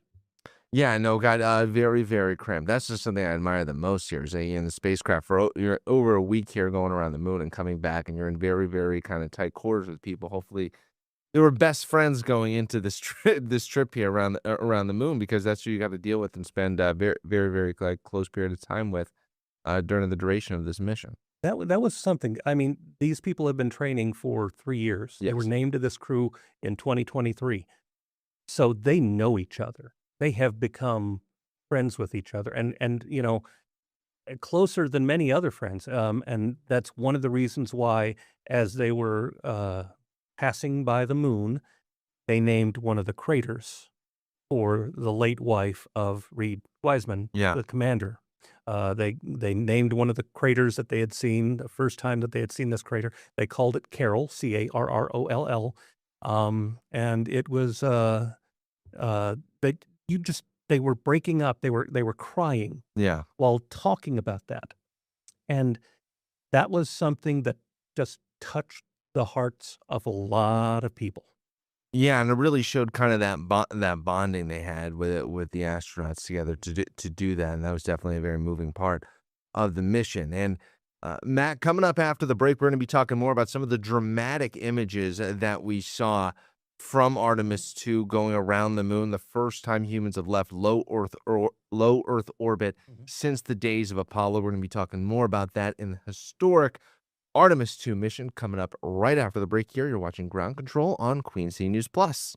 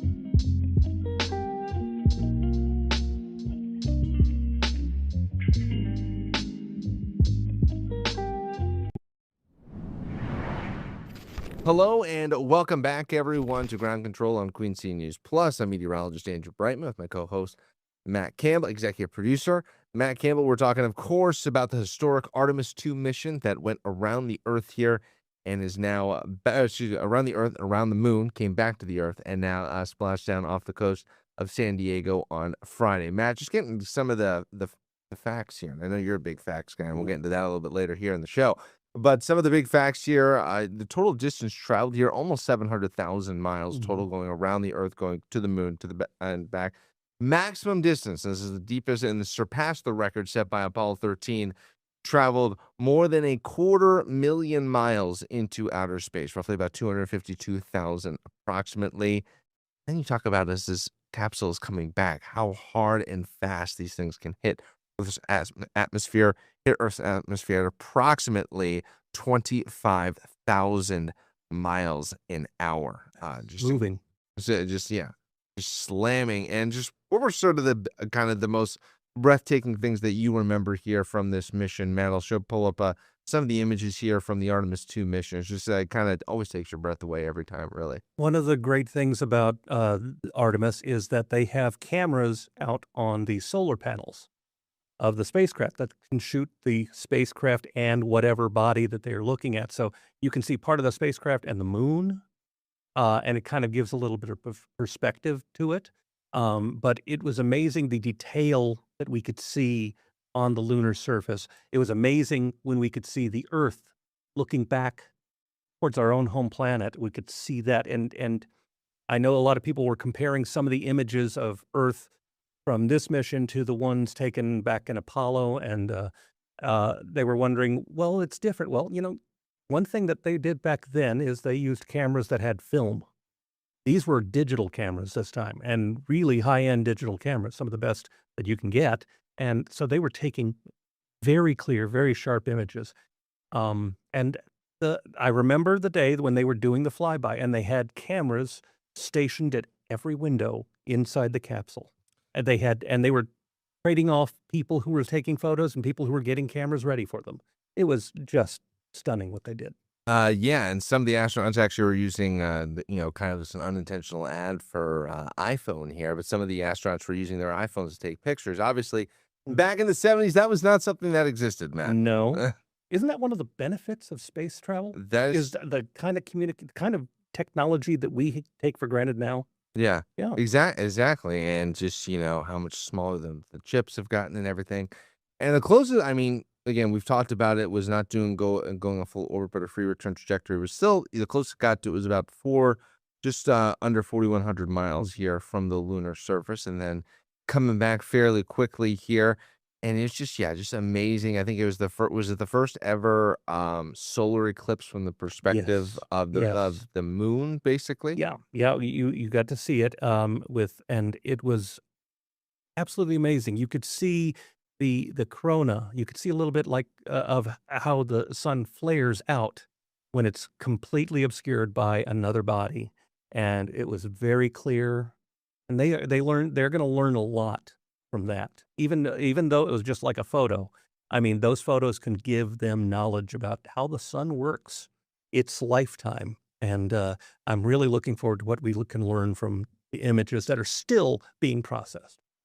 Yeah, and I'm really looking forward to that too, Matt. Just kind of thinking about what do you think some of the most important things that they're going to have learned from this mission when it comes to Artemis 3 and Artemis 4? Obviously, kind of testing out the systems, having the crew together, using the Orion capsule. But what are some of the most, obviously making sure that the lines don't get frozen with the toilet, but what are some of the most important things when they kind of look forward to maybe the actual crewed mission to land on the moon? What are some of the big data points you think they're going to be taken away from? Well, they've learned a lot about the surface and the different places. I mean, at some point, we're not going to be just going to the side of the moon that we face. Yeah. We will be. The Artemis 4 is supposed to go close to the south pole of the moon because that's where we believe there is water. Water from comets and other things has collected in the craters and the cavities and the crevices there on the moon. And that water can be used to keep people alive on the moon and in sustained environments. It can be used as fuel for future missions that will go beyond the moon out to Mars. So I think they have a better idea of what is there. And they've also looked at places where, we could eventually land on the back side of the moon, the far side of the moon. And we did have somebody call last week and say, don't call it the dark side. Yeah, it's true. It's just the side that because obviously when we have a new moon, that side of the moon is actually completely lit up.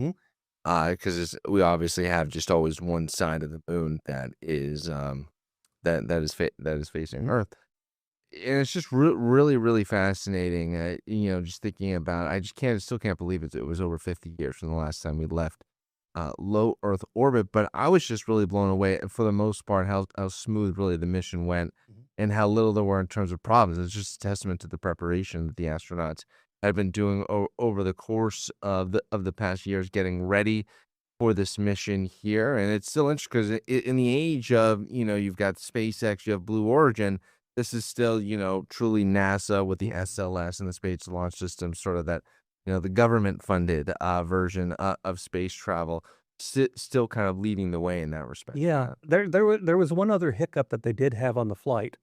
They needed help with Microsoft Outlook. Oh, that's right. Yes. Yeah, that was like the first couple of days. They were not able to get their email properly, so they had to call down to NASA IT and get the Geek Squad on the phone and help them fix that.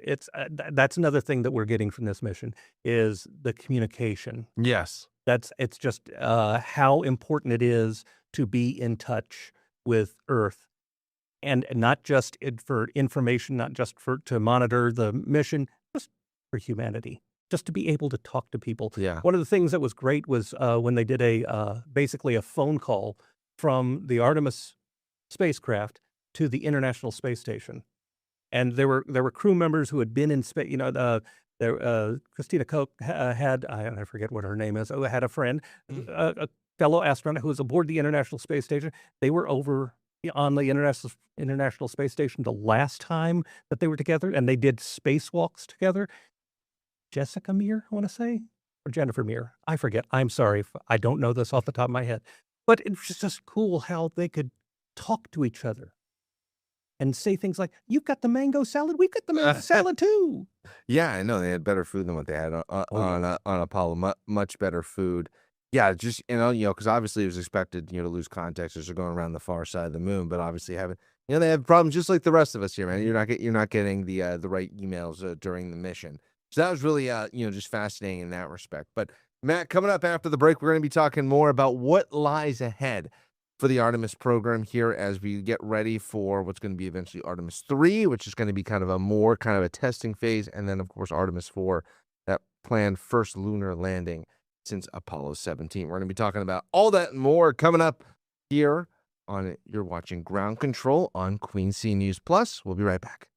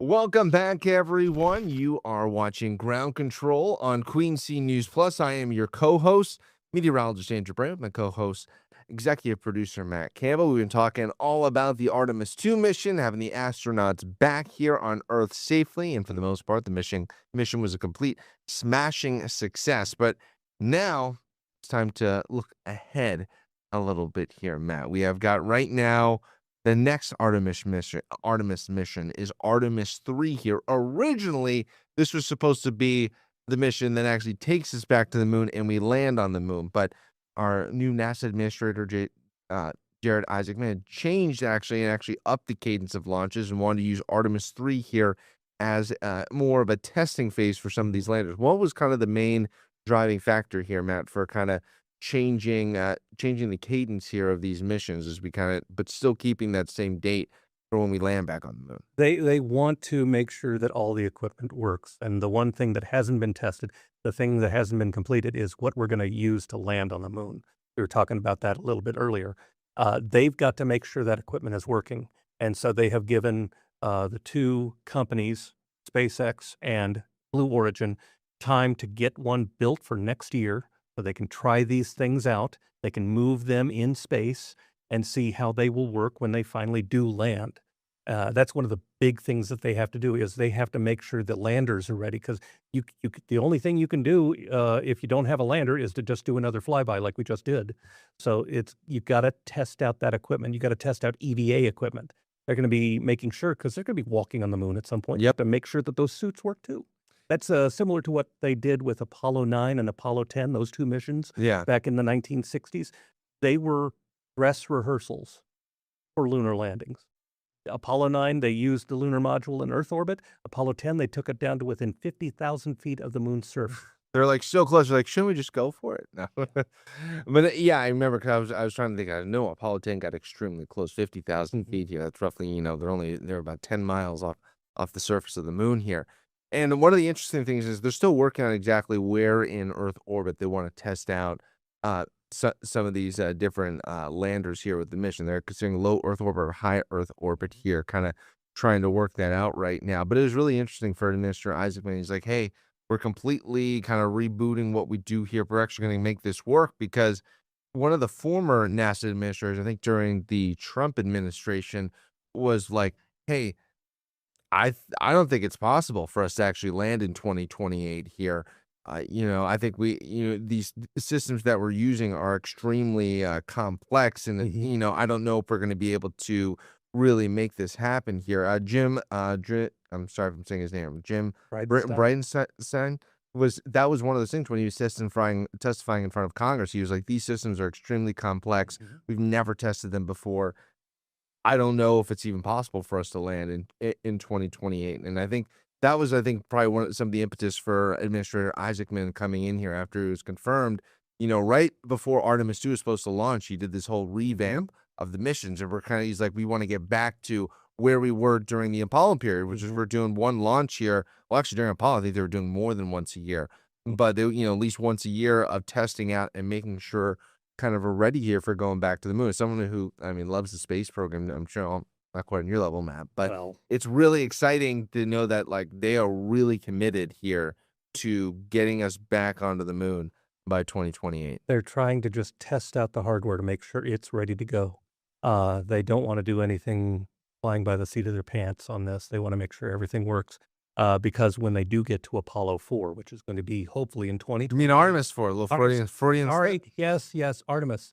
Yeah, forgive me. Artemis 4, when they finally do get to that in 2028, that's when we're finally going to set foot on the moon again. Yeah, and that's when we're going to sit back on the moon. And then, we start talking about, there's many more kind of in the planning stages after that, Artemis missions after that, where we kind of start getting in this cadence where they want to build up basically a research station on the moon. It's going to be really fascinating to watch that happen. And obviously it's going to take, successive administrations here to be really committed to that goal here, Matt, because that's the thing. You can go through 2028, but then after that, there'll be potentially a new presidency, a new administration, and maybe a new NASA administrator. And it's kind of really the fascinating thing here is, one of the things that still unites people out there is the space program. Yes.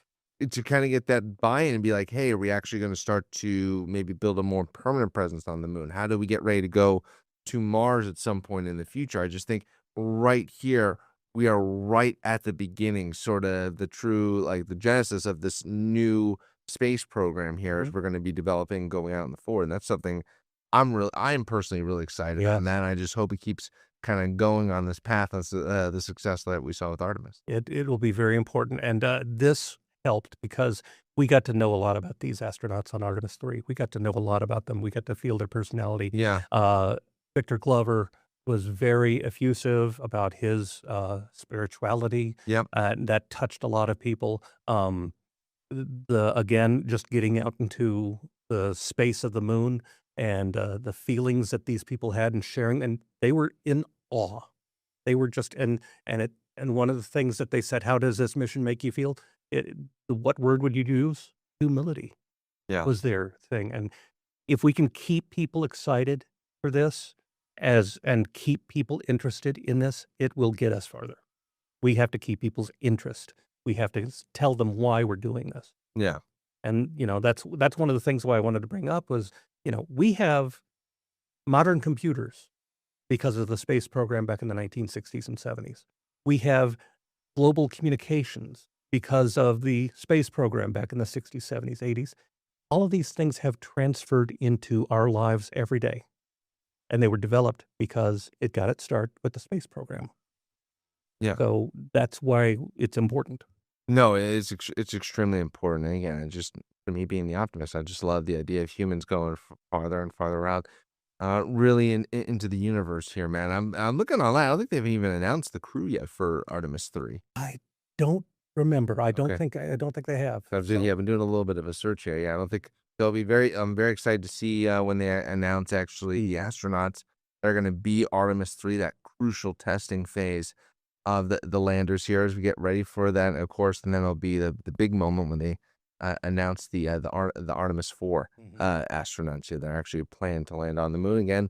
Hopefully, plan is for 2028. So that's going to do it all for us here with this episode of Ground Control. But Matt, it's time for everyone's favorite part of the show. It's time for this week's version of Matt's Fact. Yeah, and the Matt's Fact this week is going to be about what we were just talking about, how much we get from space programs. The Artemis program is expected to have cost about $100 billion. The Apollo program from 1962 to 1972, about $109 billion.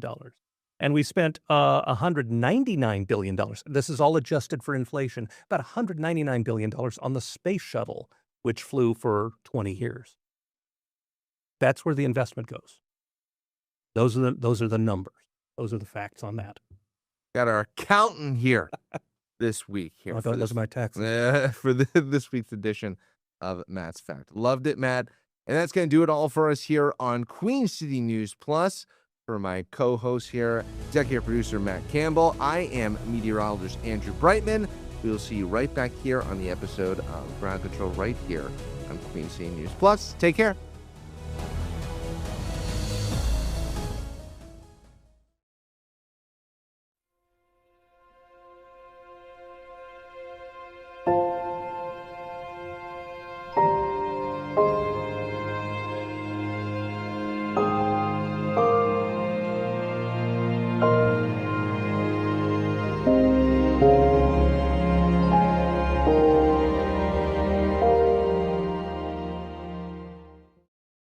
For better pay to their needs. The state lawmakers' budget debate is now stalled.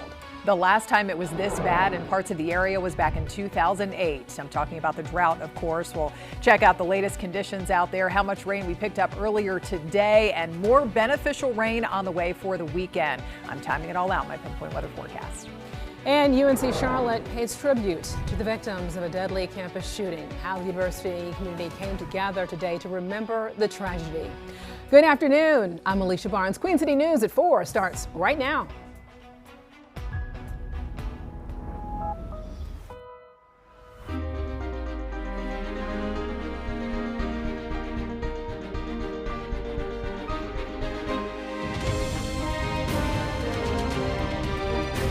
Queen City News starts now. It's a rally in Raleigh. Tomorrow, educators from across North Carolina will march in to be able to see the state capitol to call for better pay. The push comes. The state lawmakers are the only ones left in the U.S. to not settle on a state budget. So teacher pay raises are included in the stalled funding plan. And teachers from the Charlotte area are planning to be able to be inside that group of people and to march right there to the Capitol for so many that 4 school districts, including Charlotte-Mecklenburg schools and also Gaston County schools, are now giving students the day off tomorrow. So Queen City News reporter Matt Stell heard from educators about their mission. It's a 2-hour trip that Gaston County teacher Randy Hollingsworth says is worth every mile. It's a good idea. And I mean, we've got parental support, especially in Gaston County. Hollingsworth, who later asked us not to show her face, says going to protest in Raleigh Friday is only still up in the air for her because of a recent stress fracture. That walking is not going to be good, and especially if it rains. But if she does make the trip, she will be one of thousands across the state heading to the capital city to demand for better pay. The problem is they're shortchanging the kids, and all it's going to do is hurt North Carolina in the future. Several districts, including Charlotte-Mecklenburg, Gaston County, Cabarrus County, and Kannapolis City Schools, switched Friday to an optional teacher workday. Some educators admit that a weekend protest instead of canceled classes would be more convenient, but they believe this is a way to get the attention of North Carolina lawmakers who still have not passed a state budget. It's just one of those that the longer it goes on, the more they're going to take advantage of us. A recent study from the National Education Association found that North Carolina ranks 46 in teacher pay, with the average starting salary still under $50,000. In Charlotte, Matt Stell, Queen City News. All right, let's take a live look here now over at Uptown Charlotte from our Arlington camera. So despite the rain, the drought now is getting worse in our area. Chief Meteorologist Tara Lane in the Pinpoint Weather Center. Tara, so we saw a lot of rain this morning, then it cleared up. We have some more rain coming our way, but it's just not enough. It's just not enough to bring us totally out of the drought, but certainly helping with the situation and hopefully preventing it from getting worse as we roll into next week. Now, the latest look at the drought monitor, and when we talk about this every Thursday morning and Thursday afternoon, like we are right now, it just takes into account the rain that we picked up through about Tuesday. So not today's rain, not any sort of rain or some of those stronger storms that some of you picked up yesterday. And so through Tuesday, which again, for a lot of us, it really didn't add up to a whole lot. And since last week, we are still looking at just even more widespread extreme drought conditions where you see that bright red on the map. And for the first time since March of 2008, we're talking about 18 years ago here, we do have an exceptional drought footprint here. So that's level 5 out of 5 for parts of far eastern Mecklenburg County, southern Cabarrus, Stanley County, and parts of Union County, some of the same areas who received some severe thunderstorms late yesterday evening. How much rain, for example, in 1 month would it take for us to come out of the drought? Over a good part of the Piedmont, about 10 to 12 inches, 13 inches plus across parts of the southwestern corner of the state, and about 9 to 11 inches down east. Now, coming up my Pinpoint weather forecast, we do have, yes, another round of some beneficial rain on the way for the weekend. Talk about that in a few minutes. All right, thank you, Tara. A former professional skateboarder now has been convicted of multiple child sex crimes dating back to the 1990s. Charlotte Mecklenburg Police arrested Wayne Goff in 2022. A jury this week found Goff guilty of more than a dozen counts of indecent liberties of a child and second-degree forcible sex offense. Investigators say that he used his position as a mentor to sexually abuse children from 1993 to 2010. Lawmakers in Raleigh now are proposing a new law enforcement team to handle future child welfare cases in the wake of a Charlotte girl's death. Mecklenburg County Representative Carla Cunningham filed the Dominic Moody Safety Act today, and it's named after the 6-year-old girl who died in East Charlotte last December. Authorities believe that she was abused and arrested her 3 caretakers.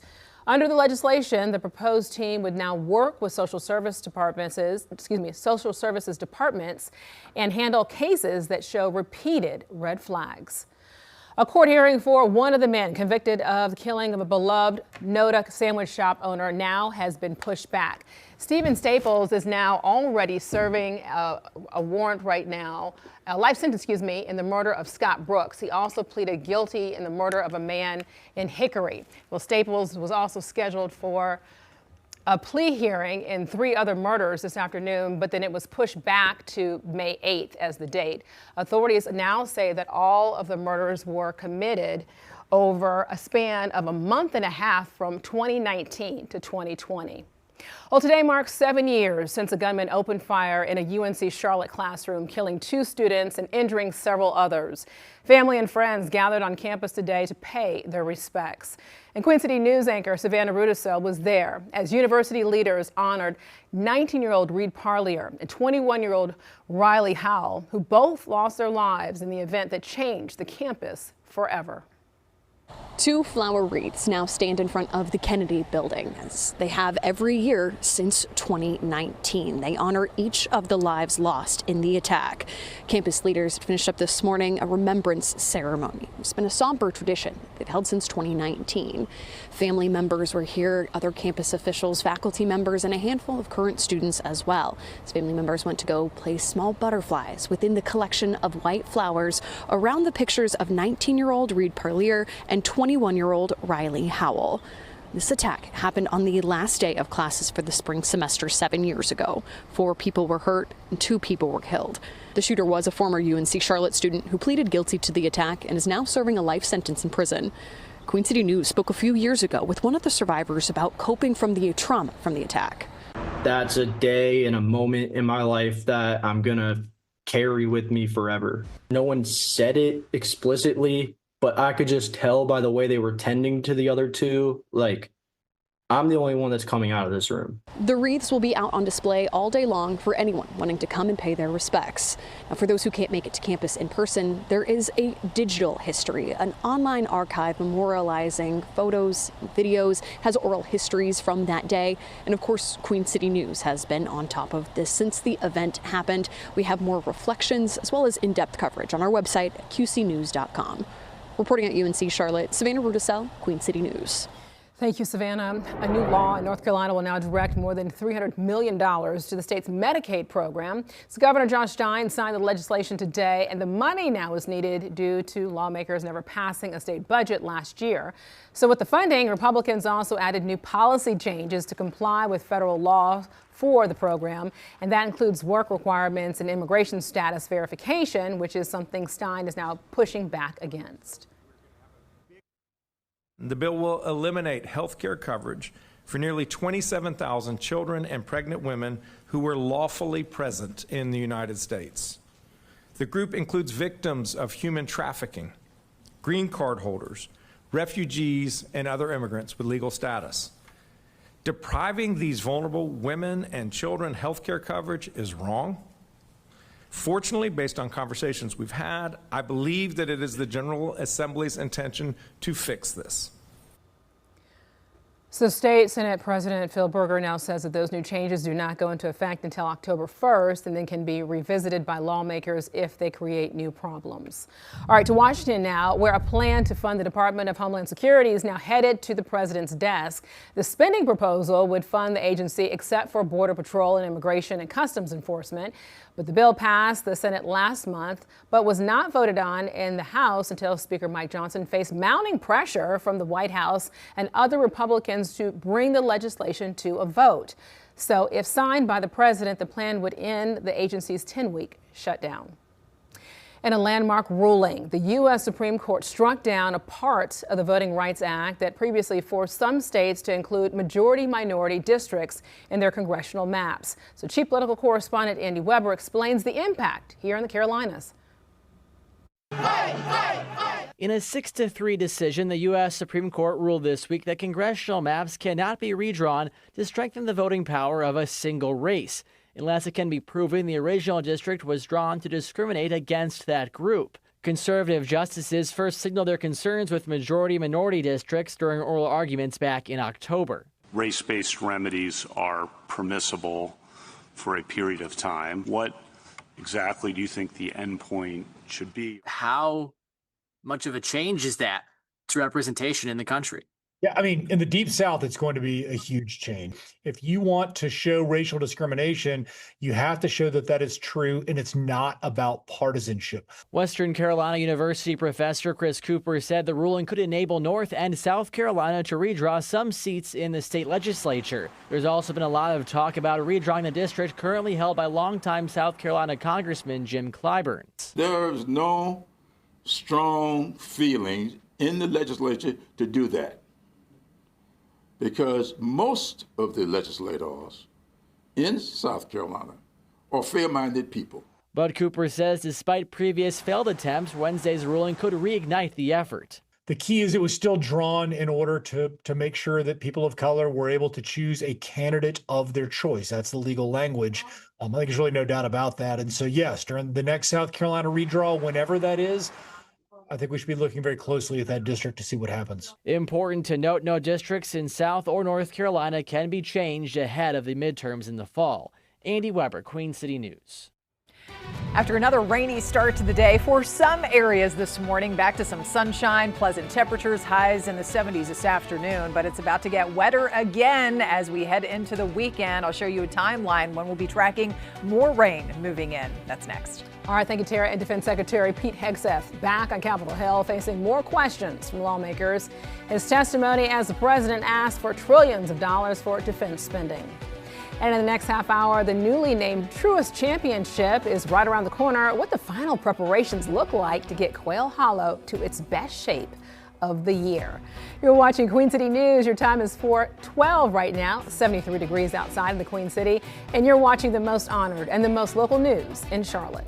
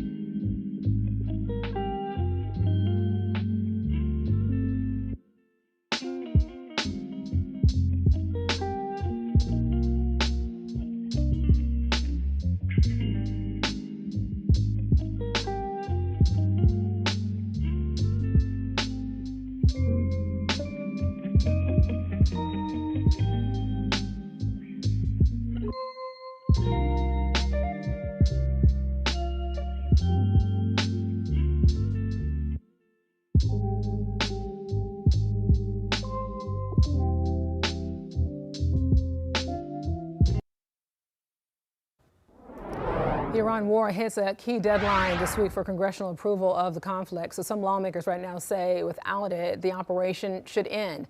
Maddie Beertemple reports on the debate over the conflict in Congress. Some Democrats say if the president doesn't get congressional approval by Friday, he has to withdraw forces. But Defense Secretary Pete Hegseth pushed back on that. We're right at the 60-day deadline. Virginia Democratic Senator Tim Kaine says Congress needs to vote on the Iran war. He cites the 1973 War Powers Resolution that requires congressional approval to continue military action 60 days after lawmakers are notified of the conflict. Is the president intending to either seek congressional authorization for the war in Iran? Defense Secretary Pete Hegseth said he'd defer to the White House on that. However, we are in a ceasefire right now, which our understanding means the 60-day clock pauses. A shaky ceasefire is still in place, though negotiations have stalled between the U.S. and Iran.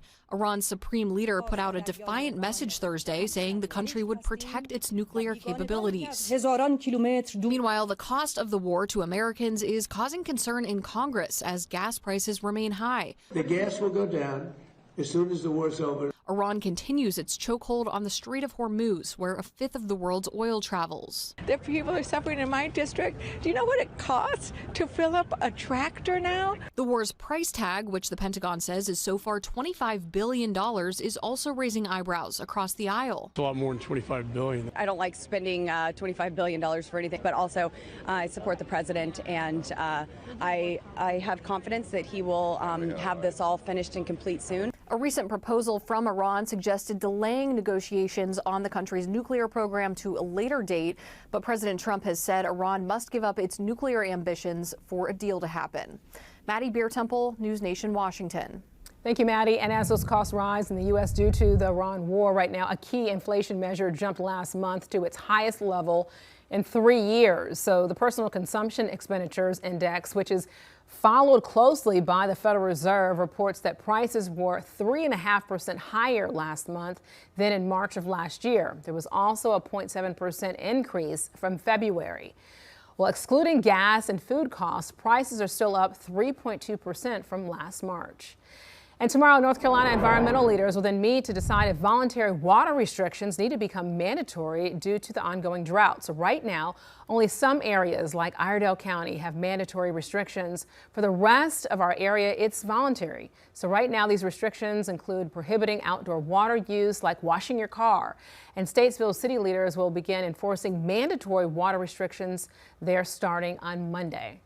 Let's take a live look here over at Independence Boulevard in East Charlotte. The skies are cloudy and we are not expecting much more rain this evening, but we're expecting heavy showers over the weekend. Let's check in now with Chief Meteorologist Tara Lane. So Tara, we're kicking the weekend off dry, but then some rain is definitely going to come in on Saturday. Yeah, so tomorrow still mostly dry. There may be a couple of little light showers here working into parts of the area toward the end of the day. Okay. But yeah, Saturday is the best chance of rain out of the 2 weekend days and kind of the kickoff to the weekend, of course, tomorrow. So Saturday, I would say plan at this point for pretty much a washout. It is possible that the widespread, the kind of dividing line between the heavier rain and the lighter rain to no rain will shift a little more to the south and east and save, and areas up in the mountains and foothills may not see quite as much, but we'll get to that here in just a moment. Let's talk about the rainfall that we picked up earlier today. Yeah, quite a bit, even close to an inch according to radar estimates, and this takes into account too some of those stronger and even severe thunderstorms that we had developing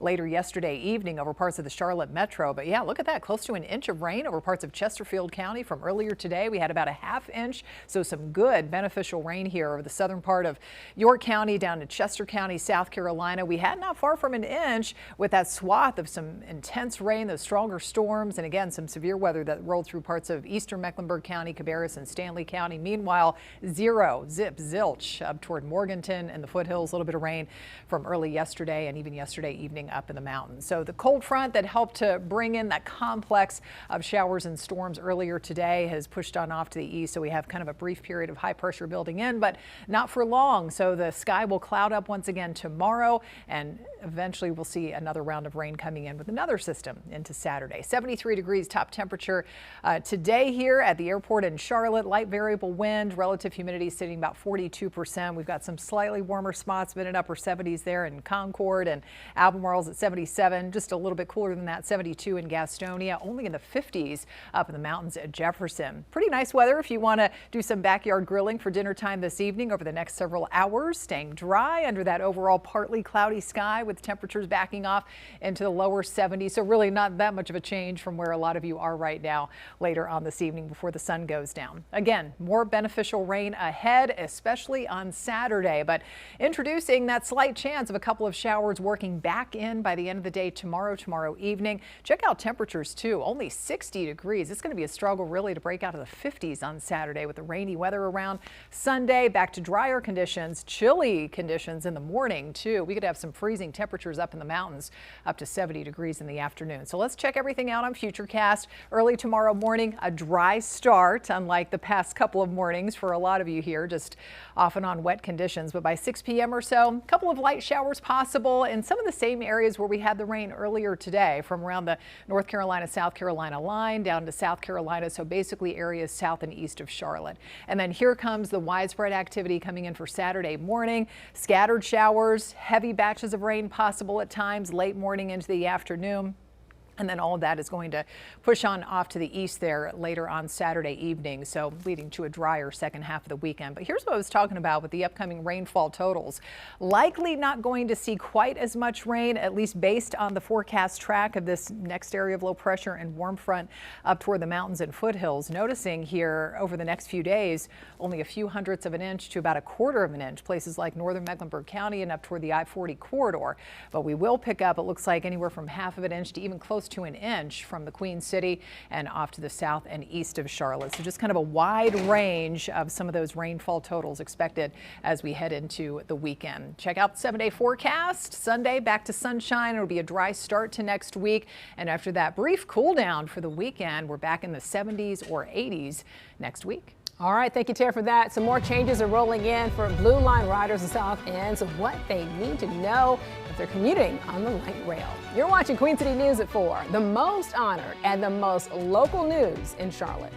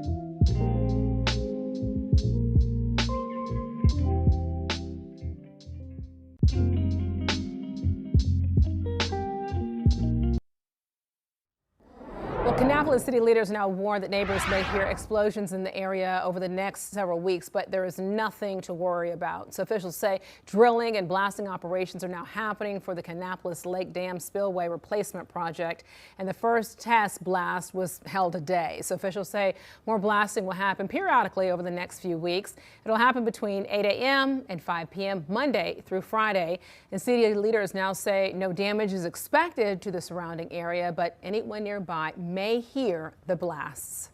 The first round of the construction of the new Blue Line station in South End is almost done. So a bus bridge is now in place between the Scaly Bark and Bland Street stations.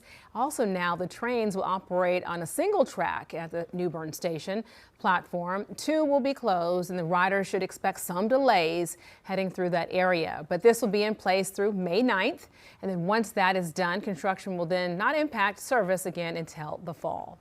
The summer concert series at the Whitewater Center in Charlotte kicks off tonight. So River Jam will feature dozens of live concerts through September. Visitors can catch performances Thursday, Friday, and Saturday nights. And then the live music begins at 7 o'clock each night.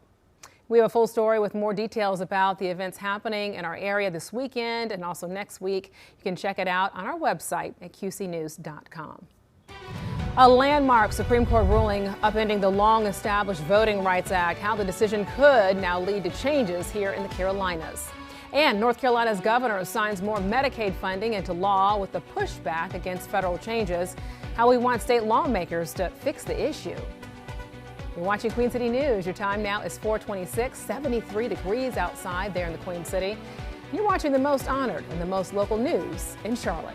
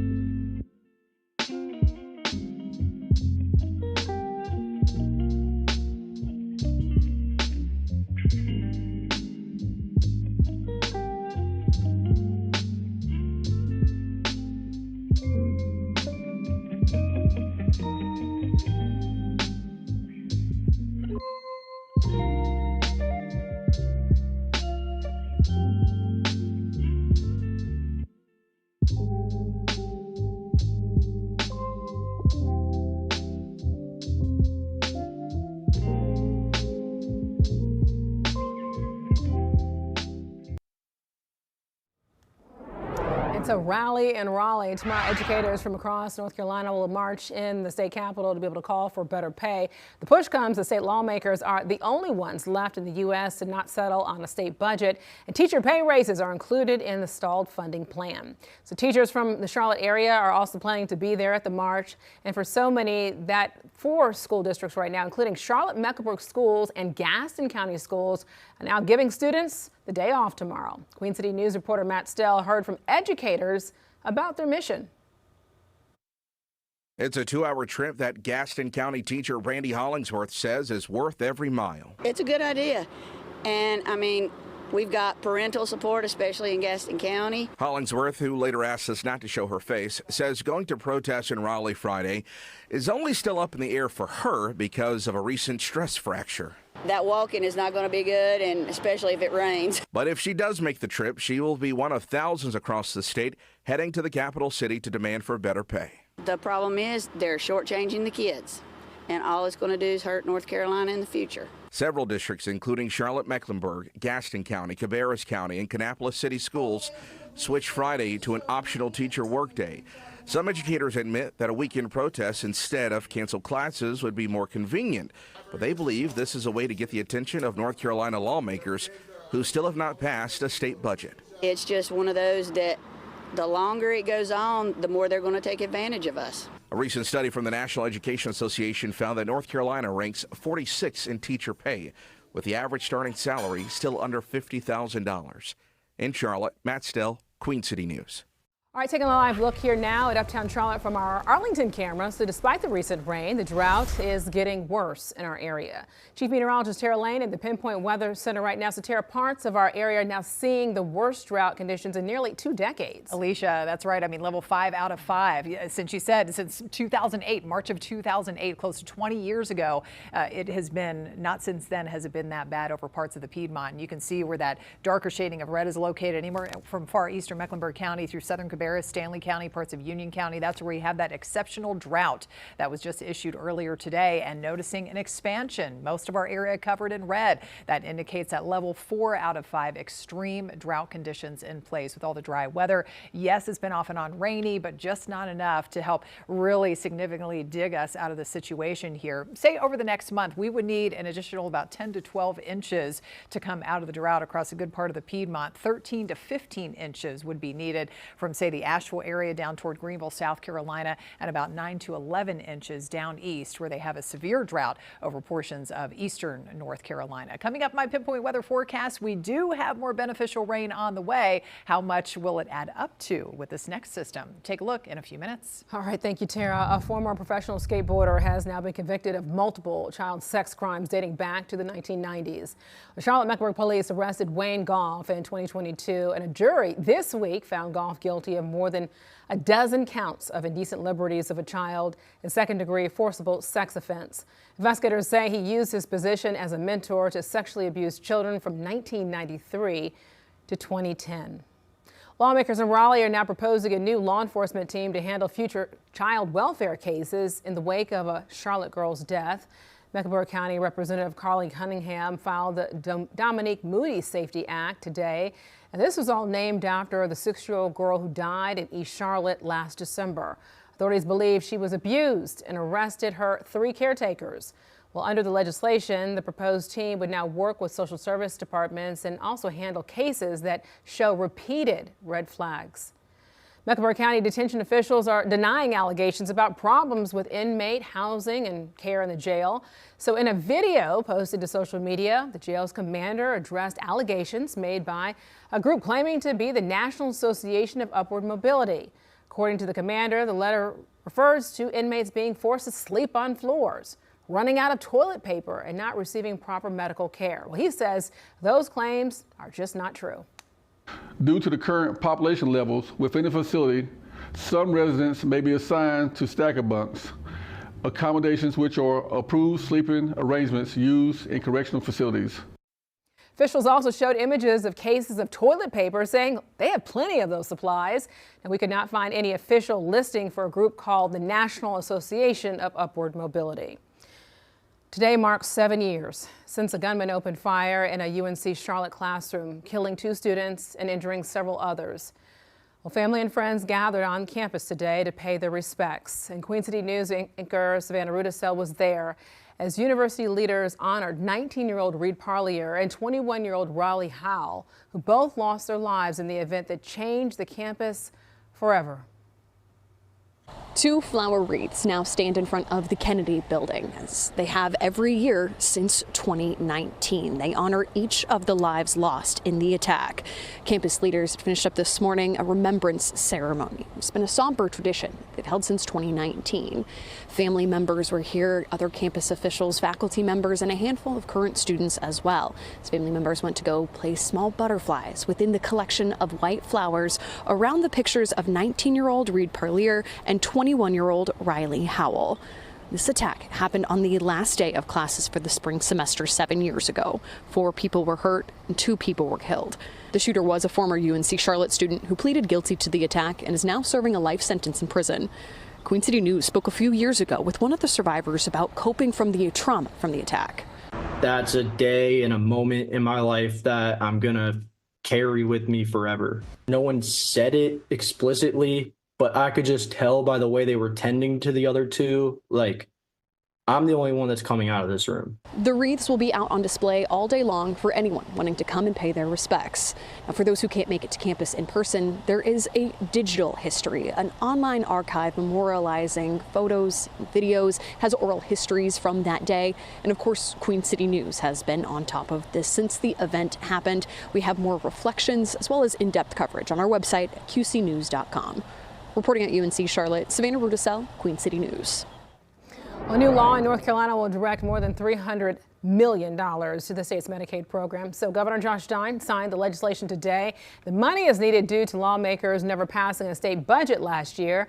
With the funding, Republicans also added new policy changes to comply with federal law for the program. So that includes work requirements and immigration status verification, which is something Stein is now pushing back against.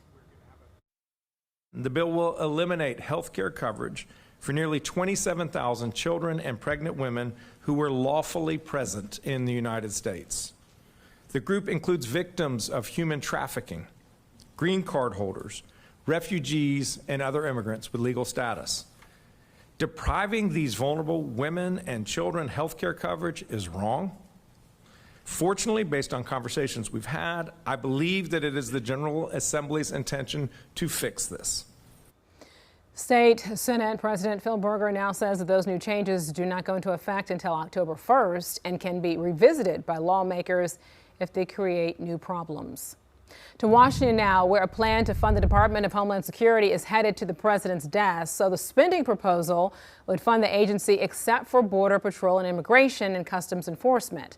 So the bill passed the Senate last month, but then wasn't voted on in the House until House Speaker Mike Johnson faced mounting pressure from the White House and other Republicans to bring the legislation to a vote. So if signed by the president, the plan would then end the agency's 10-week shutdown. In a landmark ruling, the U.S. Supreme Court struck down a part of the Voting Rights Act that previously forced some states to include majority-minority districts in their congressional maps. Well, Chief Political Correspondent Andy Weber explains the impact to the Carolinas. In a 6-3 decision, the U.S. Supreme Court ruled this week that congressional maps cannot be redrawn to strengthen the voting power of a single race, unless it can be proven the original district was drawn to discriminate against that group. Conservative justices first signaled their concerns with majority-minority districts during oral arguments back in October. Race-based remedies are permissible for a period of time. What exactly do you think the end point should be? How much of a change is that to representation in the country? Yeah, I mean, in the Deep South, it's going to be a huge change. If you want to show racial discrimination, you have to show that that is true, and it's not about partisanship. Western Carolina University professor Chris Cooper said the ruling could enable North and South Carolina to redraw some seats in the state legislature. There's also been a lot of talk about redrawing the district currently held by longtime South Carolina Congressman Jim Clyburn. There's no strong feeling in the legislature to do that, because most of the legislators in South Carolina are fair-minded people. But Cooper says despite previous failed attempts, Wednesday's ruling could reignite the effort. The key is it was still drawn in order to make sure that people of color were able to choose a candidate of their choice. That's the legal language. I think there's really no doubt about that. And so, yes, during the next South Carolina redraw, whenever that is, I think we should be looking very closely at that district to see what happens. Important to note, no districts in South or North Carolina can be changed ahead of the midterms in the fall. Andy Weber, Queen City News. Downtown Albemarle and most of our area looks pretty nice out there here late on this Thursday afternoon. Back to a mix of sunshine and scattered clouds and parts of Stanley County. It was pretty turbulent last night with some severe weather rolling through parts of the area. More needed rain. I'm tracking another round of some of that beneficial rain. Not severe storms, though, as we head into the weekend. Forecast is next. All right, and the newly named Truist Championship 1 week away, what the final preparations look like to get Quail Hollow into shape for the tournament. You're watching Queen City News at 4, the most honored and the most local news in Charlotte.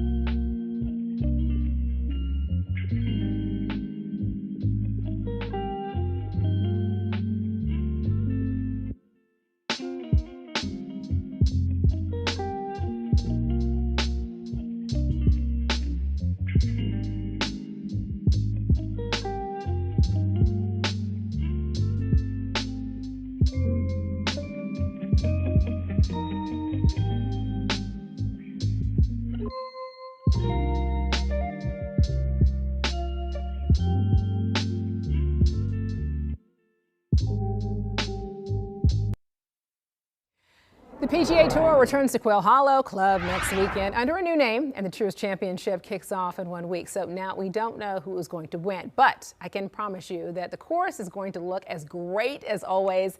And as our Mike Lissette tells us, that is not by accident. Time is running out at Quail Hollow. We call this Advance Week, so this is the week before the event. And much like those well-known workers at the North Pole right before Christmas, this is like Santa Claus and his elves. Keith Wood and his 42-member crew aren't getting much sleep. It's daylight to dark right now, but it's so fantastic. It's a good thing they enjoy the work. And again, it's an even better thing they're darn good at it. After all, the battle against Mother Nature and 165 acres of grass isn't easy. The team has great pride in what they do. They want to put out a good product. And more often than not, they do. It's no accident the greens at Quail always look so green. These guys have it down to a science. We prepare, we plan out our agronomic schedule, so based on the weather patterns, we know when the grass is going to look its best. The term Keith uses is peaking the golf course. He says Quail Hollow looks great 357 days a year, but that 1 week, tournament week, it has to look extra special. When people see it on TV or when they come out and experience it on site, we just want them to be awed and say, wow. It's perhaps the most important part of the fan experience at the Truist Championship. There's so much more pressure. I mean, the cameras are on. But if it's done right. For me, it's sunrise on round 4 because pretty much all the hard work's done. It can feel like winning it all.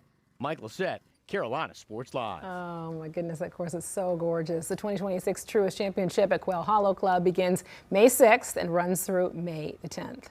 Looking live here over at the Great American Speedway in Fort Worth, Texas. The track is known for having no limits, and race fans are ready to be able to watch the action get underway. So the Craftsman Truck Series kicks off tomorrow with the SpeedyCash.com 250 at 7, and then the Andes Frozen Custard 340 O'Reilly Auto Parts race is Saturday at 2:30, and then the big main event, the Worth 400 on Sunday. And they say everything is bigger in Texas, right? So we're giving you a supersized version of Around the Track this week, complete with the return of America's crew chief, Larry McReynolds. And our Carolina Sports Live team will then head down to the Lone Star State for our coverage. And you can be able to watch the newest episode this Sunday at noon right here on Queen City News. A Kannapolis brewery is honoring veterans with a new beer. M67 is the newest beer at Old Armor Brewery Company, and it benefits veterans and first responders in the Cabarrus County area through a local nonprofit. The group Warriors Always Rise has a history of helping law enforcement officers and veterans in need. So Old Armor co-owner Stephen Perrine spent 5 years in the Army. He also has several veterans or family or of veterans that are employees, and they all pride themselves on being available for every branch of service, even Space Force. It's nice to have something like that. You know, we want to be the center of people's thoughts when, they lose somebody. We want them to have a place safe, not have to go like, hey, can we do this? No. How can we do this better for you? And that's really important because when you lose somebody, it's awful, and especially when you lose them in the line of duty, it's even worse. Well, another way neighbors can also give back is through the brewery's Pay It Forward system. So customers can come in, buy a drink for someone in their branch of service or first responder agency. Tomorrow, North Carolina environmental leaders will meet to decide if voluntary water restrictions need to become mandatory due to the ongoing drought. So right now, only some areas like Iredell County have mandatory restrictions. For the rest of our area, it's voluntary. So right now, these restrictions include prohibiting outdoor water use, like washing your car. Statesville city leaders will begin enforcing mandatory water restrictions there starting on Monday.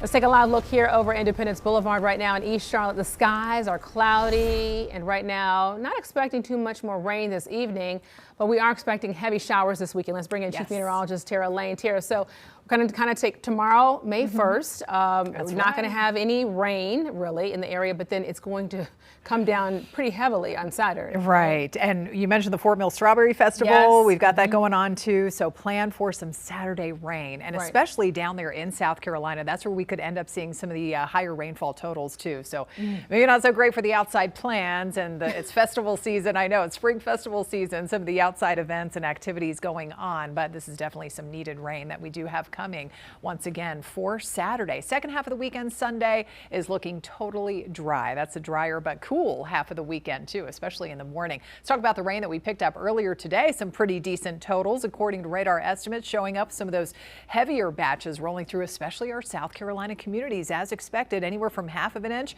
parts of southern York County down to Chester County, to even close to an inch out there into parts of Chesterfield County, far southern Anson County. This also considers some of those heavier storms that we had. We had actually a couple of severe thunderstorms rolling through parts of Cabarrus, Stanley County last night, and dropped in even parts of Mecklenburg County close to an inch of rain. Meanwhile, much lighter amounts, especially in the foothills, 0 actually reported in places like Lenoir and Morganton, and a little bit more up toward the higher elevations in the mountains. But still, I mean, let's look at the rainfall stats. This is from the airport in Charlotte. You can see how far we're running behind on the month of April. We've only picked up 0.83 of an inch of rain so far. We should be approaching the 4-inch range as we wrap up the month of April. And since January 1st, we have that pretty high deficit that continues to grow, about 8 inches and a quarter behind. All right, so we are now behind the cold front that helped to spawn some of those scattered strong to severe storms and the latest round of rain, that complex of showers rolling in earlier today. Now we've got a brief period of high pressure taking over before the next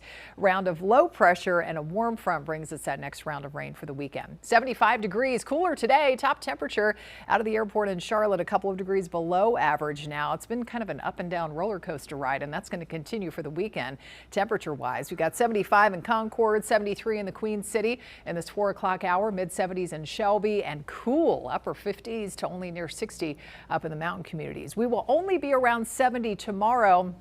Generally kind of a mostly cloudy day, and the later we get into the evening, that's when we start to see the chance of a couple of showers moving in from the south and west. Notice by, say, 9 to 11 o'clock midnight or so, a couple of areas of isolated showers possible before the main event arrives Saturday morning. We're talking about widespread, heavier batches of rain. Some of those higher totals and heavier rounds expected from, say, roughly the I-85 corridor, Charlotte area, south and east. You can see where the brighter colors are located. Lighter amounts of rain expected at this point based on the track of this warm front and incoming area of low pressure up toward the mountains and foothills. This is going to be mainly Saturday morning, maybe the early part of the afternoon before a lot of it starts to clear out the later we get into the day. We'll still have some leftover showers in spots and cloud cover around before everything just totally clears out into Sunday, and early next week kicks off dry as well. So how much rain are we expecting? You can see kind of a range here, and this is after the rainfall on Saturday. Half of an inch to around 3/4 of an inch across a good part of the Charlotte metro, but expecting those higher totals, even close to an inch again down our South Carolina communities east along Highway 74, and then not quite as much, only a few hundredths to 1/4 of an inch or so, unfortunately, up toward the mountains and the foothills. Speaking of the mountains, you all getting colder, we could be talking about some frost advisories or freeze warnings up there into Sunday morning, with temperatures flirting with that freezing mark. 57 degrees Sunday afternoon after a cool Saturday, back in the 60s and 70s early next week. Cool Saturday. It's going to be cool everywhere with all the clouds and the rain around. Temperatures struggling to reach about 60 in the Queen City. All right, thank you, Tara. More changes are rolling in for Blue Line riders in South End, so what they now need to know if they're commuting on the light rail. We'll let you know all the information next. You're watching Queen City News at 4, the most honored and the most local news in Charlotte.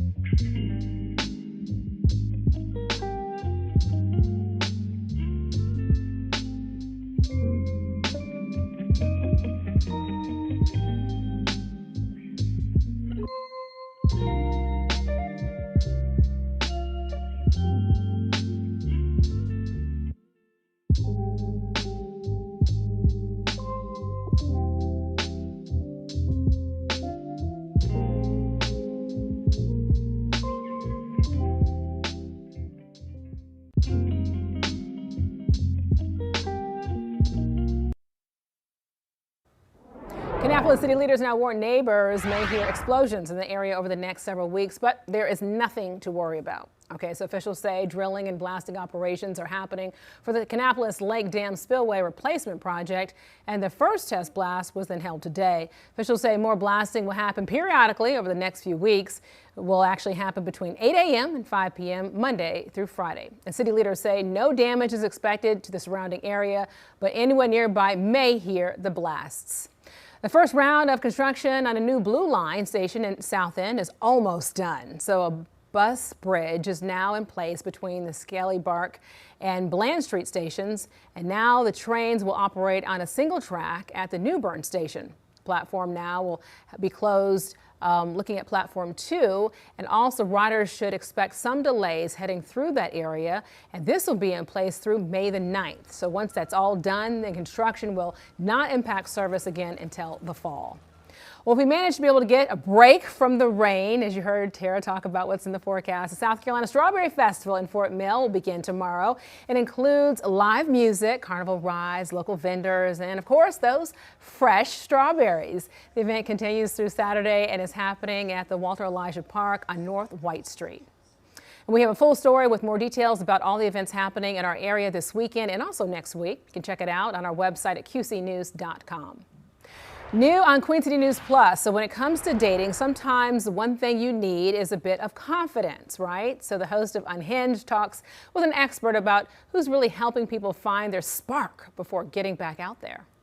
What about that confidence when you've been on a lot of bad dates online? The confidence to get back out there and be like, okay, I'm going to keep trying, because I think we've all been there where you're just like, I'm good right now. I am there and I still remain positive because I'm good with me. And I think that when you have that energy that's positive, literally like everything amazing will happen at the right time. And I don't know, I just feel like free right now. I just feel like I'm not concerned about men not necessarily biting at the chance to go out with me because I am glowing. And literally that's what it comes down to. Taking care of yourself, respecting yourself, valuing yourself, and then the guys will flock. Okay, all right there. Love me some me. You can be able to watch the full episode of Unhinged right now for free. Just download the Queen City News Plus app on either your Roku, Apple TV, or Amazon Fire Stick. On Queen City News at 5, a landmark Supreme Court ruling upending the long-established Voting Rights Act, how the decision could lead to changes in the Carolinas. And North Carolina's governor signs more Medicaid funding into law with a pushback against federal changes, how he wants the state lawmakers now to fix the issue. We'll talk about it all next. You're watching Queen City News, the most honored and the most local news in Charlotte.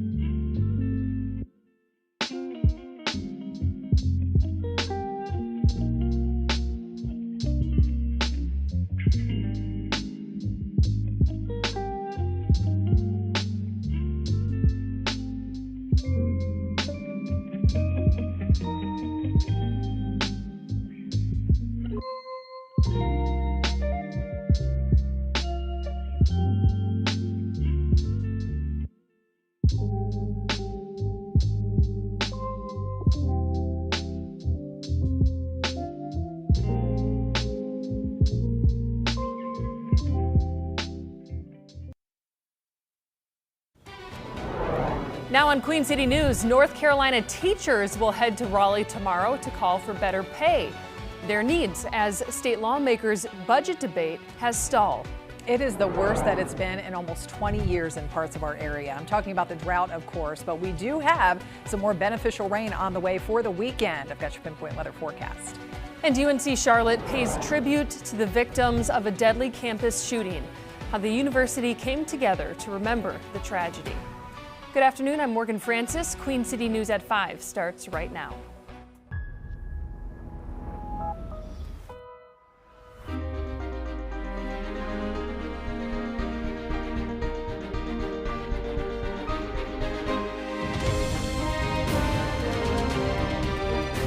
Queen City News starts now.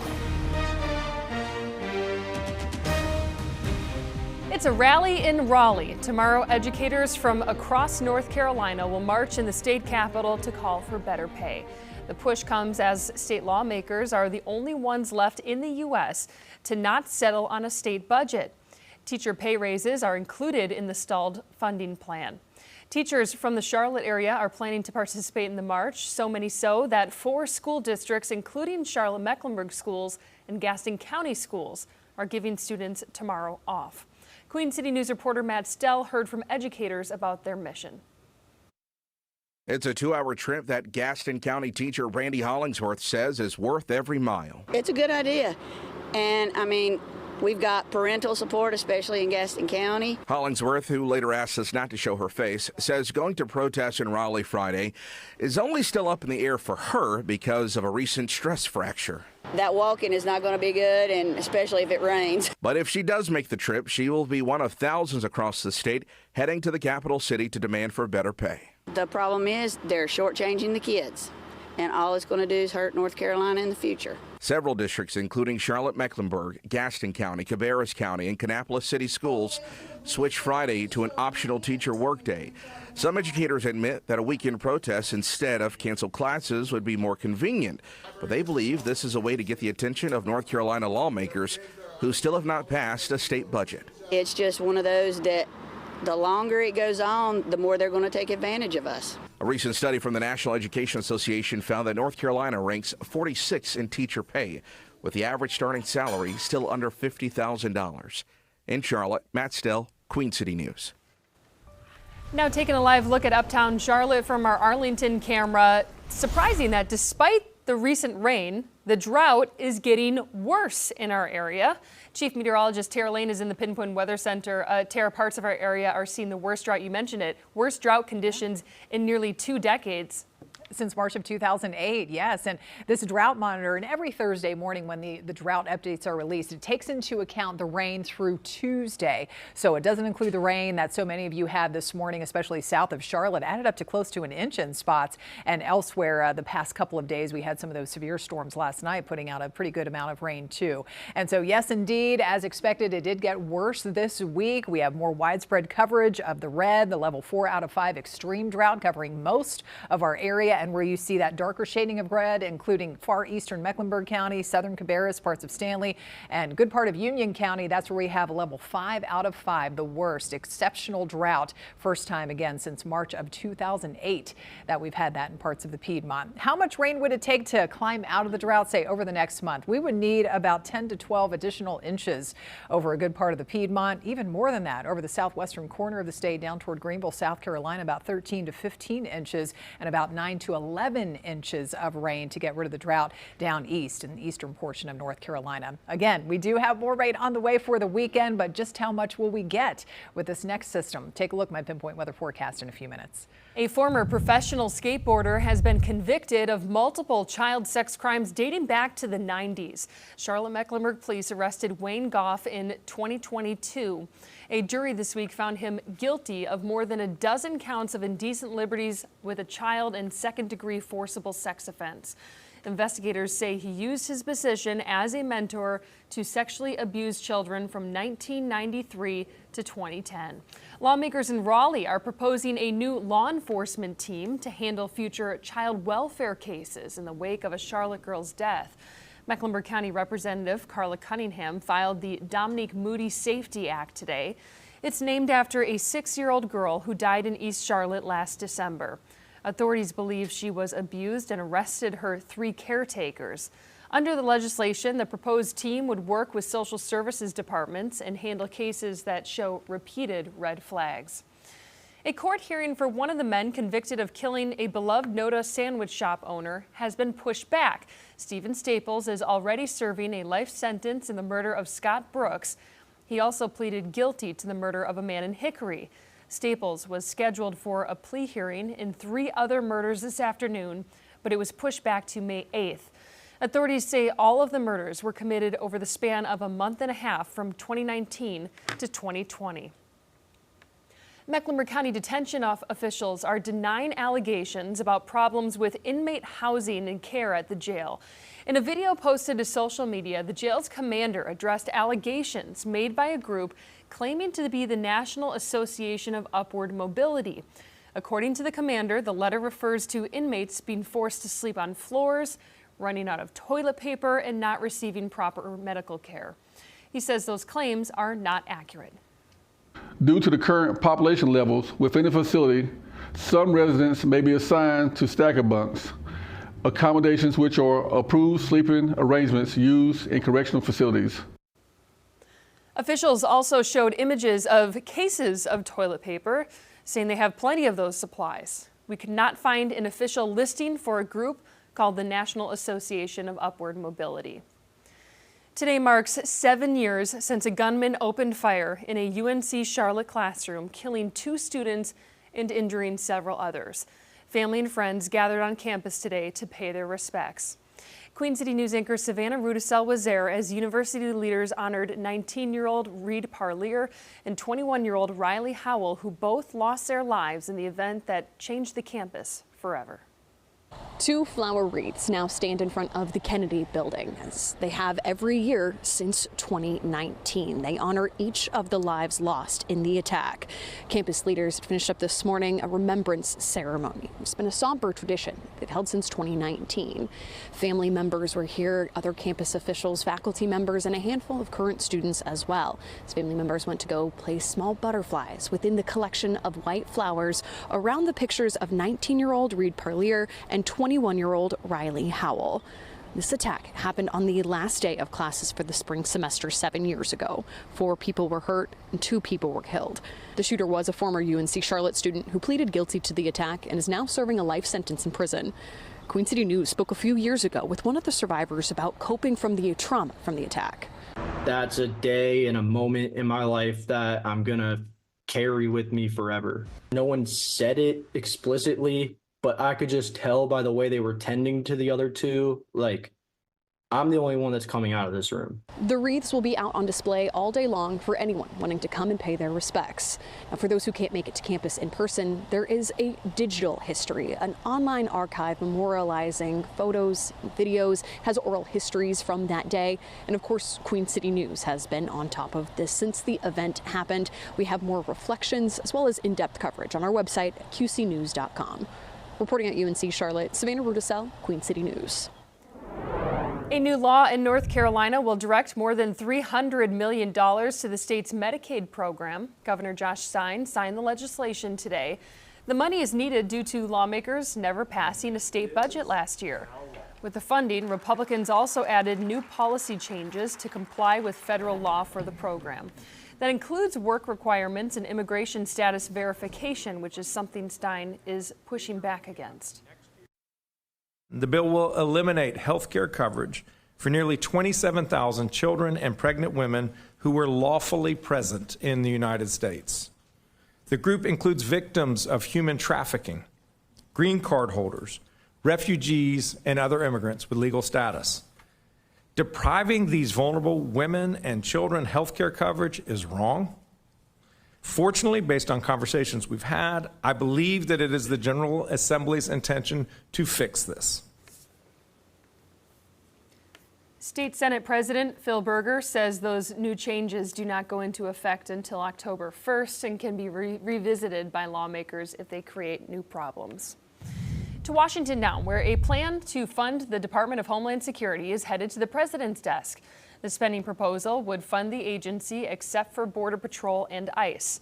The bill passed the Senate last month but wasn't voted on in the House until Speaker Mike Johnson faced mounting pressure from the White House and other Republicans to bring the legislation to a vote. If signed by the president, the plan would end the agency's 10-week shutdown. In a landmark ruling, the U.S. Supreme Court struck down a part of the Voting Rights Act that previously forced some states to include majority-minority districts in their congressional maps. Chief political correspondent Andy Weber explains the impact in the Carolinas. In a 6-3 decision, the U.S. Supreme Court ruled this week that congressional maps cannot be redrawn to strengthen the voting power of a single race, unless it can be proven the original district was drawn to discriminate against that group. Conservative justices first signaled their concerns with majority-minority districts during oral arguments back in October. Race-based remedies are permissible for a period of time. What exactly do you think the endpoint should be? How much of a change is that to representation in the country? Yeah, I mean, in the Deep South, it's going to be a huge change. If you want to show racial discrimination, you have to show that that is true, and it's not about partisanship. Western Carolina University professor Chris Cooper said the ruling could enable North and South Carolina to redraw some seats in the state legislature. There's also been a lot of talk about redrawing the district currently held by longtime South Carolina Congressman Jim Clyburn. There's no strong feelings in the legislature to do that, because most of the legislators in South Carolina are fair-minded people. But Cooper says despite previous failed attempts, Wednesday's ruling could reignite the effort. The key is it was still drawn in order to make sure that people of color were able to choose a candidate of their choice. That's the legal language. I think there's really no doubt about that. And so, yes, during the next South Carolina redraw, whenever that is, I think we should be looking very closely at that district to see what happens. Important to note, no districts in South or North Carolina can be changed ahead of the midterms in the fall. Andy Weber, Queen City News. After a rainy start for some areas this morning, turned out to be a pretty nice afternoon. Some sunshine, highs back up into the pleasant feeling and near normal 70s, mid-70s. But I am tracking another round of some beneficial rain on the way by the weekend. Forecast is next. Defense Secretary Pete Hegseth is back on Capitol Hill facing more questions from lawmakers. His testimony as the president asks for trillions of dollars for defense spending.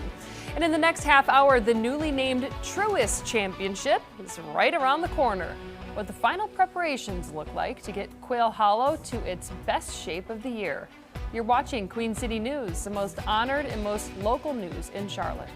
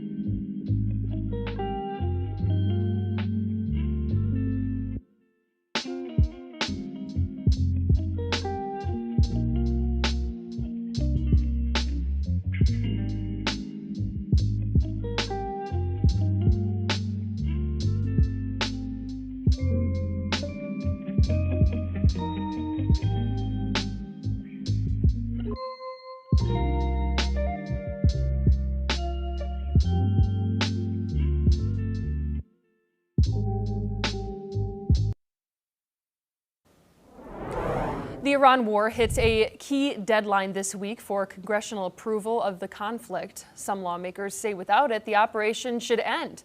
Maddie Biertemple reports on the debate over the conflict in Congress. Some Democrats say if the president doesn't get congressional approval by Friday, he has to withdraw forces. But Defense Secretary Pete Hegseth pushed back on that. We're right at the 60-day deadline. Virginia Democratic Senator Tim Kaine says Congress needs to vote on the Iran war. He cites the 1973 War Powers Resolution that requires congressional approval to continue military action 60 days after lawmakers are notified of the conflict. Is the president intending to either seek congressional authorization for the war in Iran? Defense Secretary Pete Hegseth said he'd defer to the White House on that. However, we are in a ceasefire right now, which our understanding means the 60-day clock pauses. A shaky ceasefire is still in place, though negotiations have stalled between the U.S. and Iran. Iran's supreme leader put out a defiant message Thursday saying the country would protect its nuclear capabilities. Meanwhile, the cost of the war to Americans is causing concern in Congress as gas prices remain high. The gas will go down as soon as the war's over. Iran continues its chokehold on the Strait of Hormuz, where a fifth of the world's oil travels. The people are suffering in my district. Do you know what it costs to fill up a tractor now? The war's price tag, which the Pentagon says is so far $25 billion, is also raising eyebrows across the aisle. It's a lot more than $25 billion. I don't like spending $25 billion for anything, but also I support the president, and I have confidence that he will have this all finished and complete soon. A recent proposal from Iran suggested delaying negotiations on the country's nuclear program to a later date, but President Trump has said Iran must give up its nuclear ambitions for a deal to happen. Maddie Biertemple, News Nation, Washington. As costs rise in the U.S. due to the Iran war, a key inflation measure jumped last month to its highest level in 3 years. The Personal Consumption Expenditures Index, which is followed closely by the Federal Reserve, reports that prices were 3.5% higher last month than in March of last year. There was also a 0.7% increase from February. Excluding gas and food costs, prices are still up 3.2% from last March. Gas prices have spiked nationwide since yesterday. According to AAA, the average price for a regular gallon of gas is now $4.30. That's an 8-cent jump from yesterday and 27 cents higher than a week ago. North Carolina's average jumped to $4.02, while the average price in the Charlotte metro is $3.95. Prices in South Carolina remain lower at $3.89 a gallon. Tomorrow, North Carolina environmental leaders will meet to decide if voluntary water restrictions need to become mandatory due to the ongoing drought. Right now, only some areas like Iredell County have mandatory restrictions. For the rest of our area, it is voluntary. These restrictions include prohibiting outdoor water use like washing your car. Statesville city leaders will begin enforcing mandatory water restrictions there starting on Monday. All right, so let's talk about conditions as we take a live look over Independence Boulevard in East Charlotte. Skies are cloudy, and the only thing that's unfortunate is we aren't expecting more rain this evening. We could really use it, but there is a but. We are expecting some heavy showers over the weekend. Yes. Chief Meteorologist Tara Lane has been tracking all of it for us.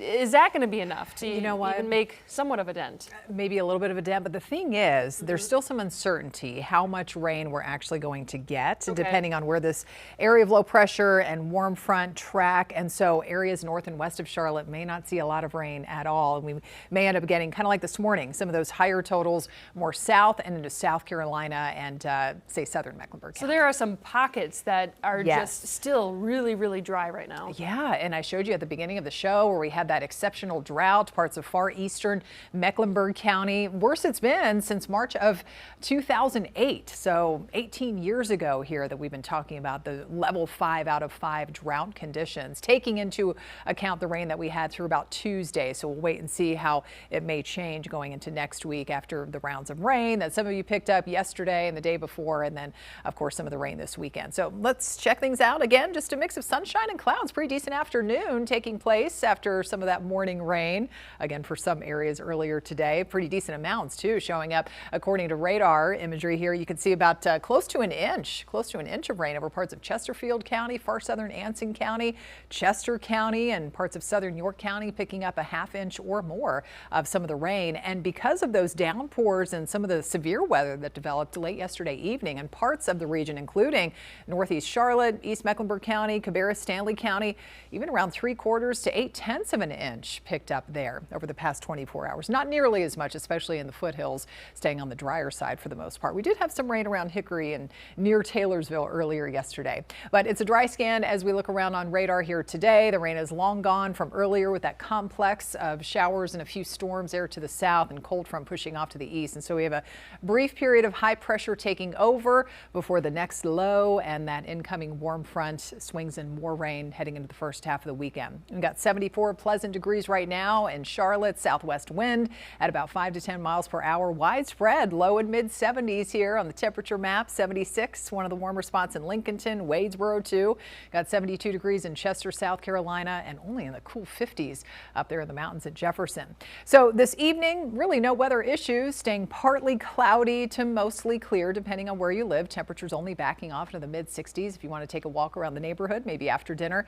But we are tracking more of that rain ahead starting as early as late tomorrow. By the evening, we could start to see a couple of lighter showers swinging in from the south and west, but tomorrow largely dry. 71 degrees. Look how much cooler it's going to be on Saturday. Breezy too. It's going to be a struggle for temperatures to really break out of the 50s during the day with some of that rain around. Chilly start for Sunday morning. We could be waking up to freezing temperatures in some of the mountain communities, but back to sunshine for that second half of the weekend. So here's what I'm talking about with the timing and the track of this next round of rain and that storm system. So a couple of showers trying to move in by midnight tomorrow night, and early Saturday morning looks to be the wettest, but the rain will likely be on the lighter side from near Charlotte north and west up toward the mountains and foothills. You can see how the brighter colors tend to stay more south and east of Charlotte, and this will start to push out through the afternoon. We'll still have some lighter rain and drizzle hanging around into the evening, so that's not going to pile up to a whole lot. But yes, Sunday afternoon, it's back to more sunshine, and it's going to be a dry start to next week. So how much rain are we expecting? You can see the wide range here. Not nearly as much as areas from Charlotte south up toward the mountains and foothills, maybe only a few hundredths or a couple tenths of an inch. Meanwhile, Charlotte could pick up about half of an inch, even close to an inch east along Highway 74 and down into our South Carolina communities. 7-day forecast shows, again, sunshine returning after a chilly start to Sunday morning, but warming up again, 70s and 80s next week with more rain chances ahead. All right, Tara, thank you. More changes are rolling in for Blue Line riders in South End. They need to know if they're commuting on the light rail. You're watching Queen City News, the most honored and local news in Charlotte.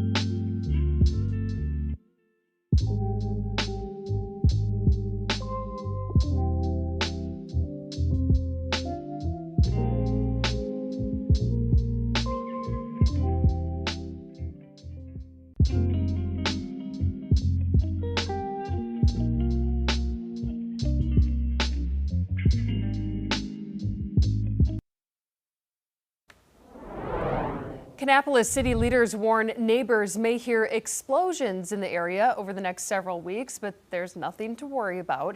Officials say drilling and blasting operations are happening for the Kannapolis Lake Dam spillway replacement project. The first test blast was held today. Officials say more blasting will happen periodically over the next few weeks. It'll happen between 8 a.m. and 5 p.m. Monday through Friday. City leaders say no damage is expected to the surrounding area, but anyone nearby may hear the blasts. The first round of construction on a new Blue Line station in South End is almost done. A bus bridge is now in place between the Scalybark and Bland Street stations. Now the trains will operate on a single track at the Newbern station. Platform 2 will be closed, and riders should expect some delays heading through that area. This will be in place through May 9th. Once it's done, construction will not impact service again until the fall. The summer concert series at the Whitewater Center in Charlotte kicks off tonight. River Jam will feature dozens of live concerts through September. Visitors can catch performances Thursday, Friday, and Saturday nights. The live music begins at 7 o'clock each night. We have a full story with more details about events happening in our area this weekend and next week. You can catch it and check it out on our website, qcnews.com.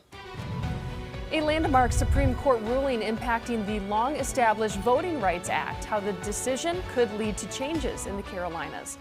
And North Carolina's governor signs more Medicaid funding into law with a pushback against federal changes, how he wants state lawmakers to fix the issue. You're watching Queen City News, the most honored and most local news in Charlotte.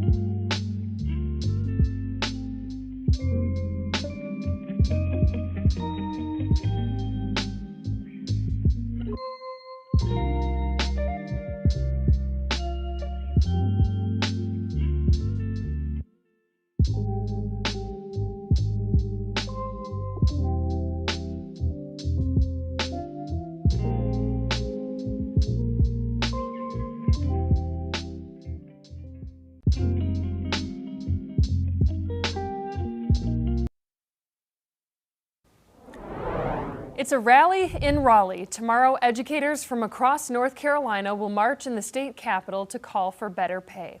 The push comes as state lawmakers are the only ones left in the U.S. to not settle on a state budget.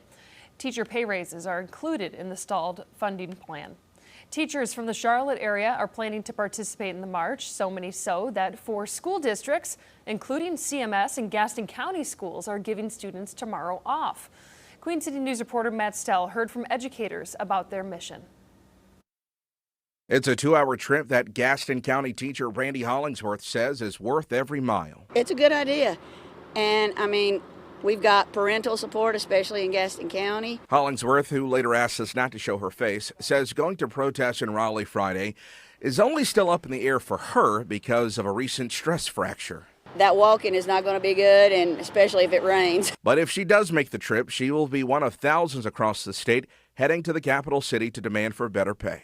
The problem is they're shortchanging the kids, and all it's going to do is hurt North Carolina in the future. Several districts, including Charlotte-Mecklenburg, Gaston County, Cabarrus County, and Kannapolis City Schools, switched Friday to an optional teacher workday. Some educators admit that a weekend protest instead of canceled classes would be more convenient, but they believe this is a way to get the attention of North Carolina lawmakers who still have not passed a state budget. It's just one of those that the longer it goes on, the more they're going to take advantage of us. A recent study from the National Education Association found that North Carolina ranks 46 in teacher pay, with the average starting salary still under $50,000. In Charlotte, Matt Stell, Queen City News. A former professional skateboarder has been convicted of multiple child sex crimes dating back to the 1990s. Charlotte-Mecklenburg police arrested Wayne Goff in 2022. A jury this week found him guilty of more than a dozen counts of indecent liberties with a child and second-degree forcible sex offense. Investigators say he used his position as a mentor to sexually abuse children from 1993 to 2010. Goff has been sentenced to 116 years in prison. Lawmakers in Raleigh are proposing a new law enforcement team to handle future child welfare cases in the wake of a Charlotte girl's death. Mecklenburg County Representative Carla Cunningham filed the Dominique Moody Safety Act today. It's named after a 6-year-old girl who died in East Charlotte last December. Authorities believe she was abused and arrested her 3 caretakers. Under the legislation, the proposed team would work with social services departments and handle cases that showed repeated red flags. A court hearing for one of the men convicted of killing the beloved Noda sandwich shop owner has been pushed back. Stephen Staples is already serving a life sentence in the murder of Scott Brooks. He also pleaded guilty to the murder of a man in Hickory. Staples was scheduled for a plea hearing in 3 other murders this afternoon, but it was pushed back to May 8th. Authorities say all of the murders were committed over the span of a month and a half from 2019 to 2020. Mecklenburg County detention officials are denying allegations about problems with inmate housing and care at the jail. In a video posted to social media, the jail's commander addressed allegations made by a group claiming to be the National Association of Upward Mobility. According to the commander, the letter refers to inmates being forced to sleep on floors, running out of toilet paper, and not receiving proper medical care. He says those claims are not accurate. Due to the current population levels within the facility, some residents may be assigned to stacker bunks, accommodations which are approved sleeping arrangements used in correctional facilities. Officials also showed images of cases of toilet paper, saying they have plenty of those supplies. We could not find an official listing for a group called the National Association of Upward Mobility. Today marks 7 years since a gunman opened fire in a UNC Charlotte classroom, killing 2 students and injuring several others. Family and friends gathered on campus today to pay their respects. Queen City News anchor Savannah Rudisell was there as university leaders honored 19-year-old Reed Parlier and 21-year-old Riley Howell, who both lost their lives in the event that changed the campus forever. 2 flower wreaths now stand in front of the Kennedy building, as they have every year since 2019. They honor each of the lives lost in the attack. Campus leaders finished up this morning a remembrance ceremony. It's been a somber tradition they've held since 2019. Family members were here, other campus officials, faculty members, and a handful of current students as well. As family members went to go place small butterflies within the collection of white flowers around the pictures of 19-year-old Reed Parlier and 21-year-old Riley Howell. This attack happened on the last day of classes for the spring semester 7 years ago. 4 people were hurt and 2 people were killed. The shooter was a former UNC Charlotte student who pleaded guilty to the attack and is now serving a life sentence in prison. Queen City News spoke a few years ago with one of the survivors about coping from the trauma from the attack. That's a day and a moment in my life that I'm going to carry with me forever. No one said it explicitly, but I could just tell by the way they were tending to the other two, like, I'm the only one that's coming out of this room. The wreaths will be out on display all day long for anyone wanting to come and pay their respects. Now, for those who can't make it to campus in person, there is a digital history, an online archive memorializing photos, videos, has oral histories from that day. And of course, Queen City News has been on top of this since the event happened. We have more reflections as well as in-depth coverage on our website at qcnews.com. Reporting at UNC Charlotte, Savannah Rudisell, Queen City News. A new law in North Carolina will direct more than $300 million to the state's Medicaid program. Governor Josh Stein signed the legislation today. The money is needed due to lawmakers never passing a state budget last year. With the funding, Republicans also added new policy changes to comply with federal law for the program. That includes work requirements and immigration status verification, which is something Stein is pushing back against. The bill will eliminate health care coverage for nearly 27,000 children and pregnant women who were lawfully present in the United States. The group includes victims of human trafficking, green card holders, refugees, and other immigrants with legal status. Depriving these vulnerable women and children health care coverage is wrong. Fortunately, based on conversations we've had, I believe that it is the General Assembly's intention to fix this. State Senate President Phil Berger says those new changes do not go into effect until October 1st and can be revisited by lawmakers if they create new problems. To Washington now, where a plan to fund the Department of Homeland Security is headed to the president's desk. The spending proposal would fund the agency except for Border Patrol and ICE. The bill passed the Senate last month but wasn't voted on in the House until Speaker Mike Johnson faced mounting pressure from the White House and other Republicans to bring the legislation to a vote. If signed by the president, the plan would end the agency's 10-week shutdown. In a landmark ruling, the U.S. Supreme Court struck down a part of the Voting Rights Act that previously forced some states to include majority-minority districts in their congressional maps. Chief Political Correspondent Andy Weber explains the impact in the Carolinas. In a 6-3 decision, the U.S. Supreme Court ruled this week that congressional maps cannot be redrawn to strengthen the voting power of a single race, unless it can be proven the original district was drawn to discriminate against that group. Conservative justices first signaled their concerns with majority-minority districts during oral arguments back in October. Race-based remedies are permissible for a period of time. What exactly do you think the end point should be? How much of a change is that to representation in the country? Yeah, I mean, in the Deep South, it's going to be a huge change. If you want to show racial discrimination, you have to show that that is true, and it's not about partisanship. Western Carolina University professor Chris Cooper said the ruling could enable North and South Carolina to redraw some seats in the state legislature. There's also been a lot of talk about redrawing the district currently held by longtime South Carolina Congressman Jim Clyburn. There's no strong feeling in the legislature to do that, because most of the legislators in South Carolina are fair-minded people. But Cooper says despite previous failed attempts, Wednesday's ruling could reignite the effort. The key is it was still drawn in order to make sure that people of color were able to choose a candidate of their choice. That's the legal language. I think there's really no doubt about that. And so, yes, during the next South Carolina redraw, whenever that is, I think we should be looking very closely at that district to see what happens. Important to note, no districts in South or North Carolina can be changed ahead of the midterms in the fall. Andy Weber, Queen City News. Nice weather looking live in downtown Albemarle today. That's where we're looking. You can see next to me there, and it's been nice all around, really, after some rain and even some severe weather over parts of Stanley County yesterday evening. We've got another round of some of that needed rain ahead for the weekend. I'll show you a timeline. That's next.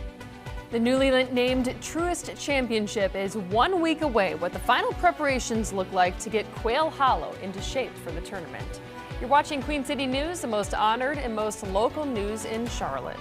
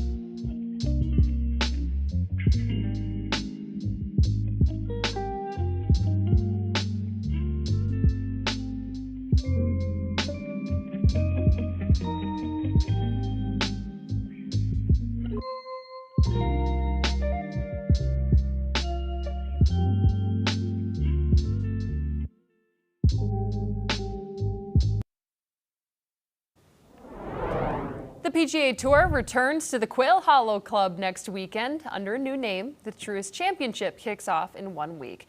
Now, we don't know who's going to win, but we can at least promise you that the course is going to look as great as always. As our Mike Lissette tells us, that is not by accident.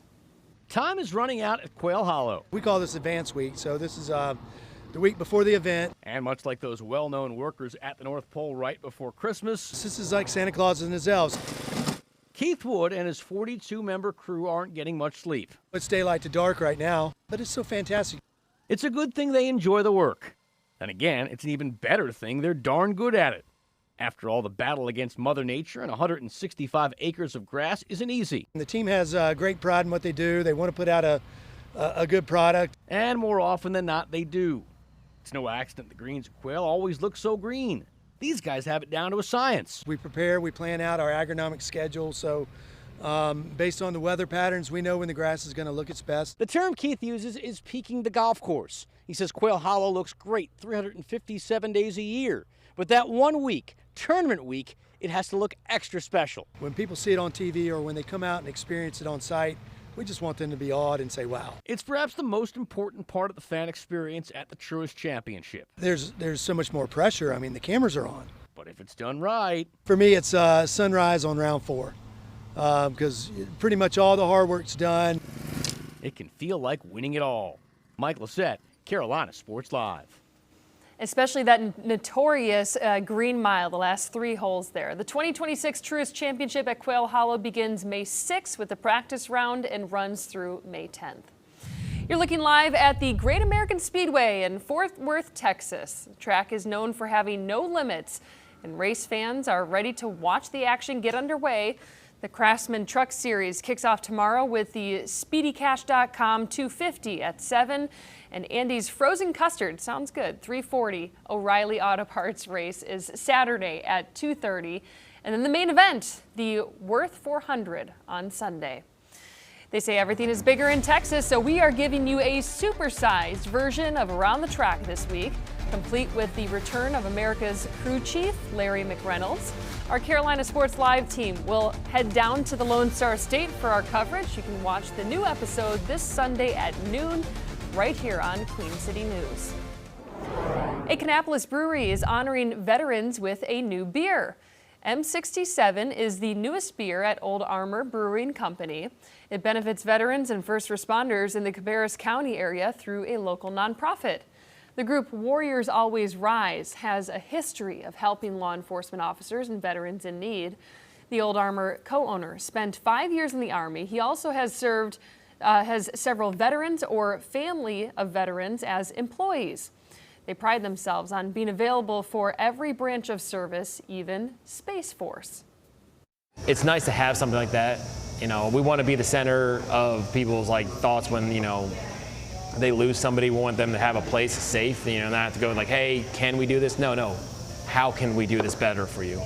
And that's really important because when you lose somebody, it's awful, and especially when you lose them in the line of duty, it's even worse.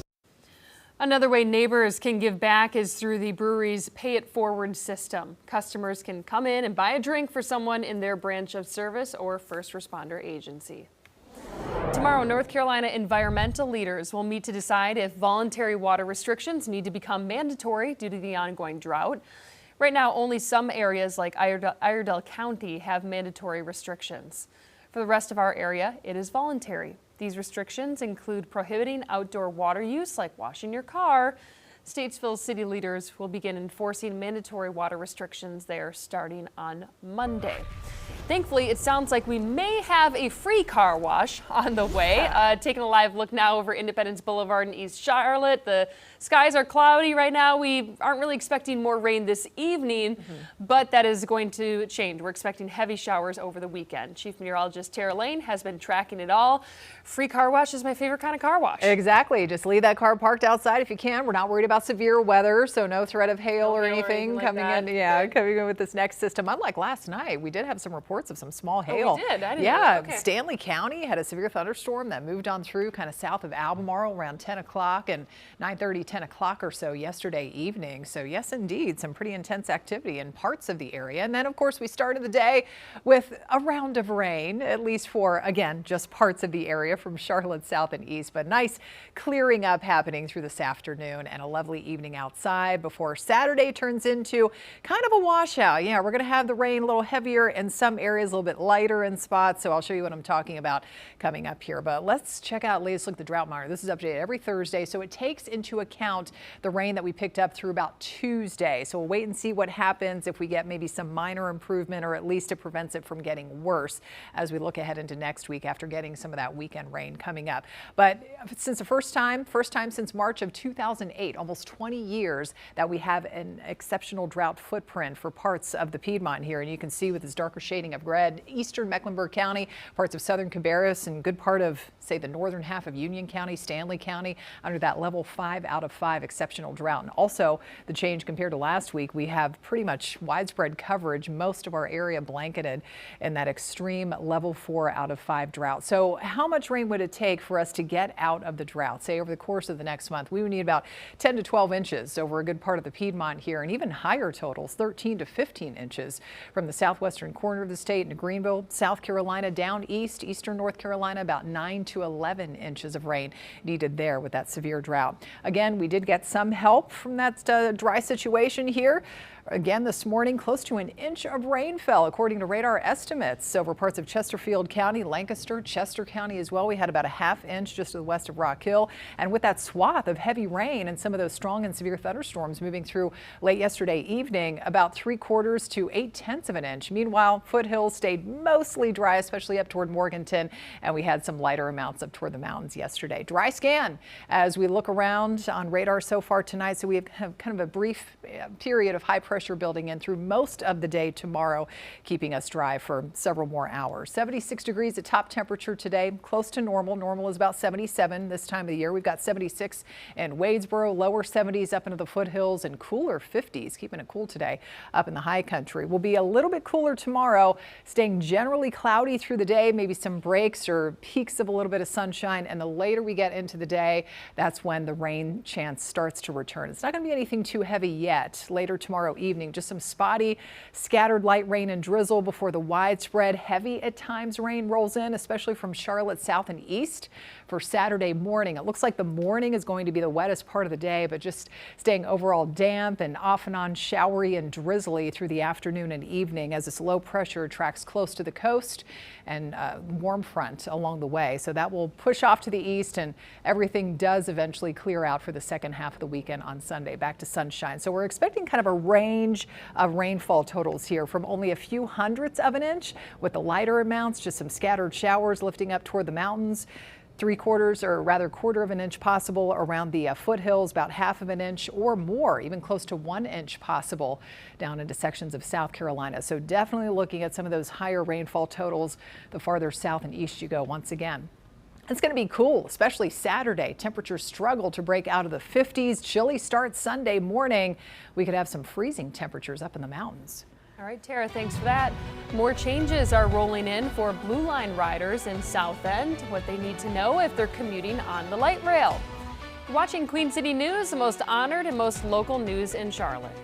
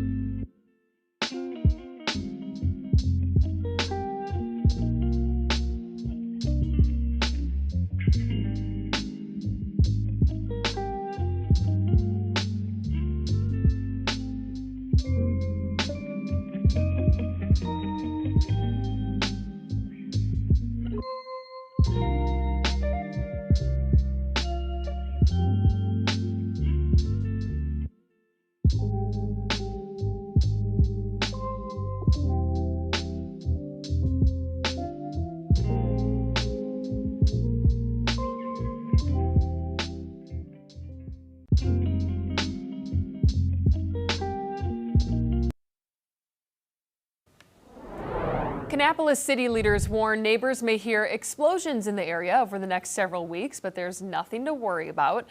Officials say drilling and blasting operations are happening for the Kannapolis Lake Dam Spillway Replacement Project. The first test blast was held today. Officials say more blasting will happen periodically over the next few weeks. It'll happen between 8 a.m. and 5 p.m. Monday through Friday. City leaders say no damage is expected to the surrounding area, but anyone nearby may hear the blasts. The first round of construction on a new Blue Line station in South End is almost done. A bus bridge is now in place between the Scalybark and Bland Street stations. Now the trains will operate on a single track at the Newbern station. Platform 2 will be closed and riders should expect delays heading through that area. This will be in place through May 9th. Once it is done, construction will not impact service again until the fall. If we manage to get a break from the rain, the South Carolina Strawberry Festival in Fort Mill will begin tomorrow. That includes live music, carnival rides, local vendors, and of course, those fresh strawberries.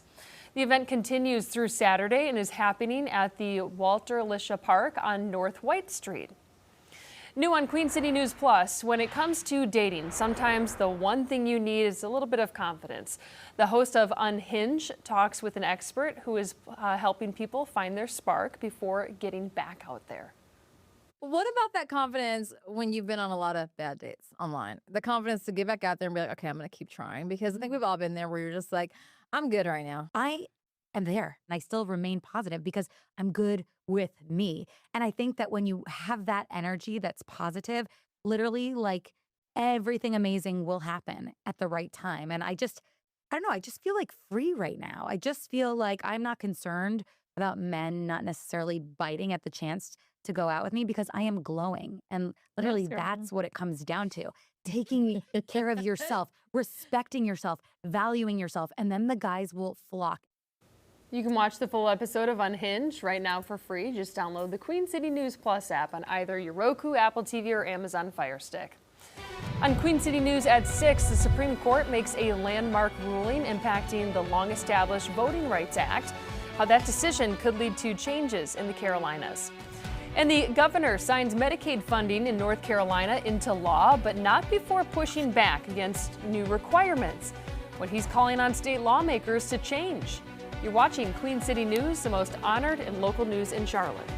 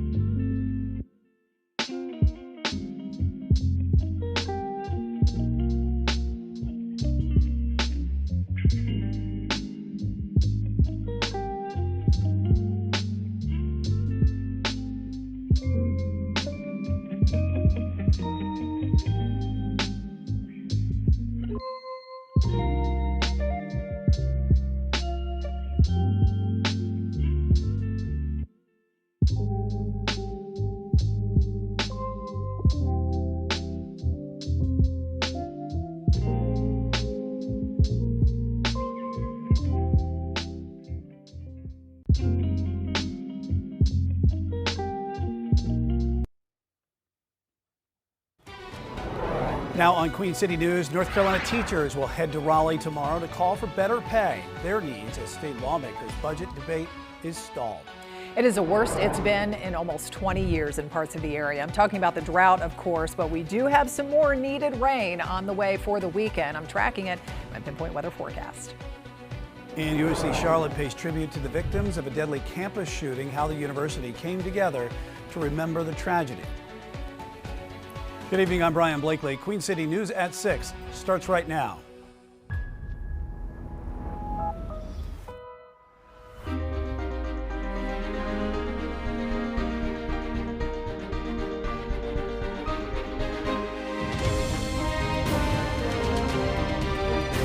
Queen City News starts now. It is a rally in Raleigh. Tomorrow, educators from across North Carolina will march in the state capitol to call for better pay. The push comes as state lawmakers are the only ones left in the U.S. to not settle on a state budget. Teacher pay raises are included in the stalled funding plan.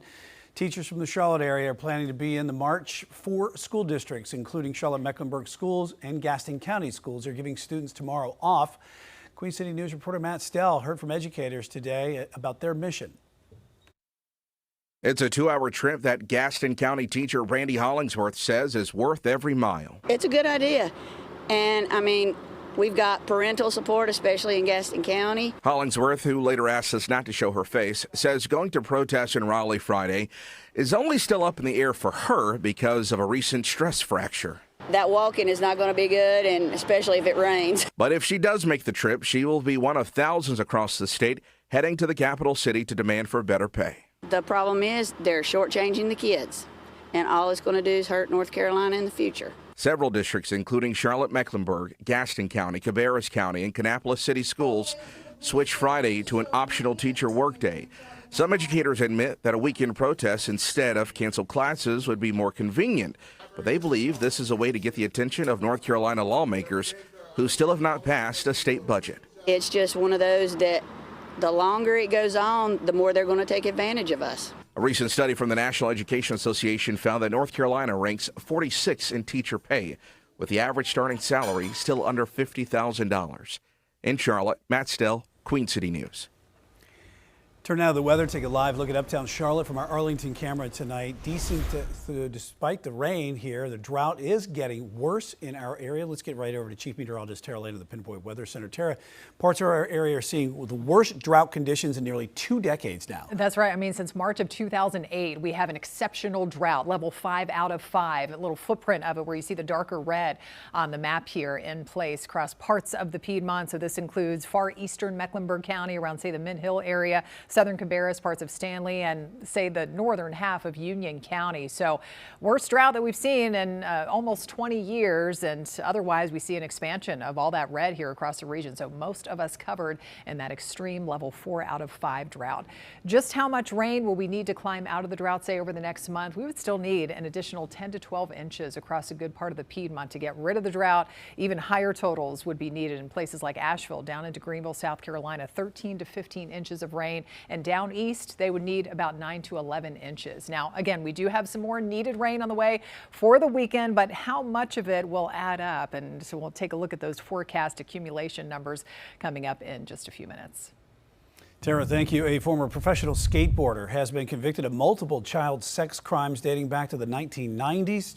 Charlotte-Mecklenburg police arrested Wayne Goff in 2022. A jury this week found Goff guilty of more than a dozen counts of indecent liberties with a child and second-degree forcible sex offense.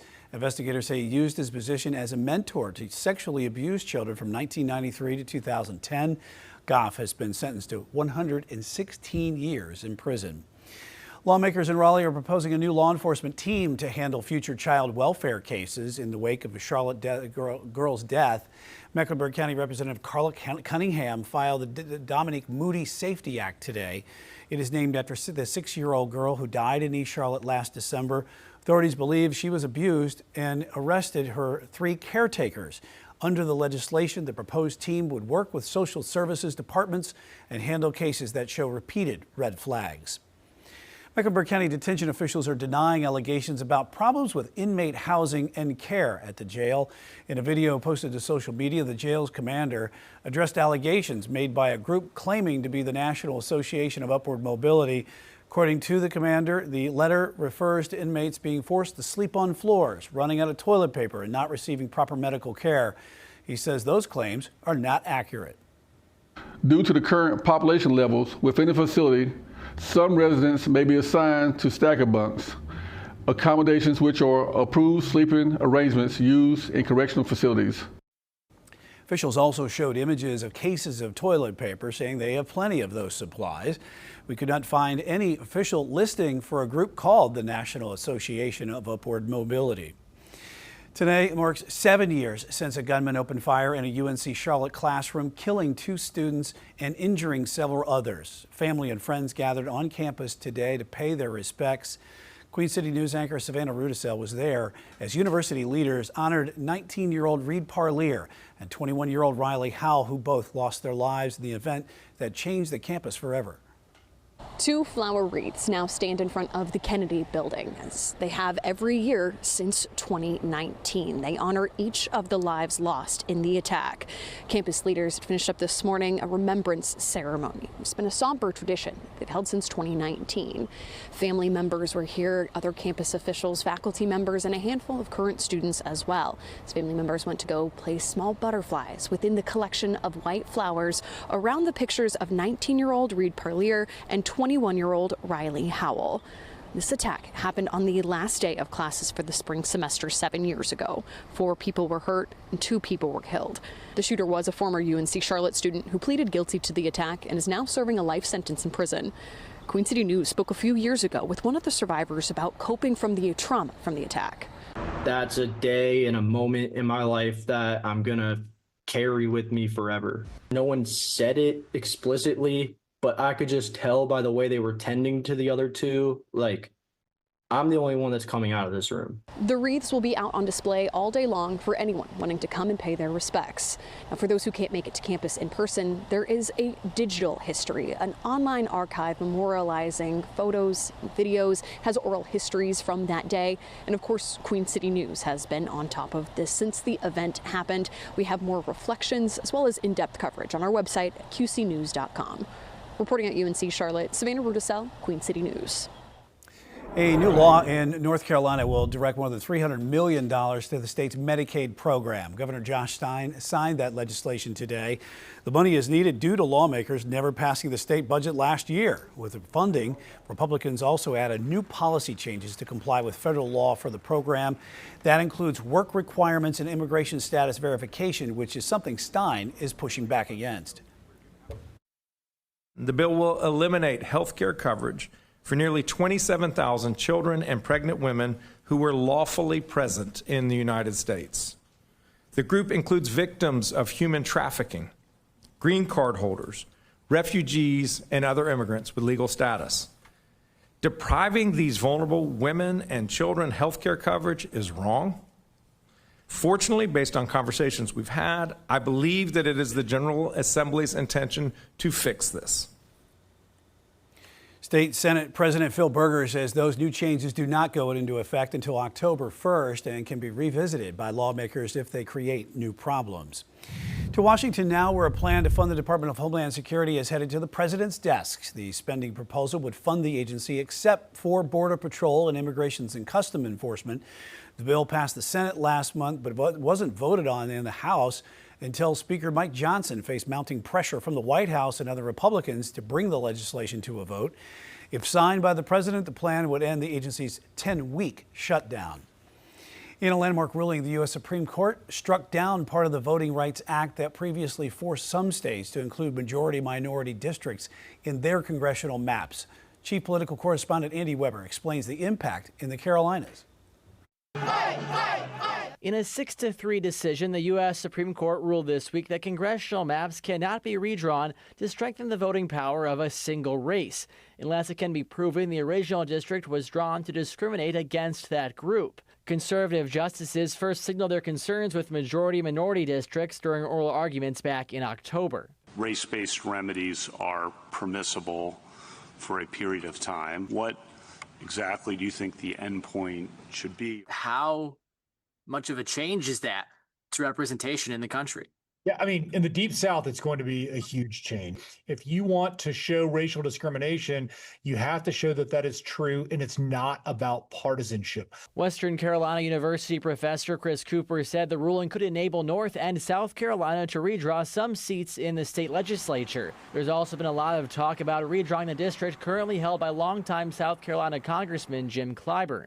There's no strong feelings in the legislature to do that, because most of the legislators in South Carolina are fair-minded people. But Cooper says despite previous failed attempts, Wednesday's ruling could reignite the effort. The key is it was still drawn in order to make sure that people of color were able to choose a candidate of their choice. That's the legal language.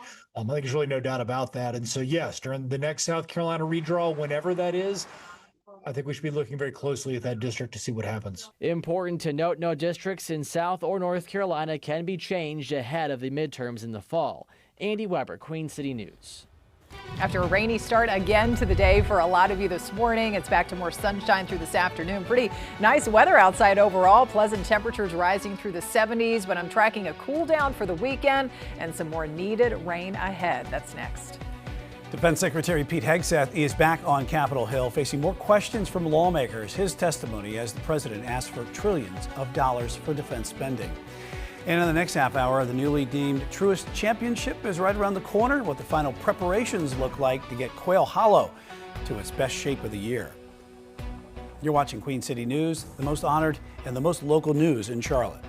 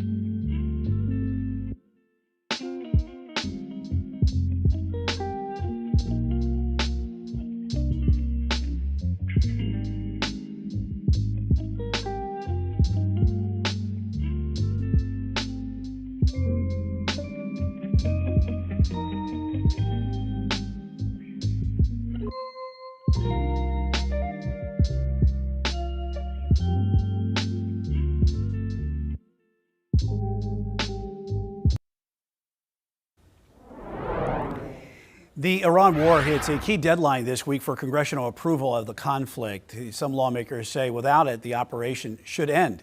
Patty Beertemple reports on the debate over the war in Congress. Some Democrats say if the president doesn't get congressional approval by Friday, he has to withdraw forces. But Defense Secretary Pete Hegseth pushed back on that. We're right at the 60-day deadline. Virginia Democratic Senator Tim Kaine says Congress needs to vote on the Iran war. He cites the 1973 War Powers Resolution that requires congressional approval to continue military action 60 days after lawmakers are notified of the conflict. Is the president intending to either seek congressional authorization for the war in Iran. Defense Secretary Pete Hegseth said he'd defer to the White House on that. However, we are in a ceasefire right now, which our understanding means the 60-day clock pauses. A shaky ceasefire is still in place, though negotiations have stalled between the U.S. and Iran. Iran's supreme leader put out a defiant message Thursday saying the country would protect its nuclear capabilities. Meanwhile, the cost of the war to Americans is causing concern in Congress as gas prices remain high. The gas will go down as soon as the war's over. Iran continues its chokehold on the Strait of Hormuz, where a fifth of the world's oil travels. The people are suffering in my district. Do you know what it costs to fill up a tractor now? The war's price tag, which the Pentagon says is so far $25 billion, is also raising eyebrows across the aisle. It's a lot more than $25 billion. I don't like spending $25 billion for anything, but also I support the president, and I have confidence that he will have this all finished and complete soon. A recent proposal from Iran suggested delaying negotiations on the country's nuclear program to a later date, but President Trump has said Iran must give up its nuclear ambitions for a deal to happen. Maddie Beertemple, News Nation, Washington. As costs rise in the U.S. due to the Iran war, a key inflation measure jumped last month to its highest level in 3 years. The Personal Consumption Expenditures Index, which is followed closely by the Federal Reserve, reports that prices were up 3.5% last month. That's inflation. And then in March of last year, there was also a 0.7% increase in February. Excluding gas and food costs, prices are still up 3.2% from last month. Gas prices spiking nationwide since yesterday. According to AAA, the national average for a gallon is $4.30. That is up 2 cents overnight. Same in North Carolina at $4.02. South Carolina, $3.89. Tomorrow, North Carolina environmental leaders will meet to decide if voluntary water restrictions need to become mandatory due to the ongoing drought. Right now, only some areas like Iredell County have mandatory restrictions. For the rest of our area, it's voluntary. These restrictions include prohibiting outdoor water use like washing your car. Statesville city leaders will begin enforcing mandatory water restrictions starting Monday. Any rain in sight right now? Let's take a live look over Independence Boulevard in East Charlotte on a Thursday night. Skies are cloudy, and we are not expecting much this evening. Right. But we could be getting some heavy showers this weekend. Let's talk to Chief Meteorologist Tara Lane about when that could happen and a timeline. Yeah, so Saturday morning looks like the wettest part of the day and out of the entire weekend, really. But we'll still have some showers hanging around in the afternoon and kind of a wide range of totals here when it comes to how much rain you'll pick up. So we may see lower amounts to the north of Charlotte, but then some higher amounts and close to an inch more south of Charlotte into South Carolina communities. And I'll show you that map coming up.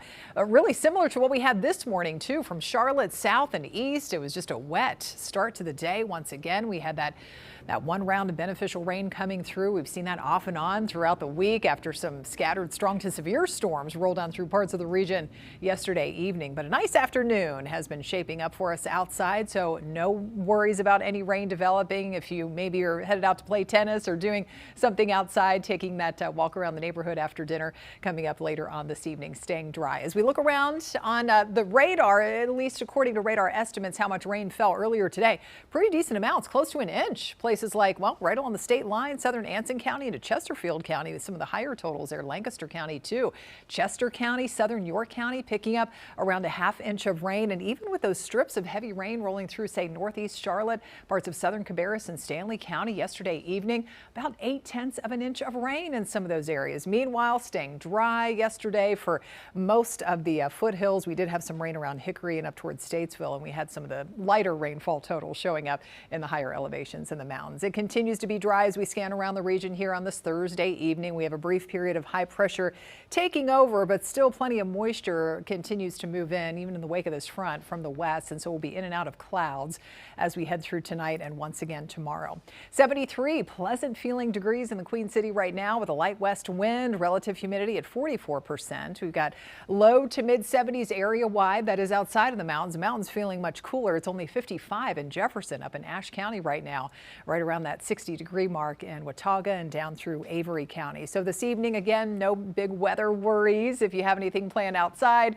Partly cloudy to mostly clear depending on where you live, with temperatures only backing off into the mid to lower 60s later we get into the evening. But yes, we do have some late to tomorrow evening and Saturday rainfall that will be coming here. Mainly just some spotty light stuff and a little bit of drizzle by tomorrow evening. That will be possible. 71 degrees.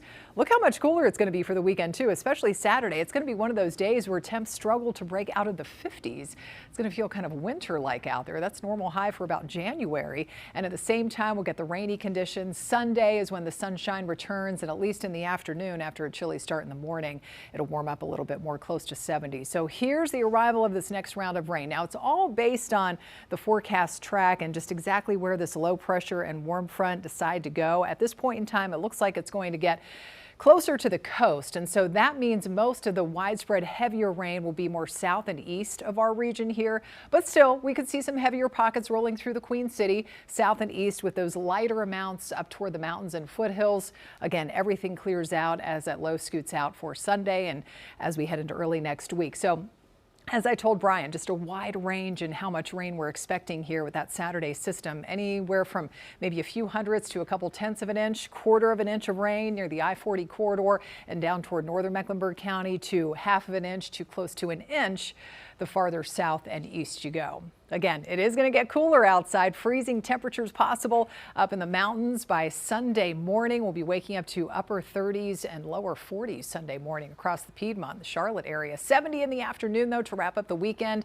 Back in the 70s and 80s, but with more rain chances next week. All right, Tara, thank you. Tonight on Queen City News, a Kings Mountain man is an aspiring filmmaker who hopes to take a leading role in the industry. Love you. I wish I could forget you. Alex Hayes is hearing impaired. He's a Gaston College student and dreams of making projects that will be magical, inspirational, and always entertaining. But he also wants to be more like him, to be represented both behind the scenes and in the scripts. I would like to make movies with hearing impaired protagonists and have a lot of people look up to them.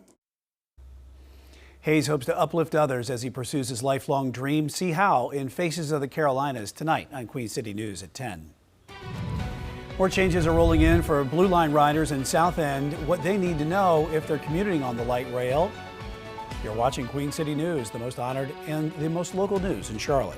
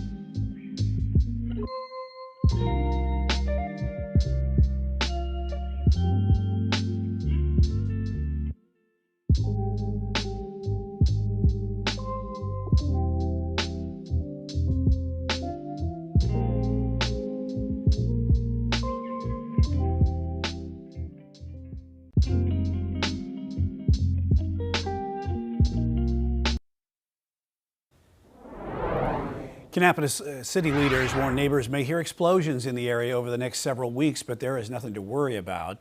Officials say drilling and blasting operations are happening for the Kannapolis Lake Dam Spillway Replacement Project. The first test blast was held today. Officials say more blasting will happen periodically over the next few weeks. It'll be between 8 a.m. and 5 p.m. Monday through Friday. City leaders say no damage is expected to the surrounding area, but anyone nearby may hear the blasts. First round of construction on the new Blue Line station in South End is almost done, as a bus bridge is now in place between the Scalybark and Bland Street stations. Now the trains will operate on a single track at the New Bern station. Platform 2 will be closed, and riders should expect some delays heading through the area. This will be in place through May 9th. Once that is done, construction will not impact service again until the fall. Summer concert series at the Whitewater Center in Charlotte kicks off tonight. River Jam will feature dozens of live concerts through September. Visitors can catch performances Thursday, Friday, and Saturday nights. The live music begins at 7 o'clock each night. And if we manage to get a break from the rain, the South Carolina Strawberry Festival in Fort Bill will begin tomorrow. It includes live music, carnival rides, local vendors, and of course, fresh strawberries. The event continues through Saturday, is happening at the Walter Elisha Park on North White Street. And we have a full story for more details about the events happening in our area this week and next week. You can check it out on our website at qcnews.com. Landmark Supreme Court ruling impacting the long-established Voting Rights Act, how that decision could lead to changes in the Carolinas. And North Carolina's governor signs more Medicaid funding into law with a pushback against federal changes. How he wants state lawmakers to fix the issue. You're watching Queen City News, the most honored and the most local news in Charlotte.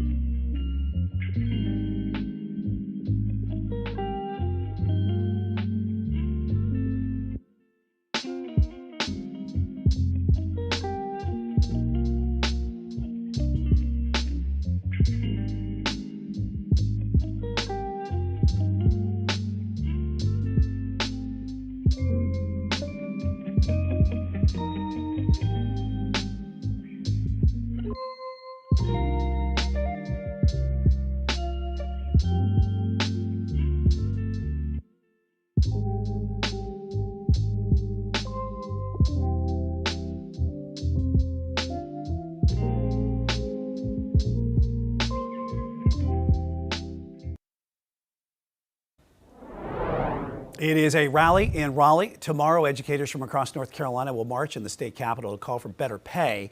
Push comes as state lawmakers are the only ones left in the U.S. to not settle on a state budget. Teacher pay raises are included in the stalled funding plan. Teachers from the Charlotte area are planning to be in the march. 4 school districts, including Charlotte-Mecklenburg schools and Gaston County schools, are giving students tomorrow off. Queen City News reporter Matt Stell heard from educators about their mission. It's a 2-hour trip that Gaston County teacher Randy Hollingsworth says is worth every mile. It's a good idea. And I mean, we've got parental support, especially in Gaston County. Hollingsworth, who later asked us not to show her face, says going to protest in Raleigh Friday is only still up in the air for her because of a recent stress fracture. That walking is not going to be good, and especially if it rains. But if she does make the trip, she will be one of thousands across the state heading to the capital city to demand for better pay. The problem is they're shortchanging the kids, and all it's going to do is hurt North Carolina in the future. Several districts, including Charlotte-Mecklenburg, Gaston County, Cabarrus County, and Kannapolis City Schools, switched Friday to an optional teacher workday. Some educators admit that a weekend protest instead of canceled classes would be more convenient, but they believe this is a way to get the attention of North Carolina lawmakers who still have not passed a state budget. It's just one of those that the longer it goes on, the more they're going to take advantage of us. A recent study from the National Education Association found that North Carolina ranks 46 in teacher pay, with the average starting salary still under $50,000. In Charlotte, Matt Stell, Queen City News. To the weather now, as we take a live look over uptown Charlotte from our Arlington camera on this Thursday evening. Despite the recent rain, the drought is getting worse in our area. Chief Meteorologist Tara Lane of the Pinpoint Weather Center. Tara, parts of our area, they're seeing the worst drought conditions in nearly 2 decades, and I remember that from 2 decades ago around here. The big drought, exceptional drought of 07 and 08. So yes, it's been since March of 2008 that we've seen any sort of exceptional drought footprint across the Piedmont, and it happened here earlier today. This latest update takes into account the rain through this past Tuesday, so not earlier today's rain, those of you that saw it, and some of those stronger storms that we had developing yesterday evening. But yes, you can see this darker shading of red stretching from far eastern Mecklenburg County, southern Cabarrus, parts of Stanley, northern half of Union County under exceptional drought, level 5 out of 5. And the other change from last week is now we have more of that widespread coverage of all the red, level 4 out of 5, extreme drought that continues across the area. How much rain would it take to get us out of the drought, say, over the course of the next month? We would need about 10 to 12 additional inches over a good part of the Piedmont, even higher amounts southwestern North Carolina down into parts of South Carolina around Greenville. About 13 to 15 inches of rain would be needed, and about 9 to 11 inches down east. We do have more rain on the way for the weekend. How many inches could we see then, if that? We'll take a look in a few minutes. Tara, thanks. A former professional skateboarder has been convicted of multiple child sex crimes dating back to the 1990s. Charlotte-Mecklenburg police arrested Wayne Goff in 2022. A jury this week found Goff guilty of more than a dozen counts of indecent liberties of a child and second-degree forcible sex offense. Investigators say he used his position as a mentor to sexually abuse children from 1993 to 2010. Goff has been sentenced to 116 years in prison. Lawmakers in Raleigh are proposing a new law enforcement team to handle future child welfare cases in the wake of a Charlotte girl's death. Mecklenburg County Representative Carla Cunningham filed the Dominic Moody Safety Act today. It's named after the 6-year-old girl who died in East Charlotte last December. Authorities believe that she was abused and arrested her 3 caretakers.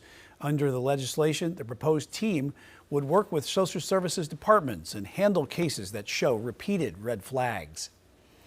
A court hearing for one of the men convicted in the beloved Noted sandwich shop owner has been pushed back. Stephen Staple says already serving a life sentence in the murder of Scott Brooks. He also pleaded guilty to the murder of a man in Hickory. Staples was scheduled for a plea hearing in 3 other murders this afternoon, but that was pushed back until May 8th. Authorities say all of the murders were committed over a span of a month and a half from 2019 to 2020. Mecklenburg County detention officials are denying allegations about problems with inmate housing and care at the jail. In a video posted to social media, the jail's commander addressed allegations made by a group claiming to be the National Association of Upward Mobility.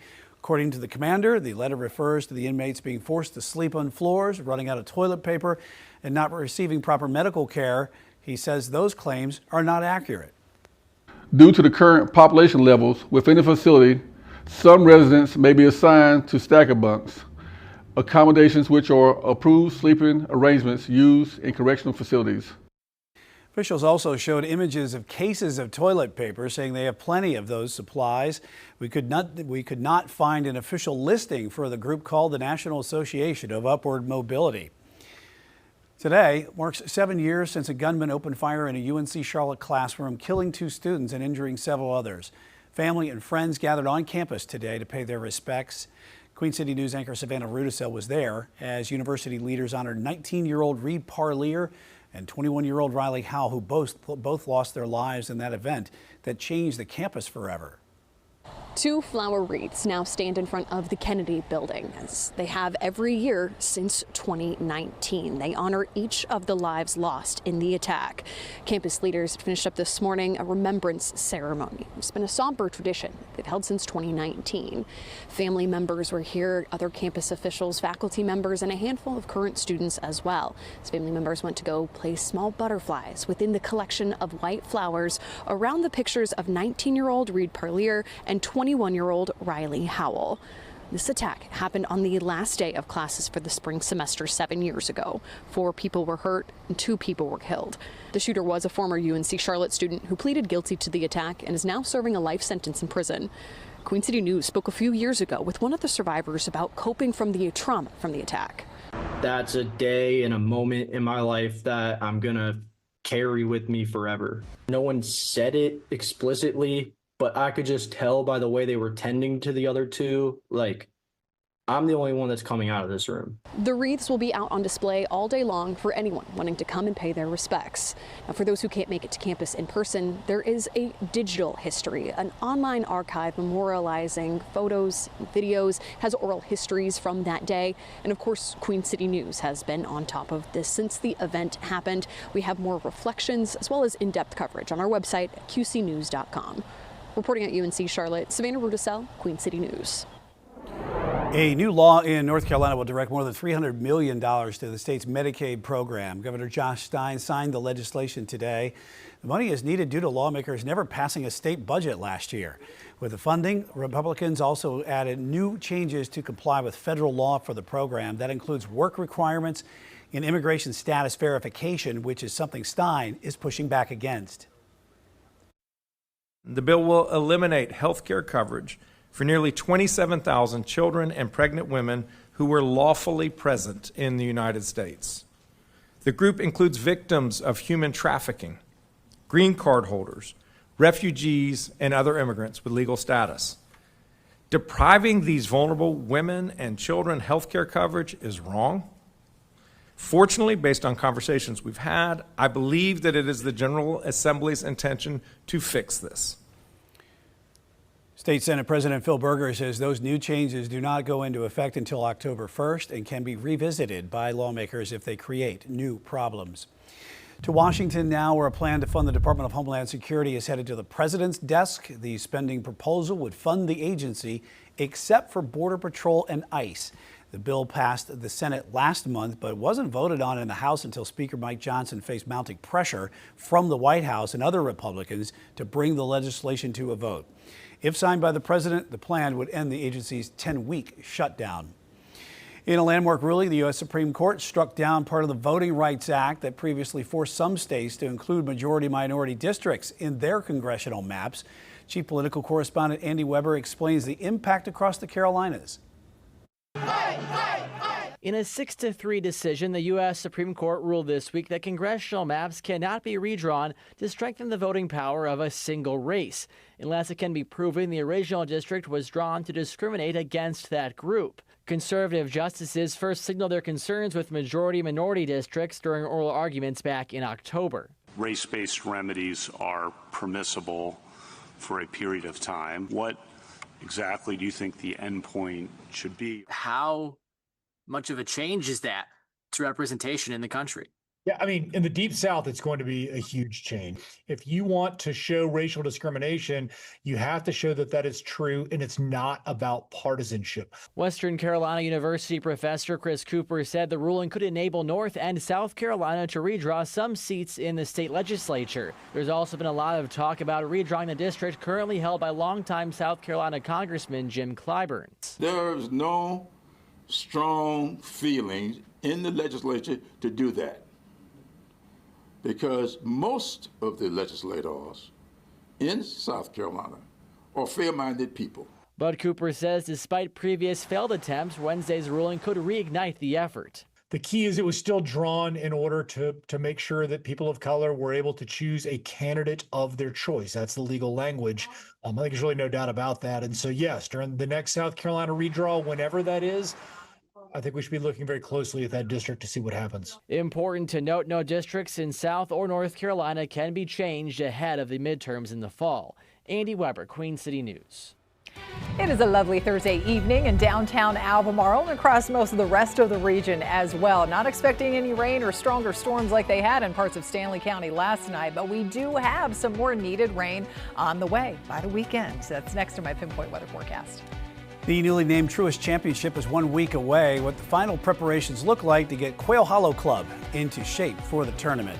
You're watching Queen City News, the most honored and the most local news in Charlotte.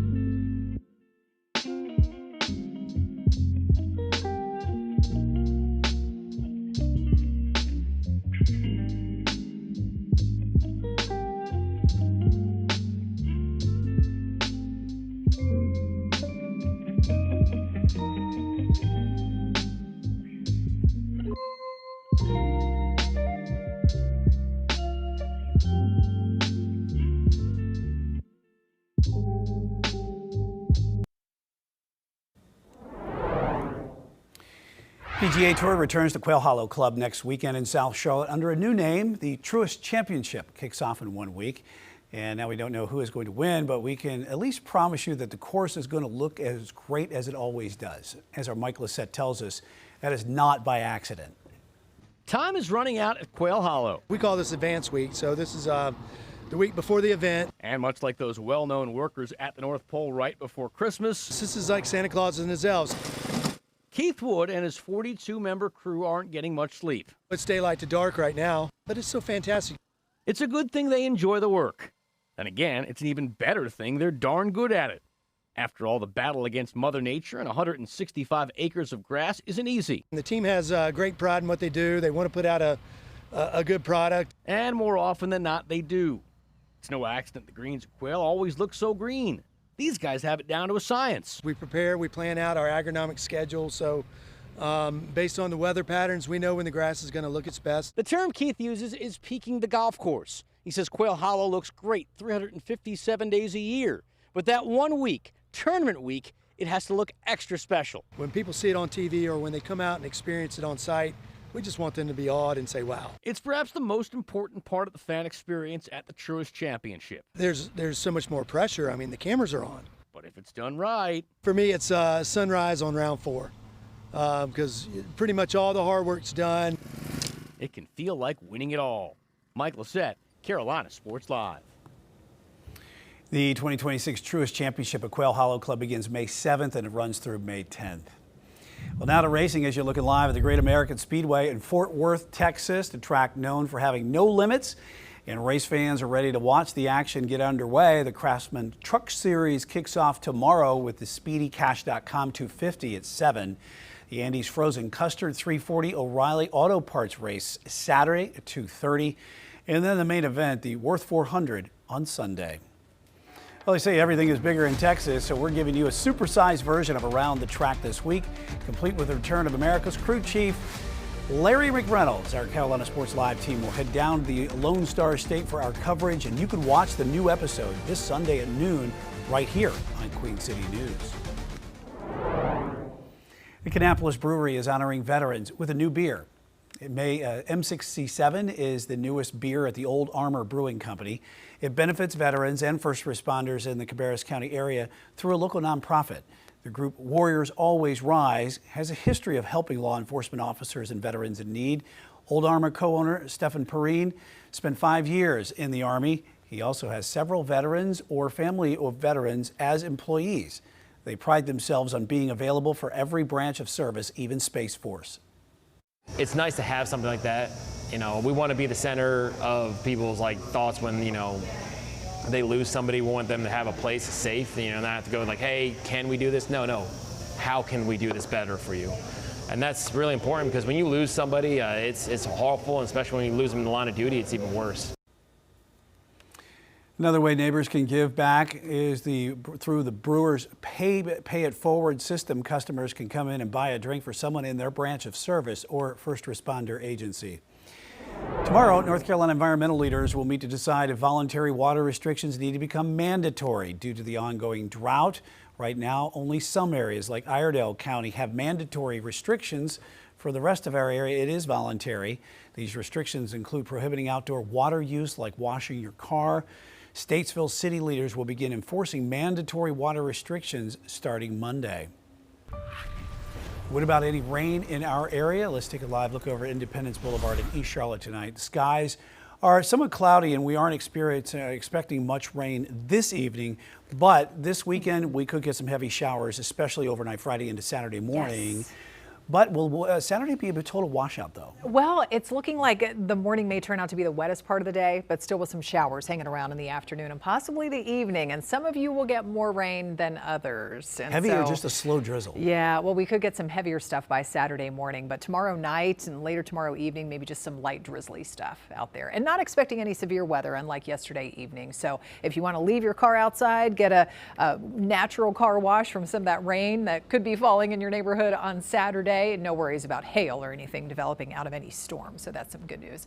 Saturday, yes, definitely going to be just a rainy and cloudy, much cooler day out there too, which today, nice little warm up into the 70s, just a bit cooler than yesterday's 80. We ended up at 76, the top reading out of the airport in Charlotte today, and still seeing that mix of clouds and some sunshine and blue sky. Nice little clear up after the rain that some of you did pick up this morning. Quite a bit of it too, according to radar estimates. Look at this where you see the green showing up, especially over South Carolina communities, ½ inch to an inch, close to an inch of rain in parts of Chesterfield and Lancaster County. So that was definitely a nice sight to see. And even last night with some of those swaths of heavy rain and strong and even severe thunderstorms, anywhere from northeast Charlotte, eastern Mecklenburg County, southern Cabarrus, parts of Stanley County, ½ inch and not far from an inch of rain and some of those downpours. Meanwhile, foothills stayed pretty much dry with some lighter amounts up in the mountains. So now we're trying to creep up close to that 1 inch mark before we wrap up the month of April. That likely will not happen because, of course, May 1st being tomorrow and May 2nd on Saturday, where we do get some of that slightly heavier rain. So well below average. I mean, normally at this point, we should be adding up close to 4 inches of rain on the month. And check out the yearly deficit, which continues to climb, now about 8 inches and a quarter below normal. Dry scan tonight as we look around on radar. High pressure briefly taking over, but the moisture is still kind of moving in the form of of clouds into tomorrow and eventually putting out some rain as that low pressure and incoming warm front get a little closer to us. 76 degrees for that high temperature, as I said earlier today. So 1 degree just below average. Not too bad. Pretty seasonable feeling weather day. 59 was a low temperature this morning, above normal there. Most temperatures are still sitting in the 70s area wide, low to mid 70s from the foothills through the Piedmont. Cooler spots up in the mountains, only close to 60 degrees. So tomorrow goes like this. We're going to start cool in the morning, upper 40s to lower 50s, a little bit cooler in the afternoon too, staying generally on the cloudy side, high temperature only around 70. And the later we get into the day, the little more wet it could start to get here with those light showers and maybe some drizzles starting to work in from the south and west. So here comes that warm front, area of low pressure, which will eventually ride up and along the coast. And so that may try and keep the widespread heavier rain more south and east of the Charlotte area, but it's still possible we could gather up maybe half of an inch or so, maybe 3/4 of an inch of rainfall, with the lighter amounts expected up in the mountains and foothills. This is mainly a Saturday situation here. Sunday is looking drier, increasing sunshine. Will start sunny and dry going into early next week. So this is what I was talking about, that with the wide range of rainfall accumulation numbers here, anywhere from a few hundredths of an inch to a 1/4 of an inch near the I-40 corridor, half of an inch, maybe closer to 1 inch. So those higher totals definitely expected here at this point, more south and east of Charlotte. We do have more rain chances going into next week. Right now, it looks like next Wednesday would be the slightly higher chance after Saturday. And look at those cool temperatures, only around 60 on Saturday. It's going to be a chilly start Sunday morning, lows in the upper 30s and low 40s. More changes are rolling in for Blue Line riders in South End, what they need to know if they're commuting on the light rail. You're watching Queen City News, the most honored and the most local news in Charlotte.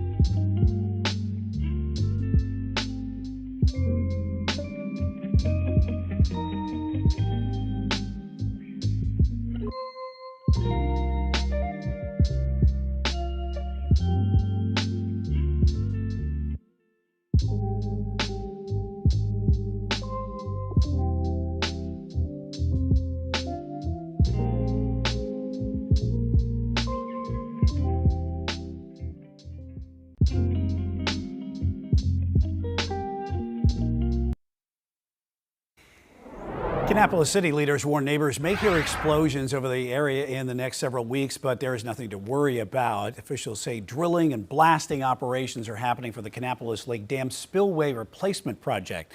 First test blast was held today. Officials say more blasting will happen periodically over the next few weeks. It'll happen between 8 a.m. and 5 p.m. Monday through Friday. City leaders say no damage is expected to the surrounding area, but anyone nearby may hear the blasts. First round of construction on the new Blue Line station in South End is almost done. A bus bridge put in place between the Scaly Bark and Bland Street station has wrapped up. Now the trains will operate on a single track at the New Bern station. Platform 2 will be closed and riders should expect some delays heading through the area. There will also be in place through May 9th. And once that is done, construction will not impact service again until the fall. Summer concert series at the Whitewater Center in Charlotte kicks off tonight. River Jam will feature dozens of live concerts through September. Visitors can catch performances Thursday, Friday, and Saturday nights. The live music begins at 7 o'clock each night. And we have a full story with more details about the events happening in our area this weekend and next week. You can check it out on our website, qcnews.com. New on Queen City News Plus, when it comes to dating, sometimes the one thing you need is a bit of confidence. The host of Unhinged talks with an expert who is helping people find their spark before getting back out there. What about that confidence when you've been on a lot of bad dates online? The confidence to get back out there and be like, okay, I'm going to keep trying, because I think we've all been there where you're just like, I'm good right now. I am there and I still remain positive because I'm good with me. And I think that when you have that energy that's positive, literally like everything amazing will happen at the right time. And I don't know, I just feel like free right now. I just feel like I'm not concerned about men not necessarily biting at the chance to go out with me because I am glowing. And literally that's what it comes down to. Taking care of yourself, respecting yourself, valuing yourself, and then the guys will flock. You can watch the full episode of Unhinged right now for free. Just download the Queen City News Plus app on either your Roku, Apple TV, or Amazon Fire Stick. You're watching Queen City News, the most honored and the most local news in Charlotte.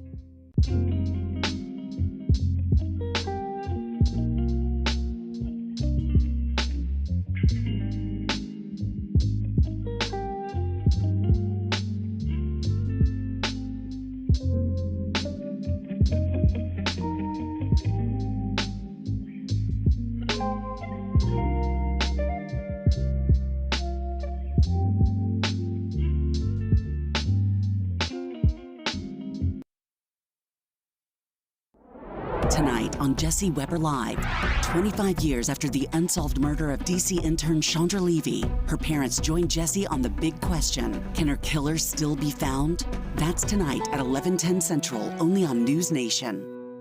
To find News Nation, go to newsnationnow.com. Queen City News has an all-new way to stay connected when we're not live on the air. Download the Queen City News Plus app on your smart TV using either Roku, Apple TV, or Amazon Fire device. First at 7, you got Carolina Sports Live, and then at 7:30, you got Order in the Court with myself and Khalif Rhodes, followed by We're Not Alone at 8. Watch it all new on our Queen City News Plus app. And we would like to see some rain around here. More. Some of you woke up to rainy conditions this morning, but check out the latest drought monitor issued earlier today. The worst drought situation across parts of the Piedmont, exceptional, level 5 out of 5 since March of 2008. Otherwise, we just have that widespread severe drought that has now included more of our communities here. That's a new update this week. We do have some more needed rain on the way starting late tomorrow into mainly Saturday morning. That rain could be heavy in spots, especially from Charlotte south. Much cooler for especially the first half of the weekend on Saturday, and then it's drier for Sunday and to kick off next week, but more rain chances going into next week. All right, sounds good. Thanks for watching us tonight on Queen City News at 6 o'clock. Hope to see you back here at 10.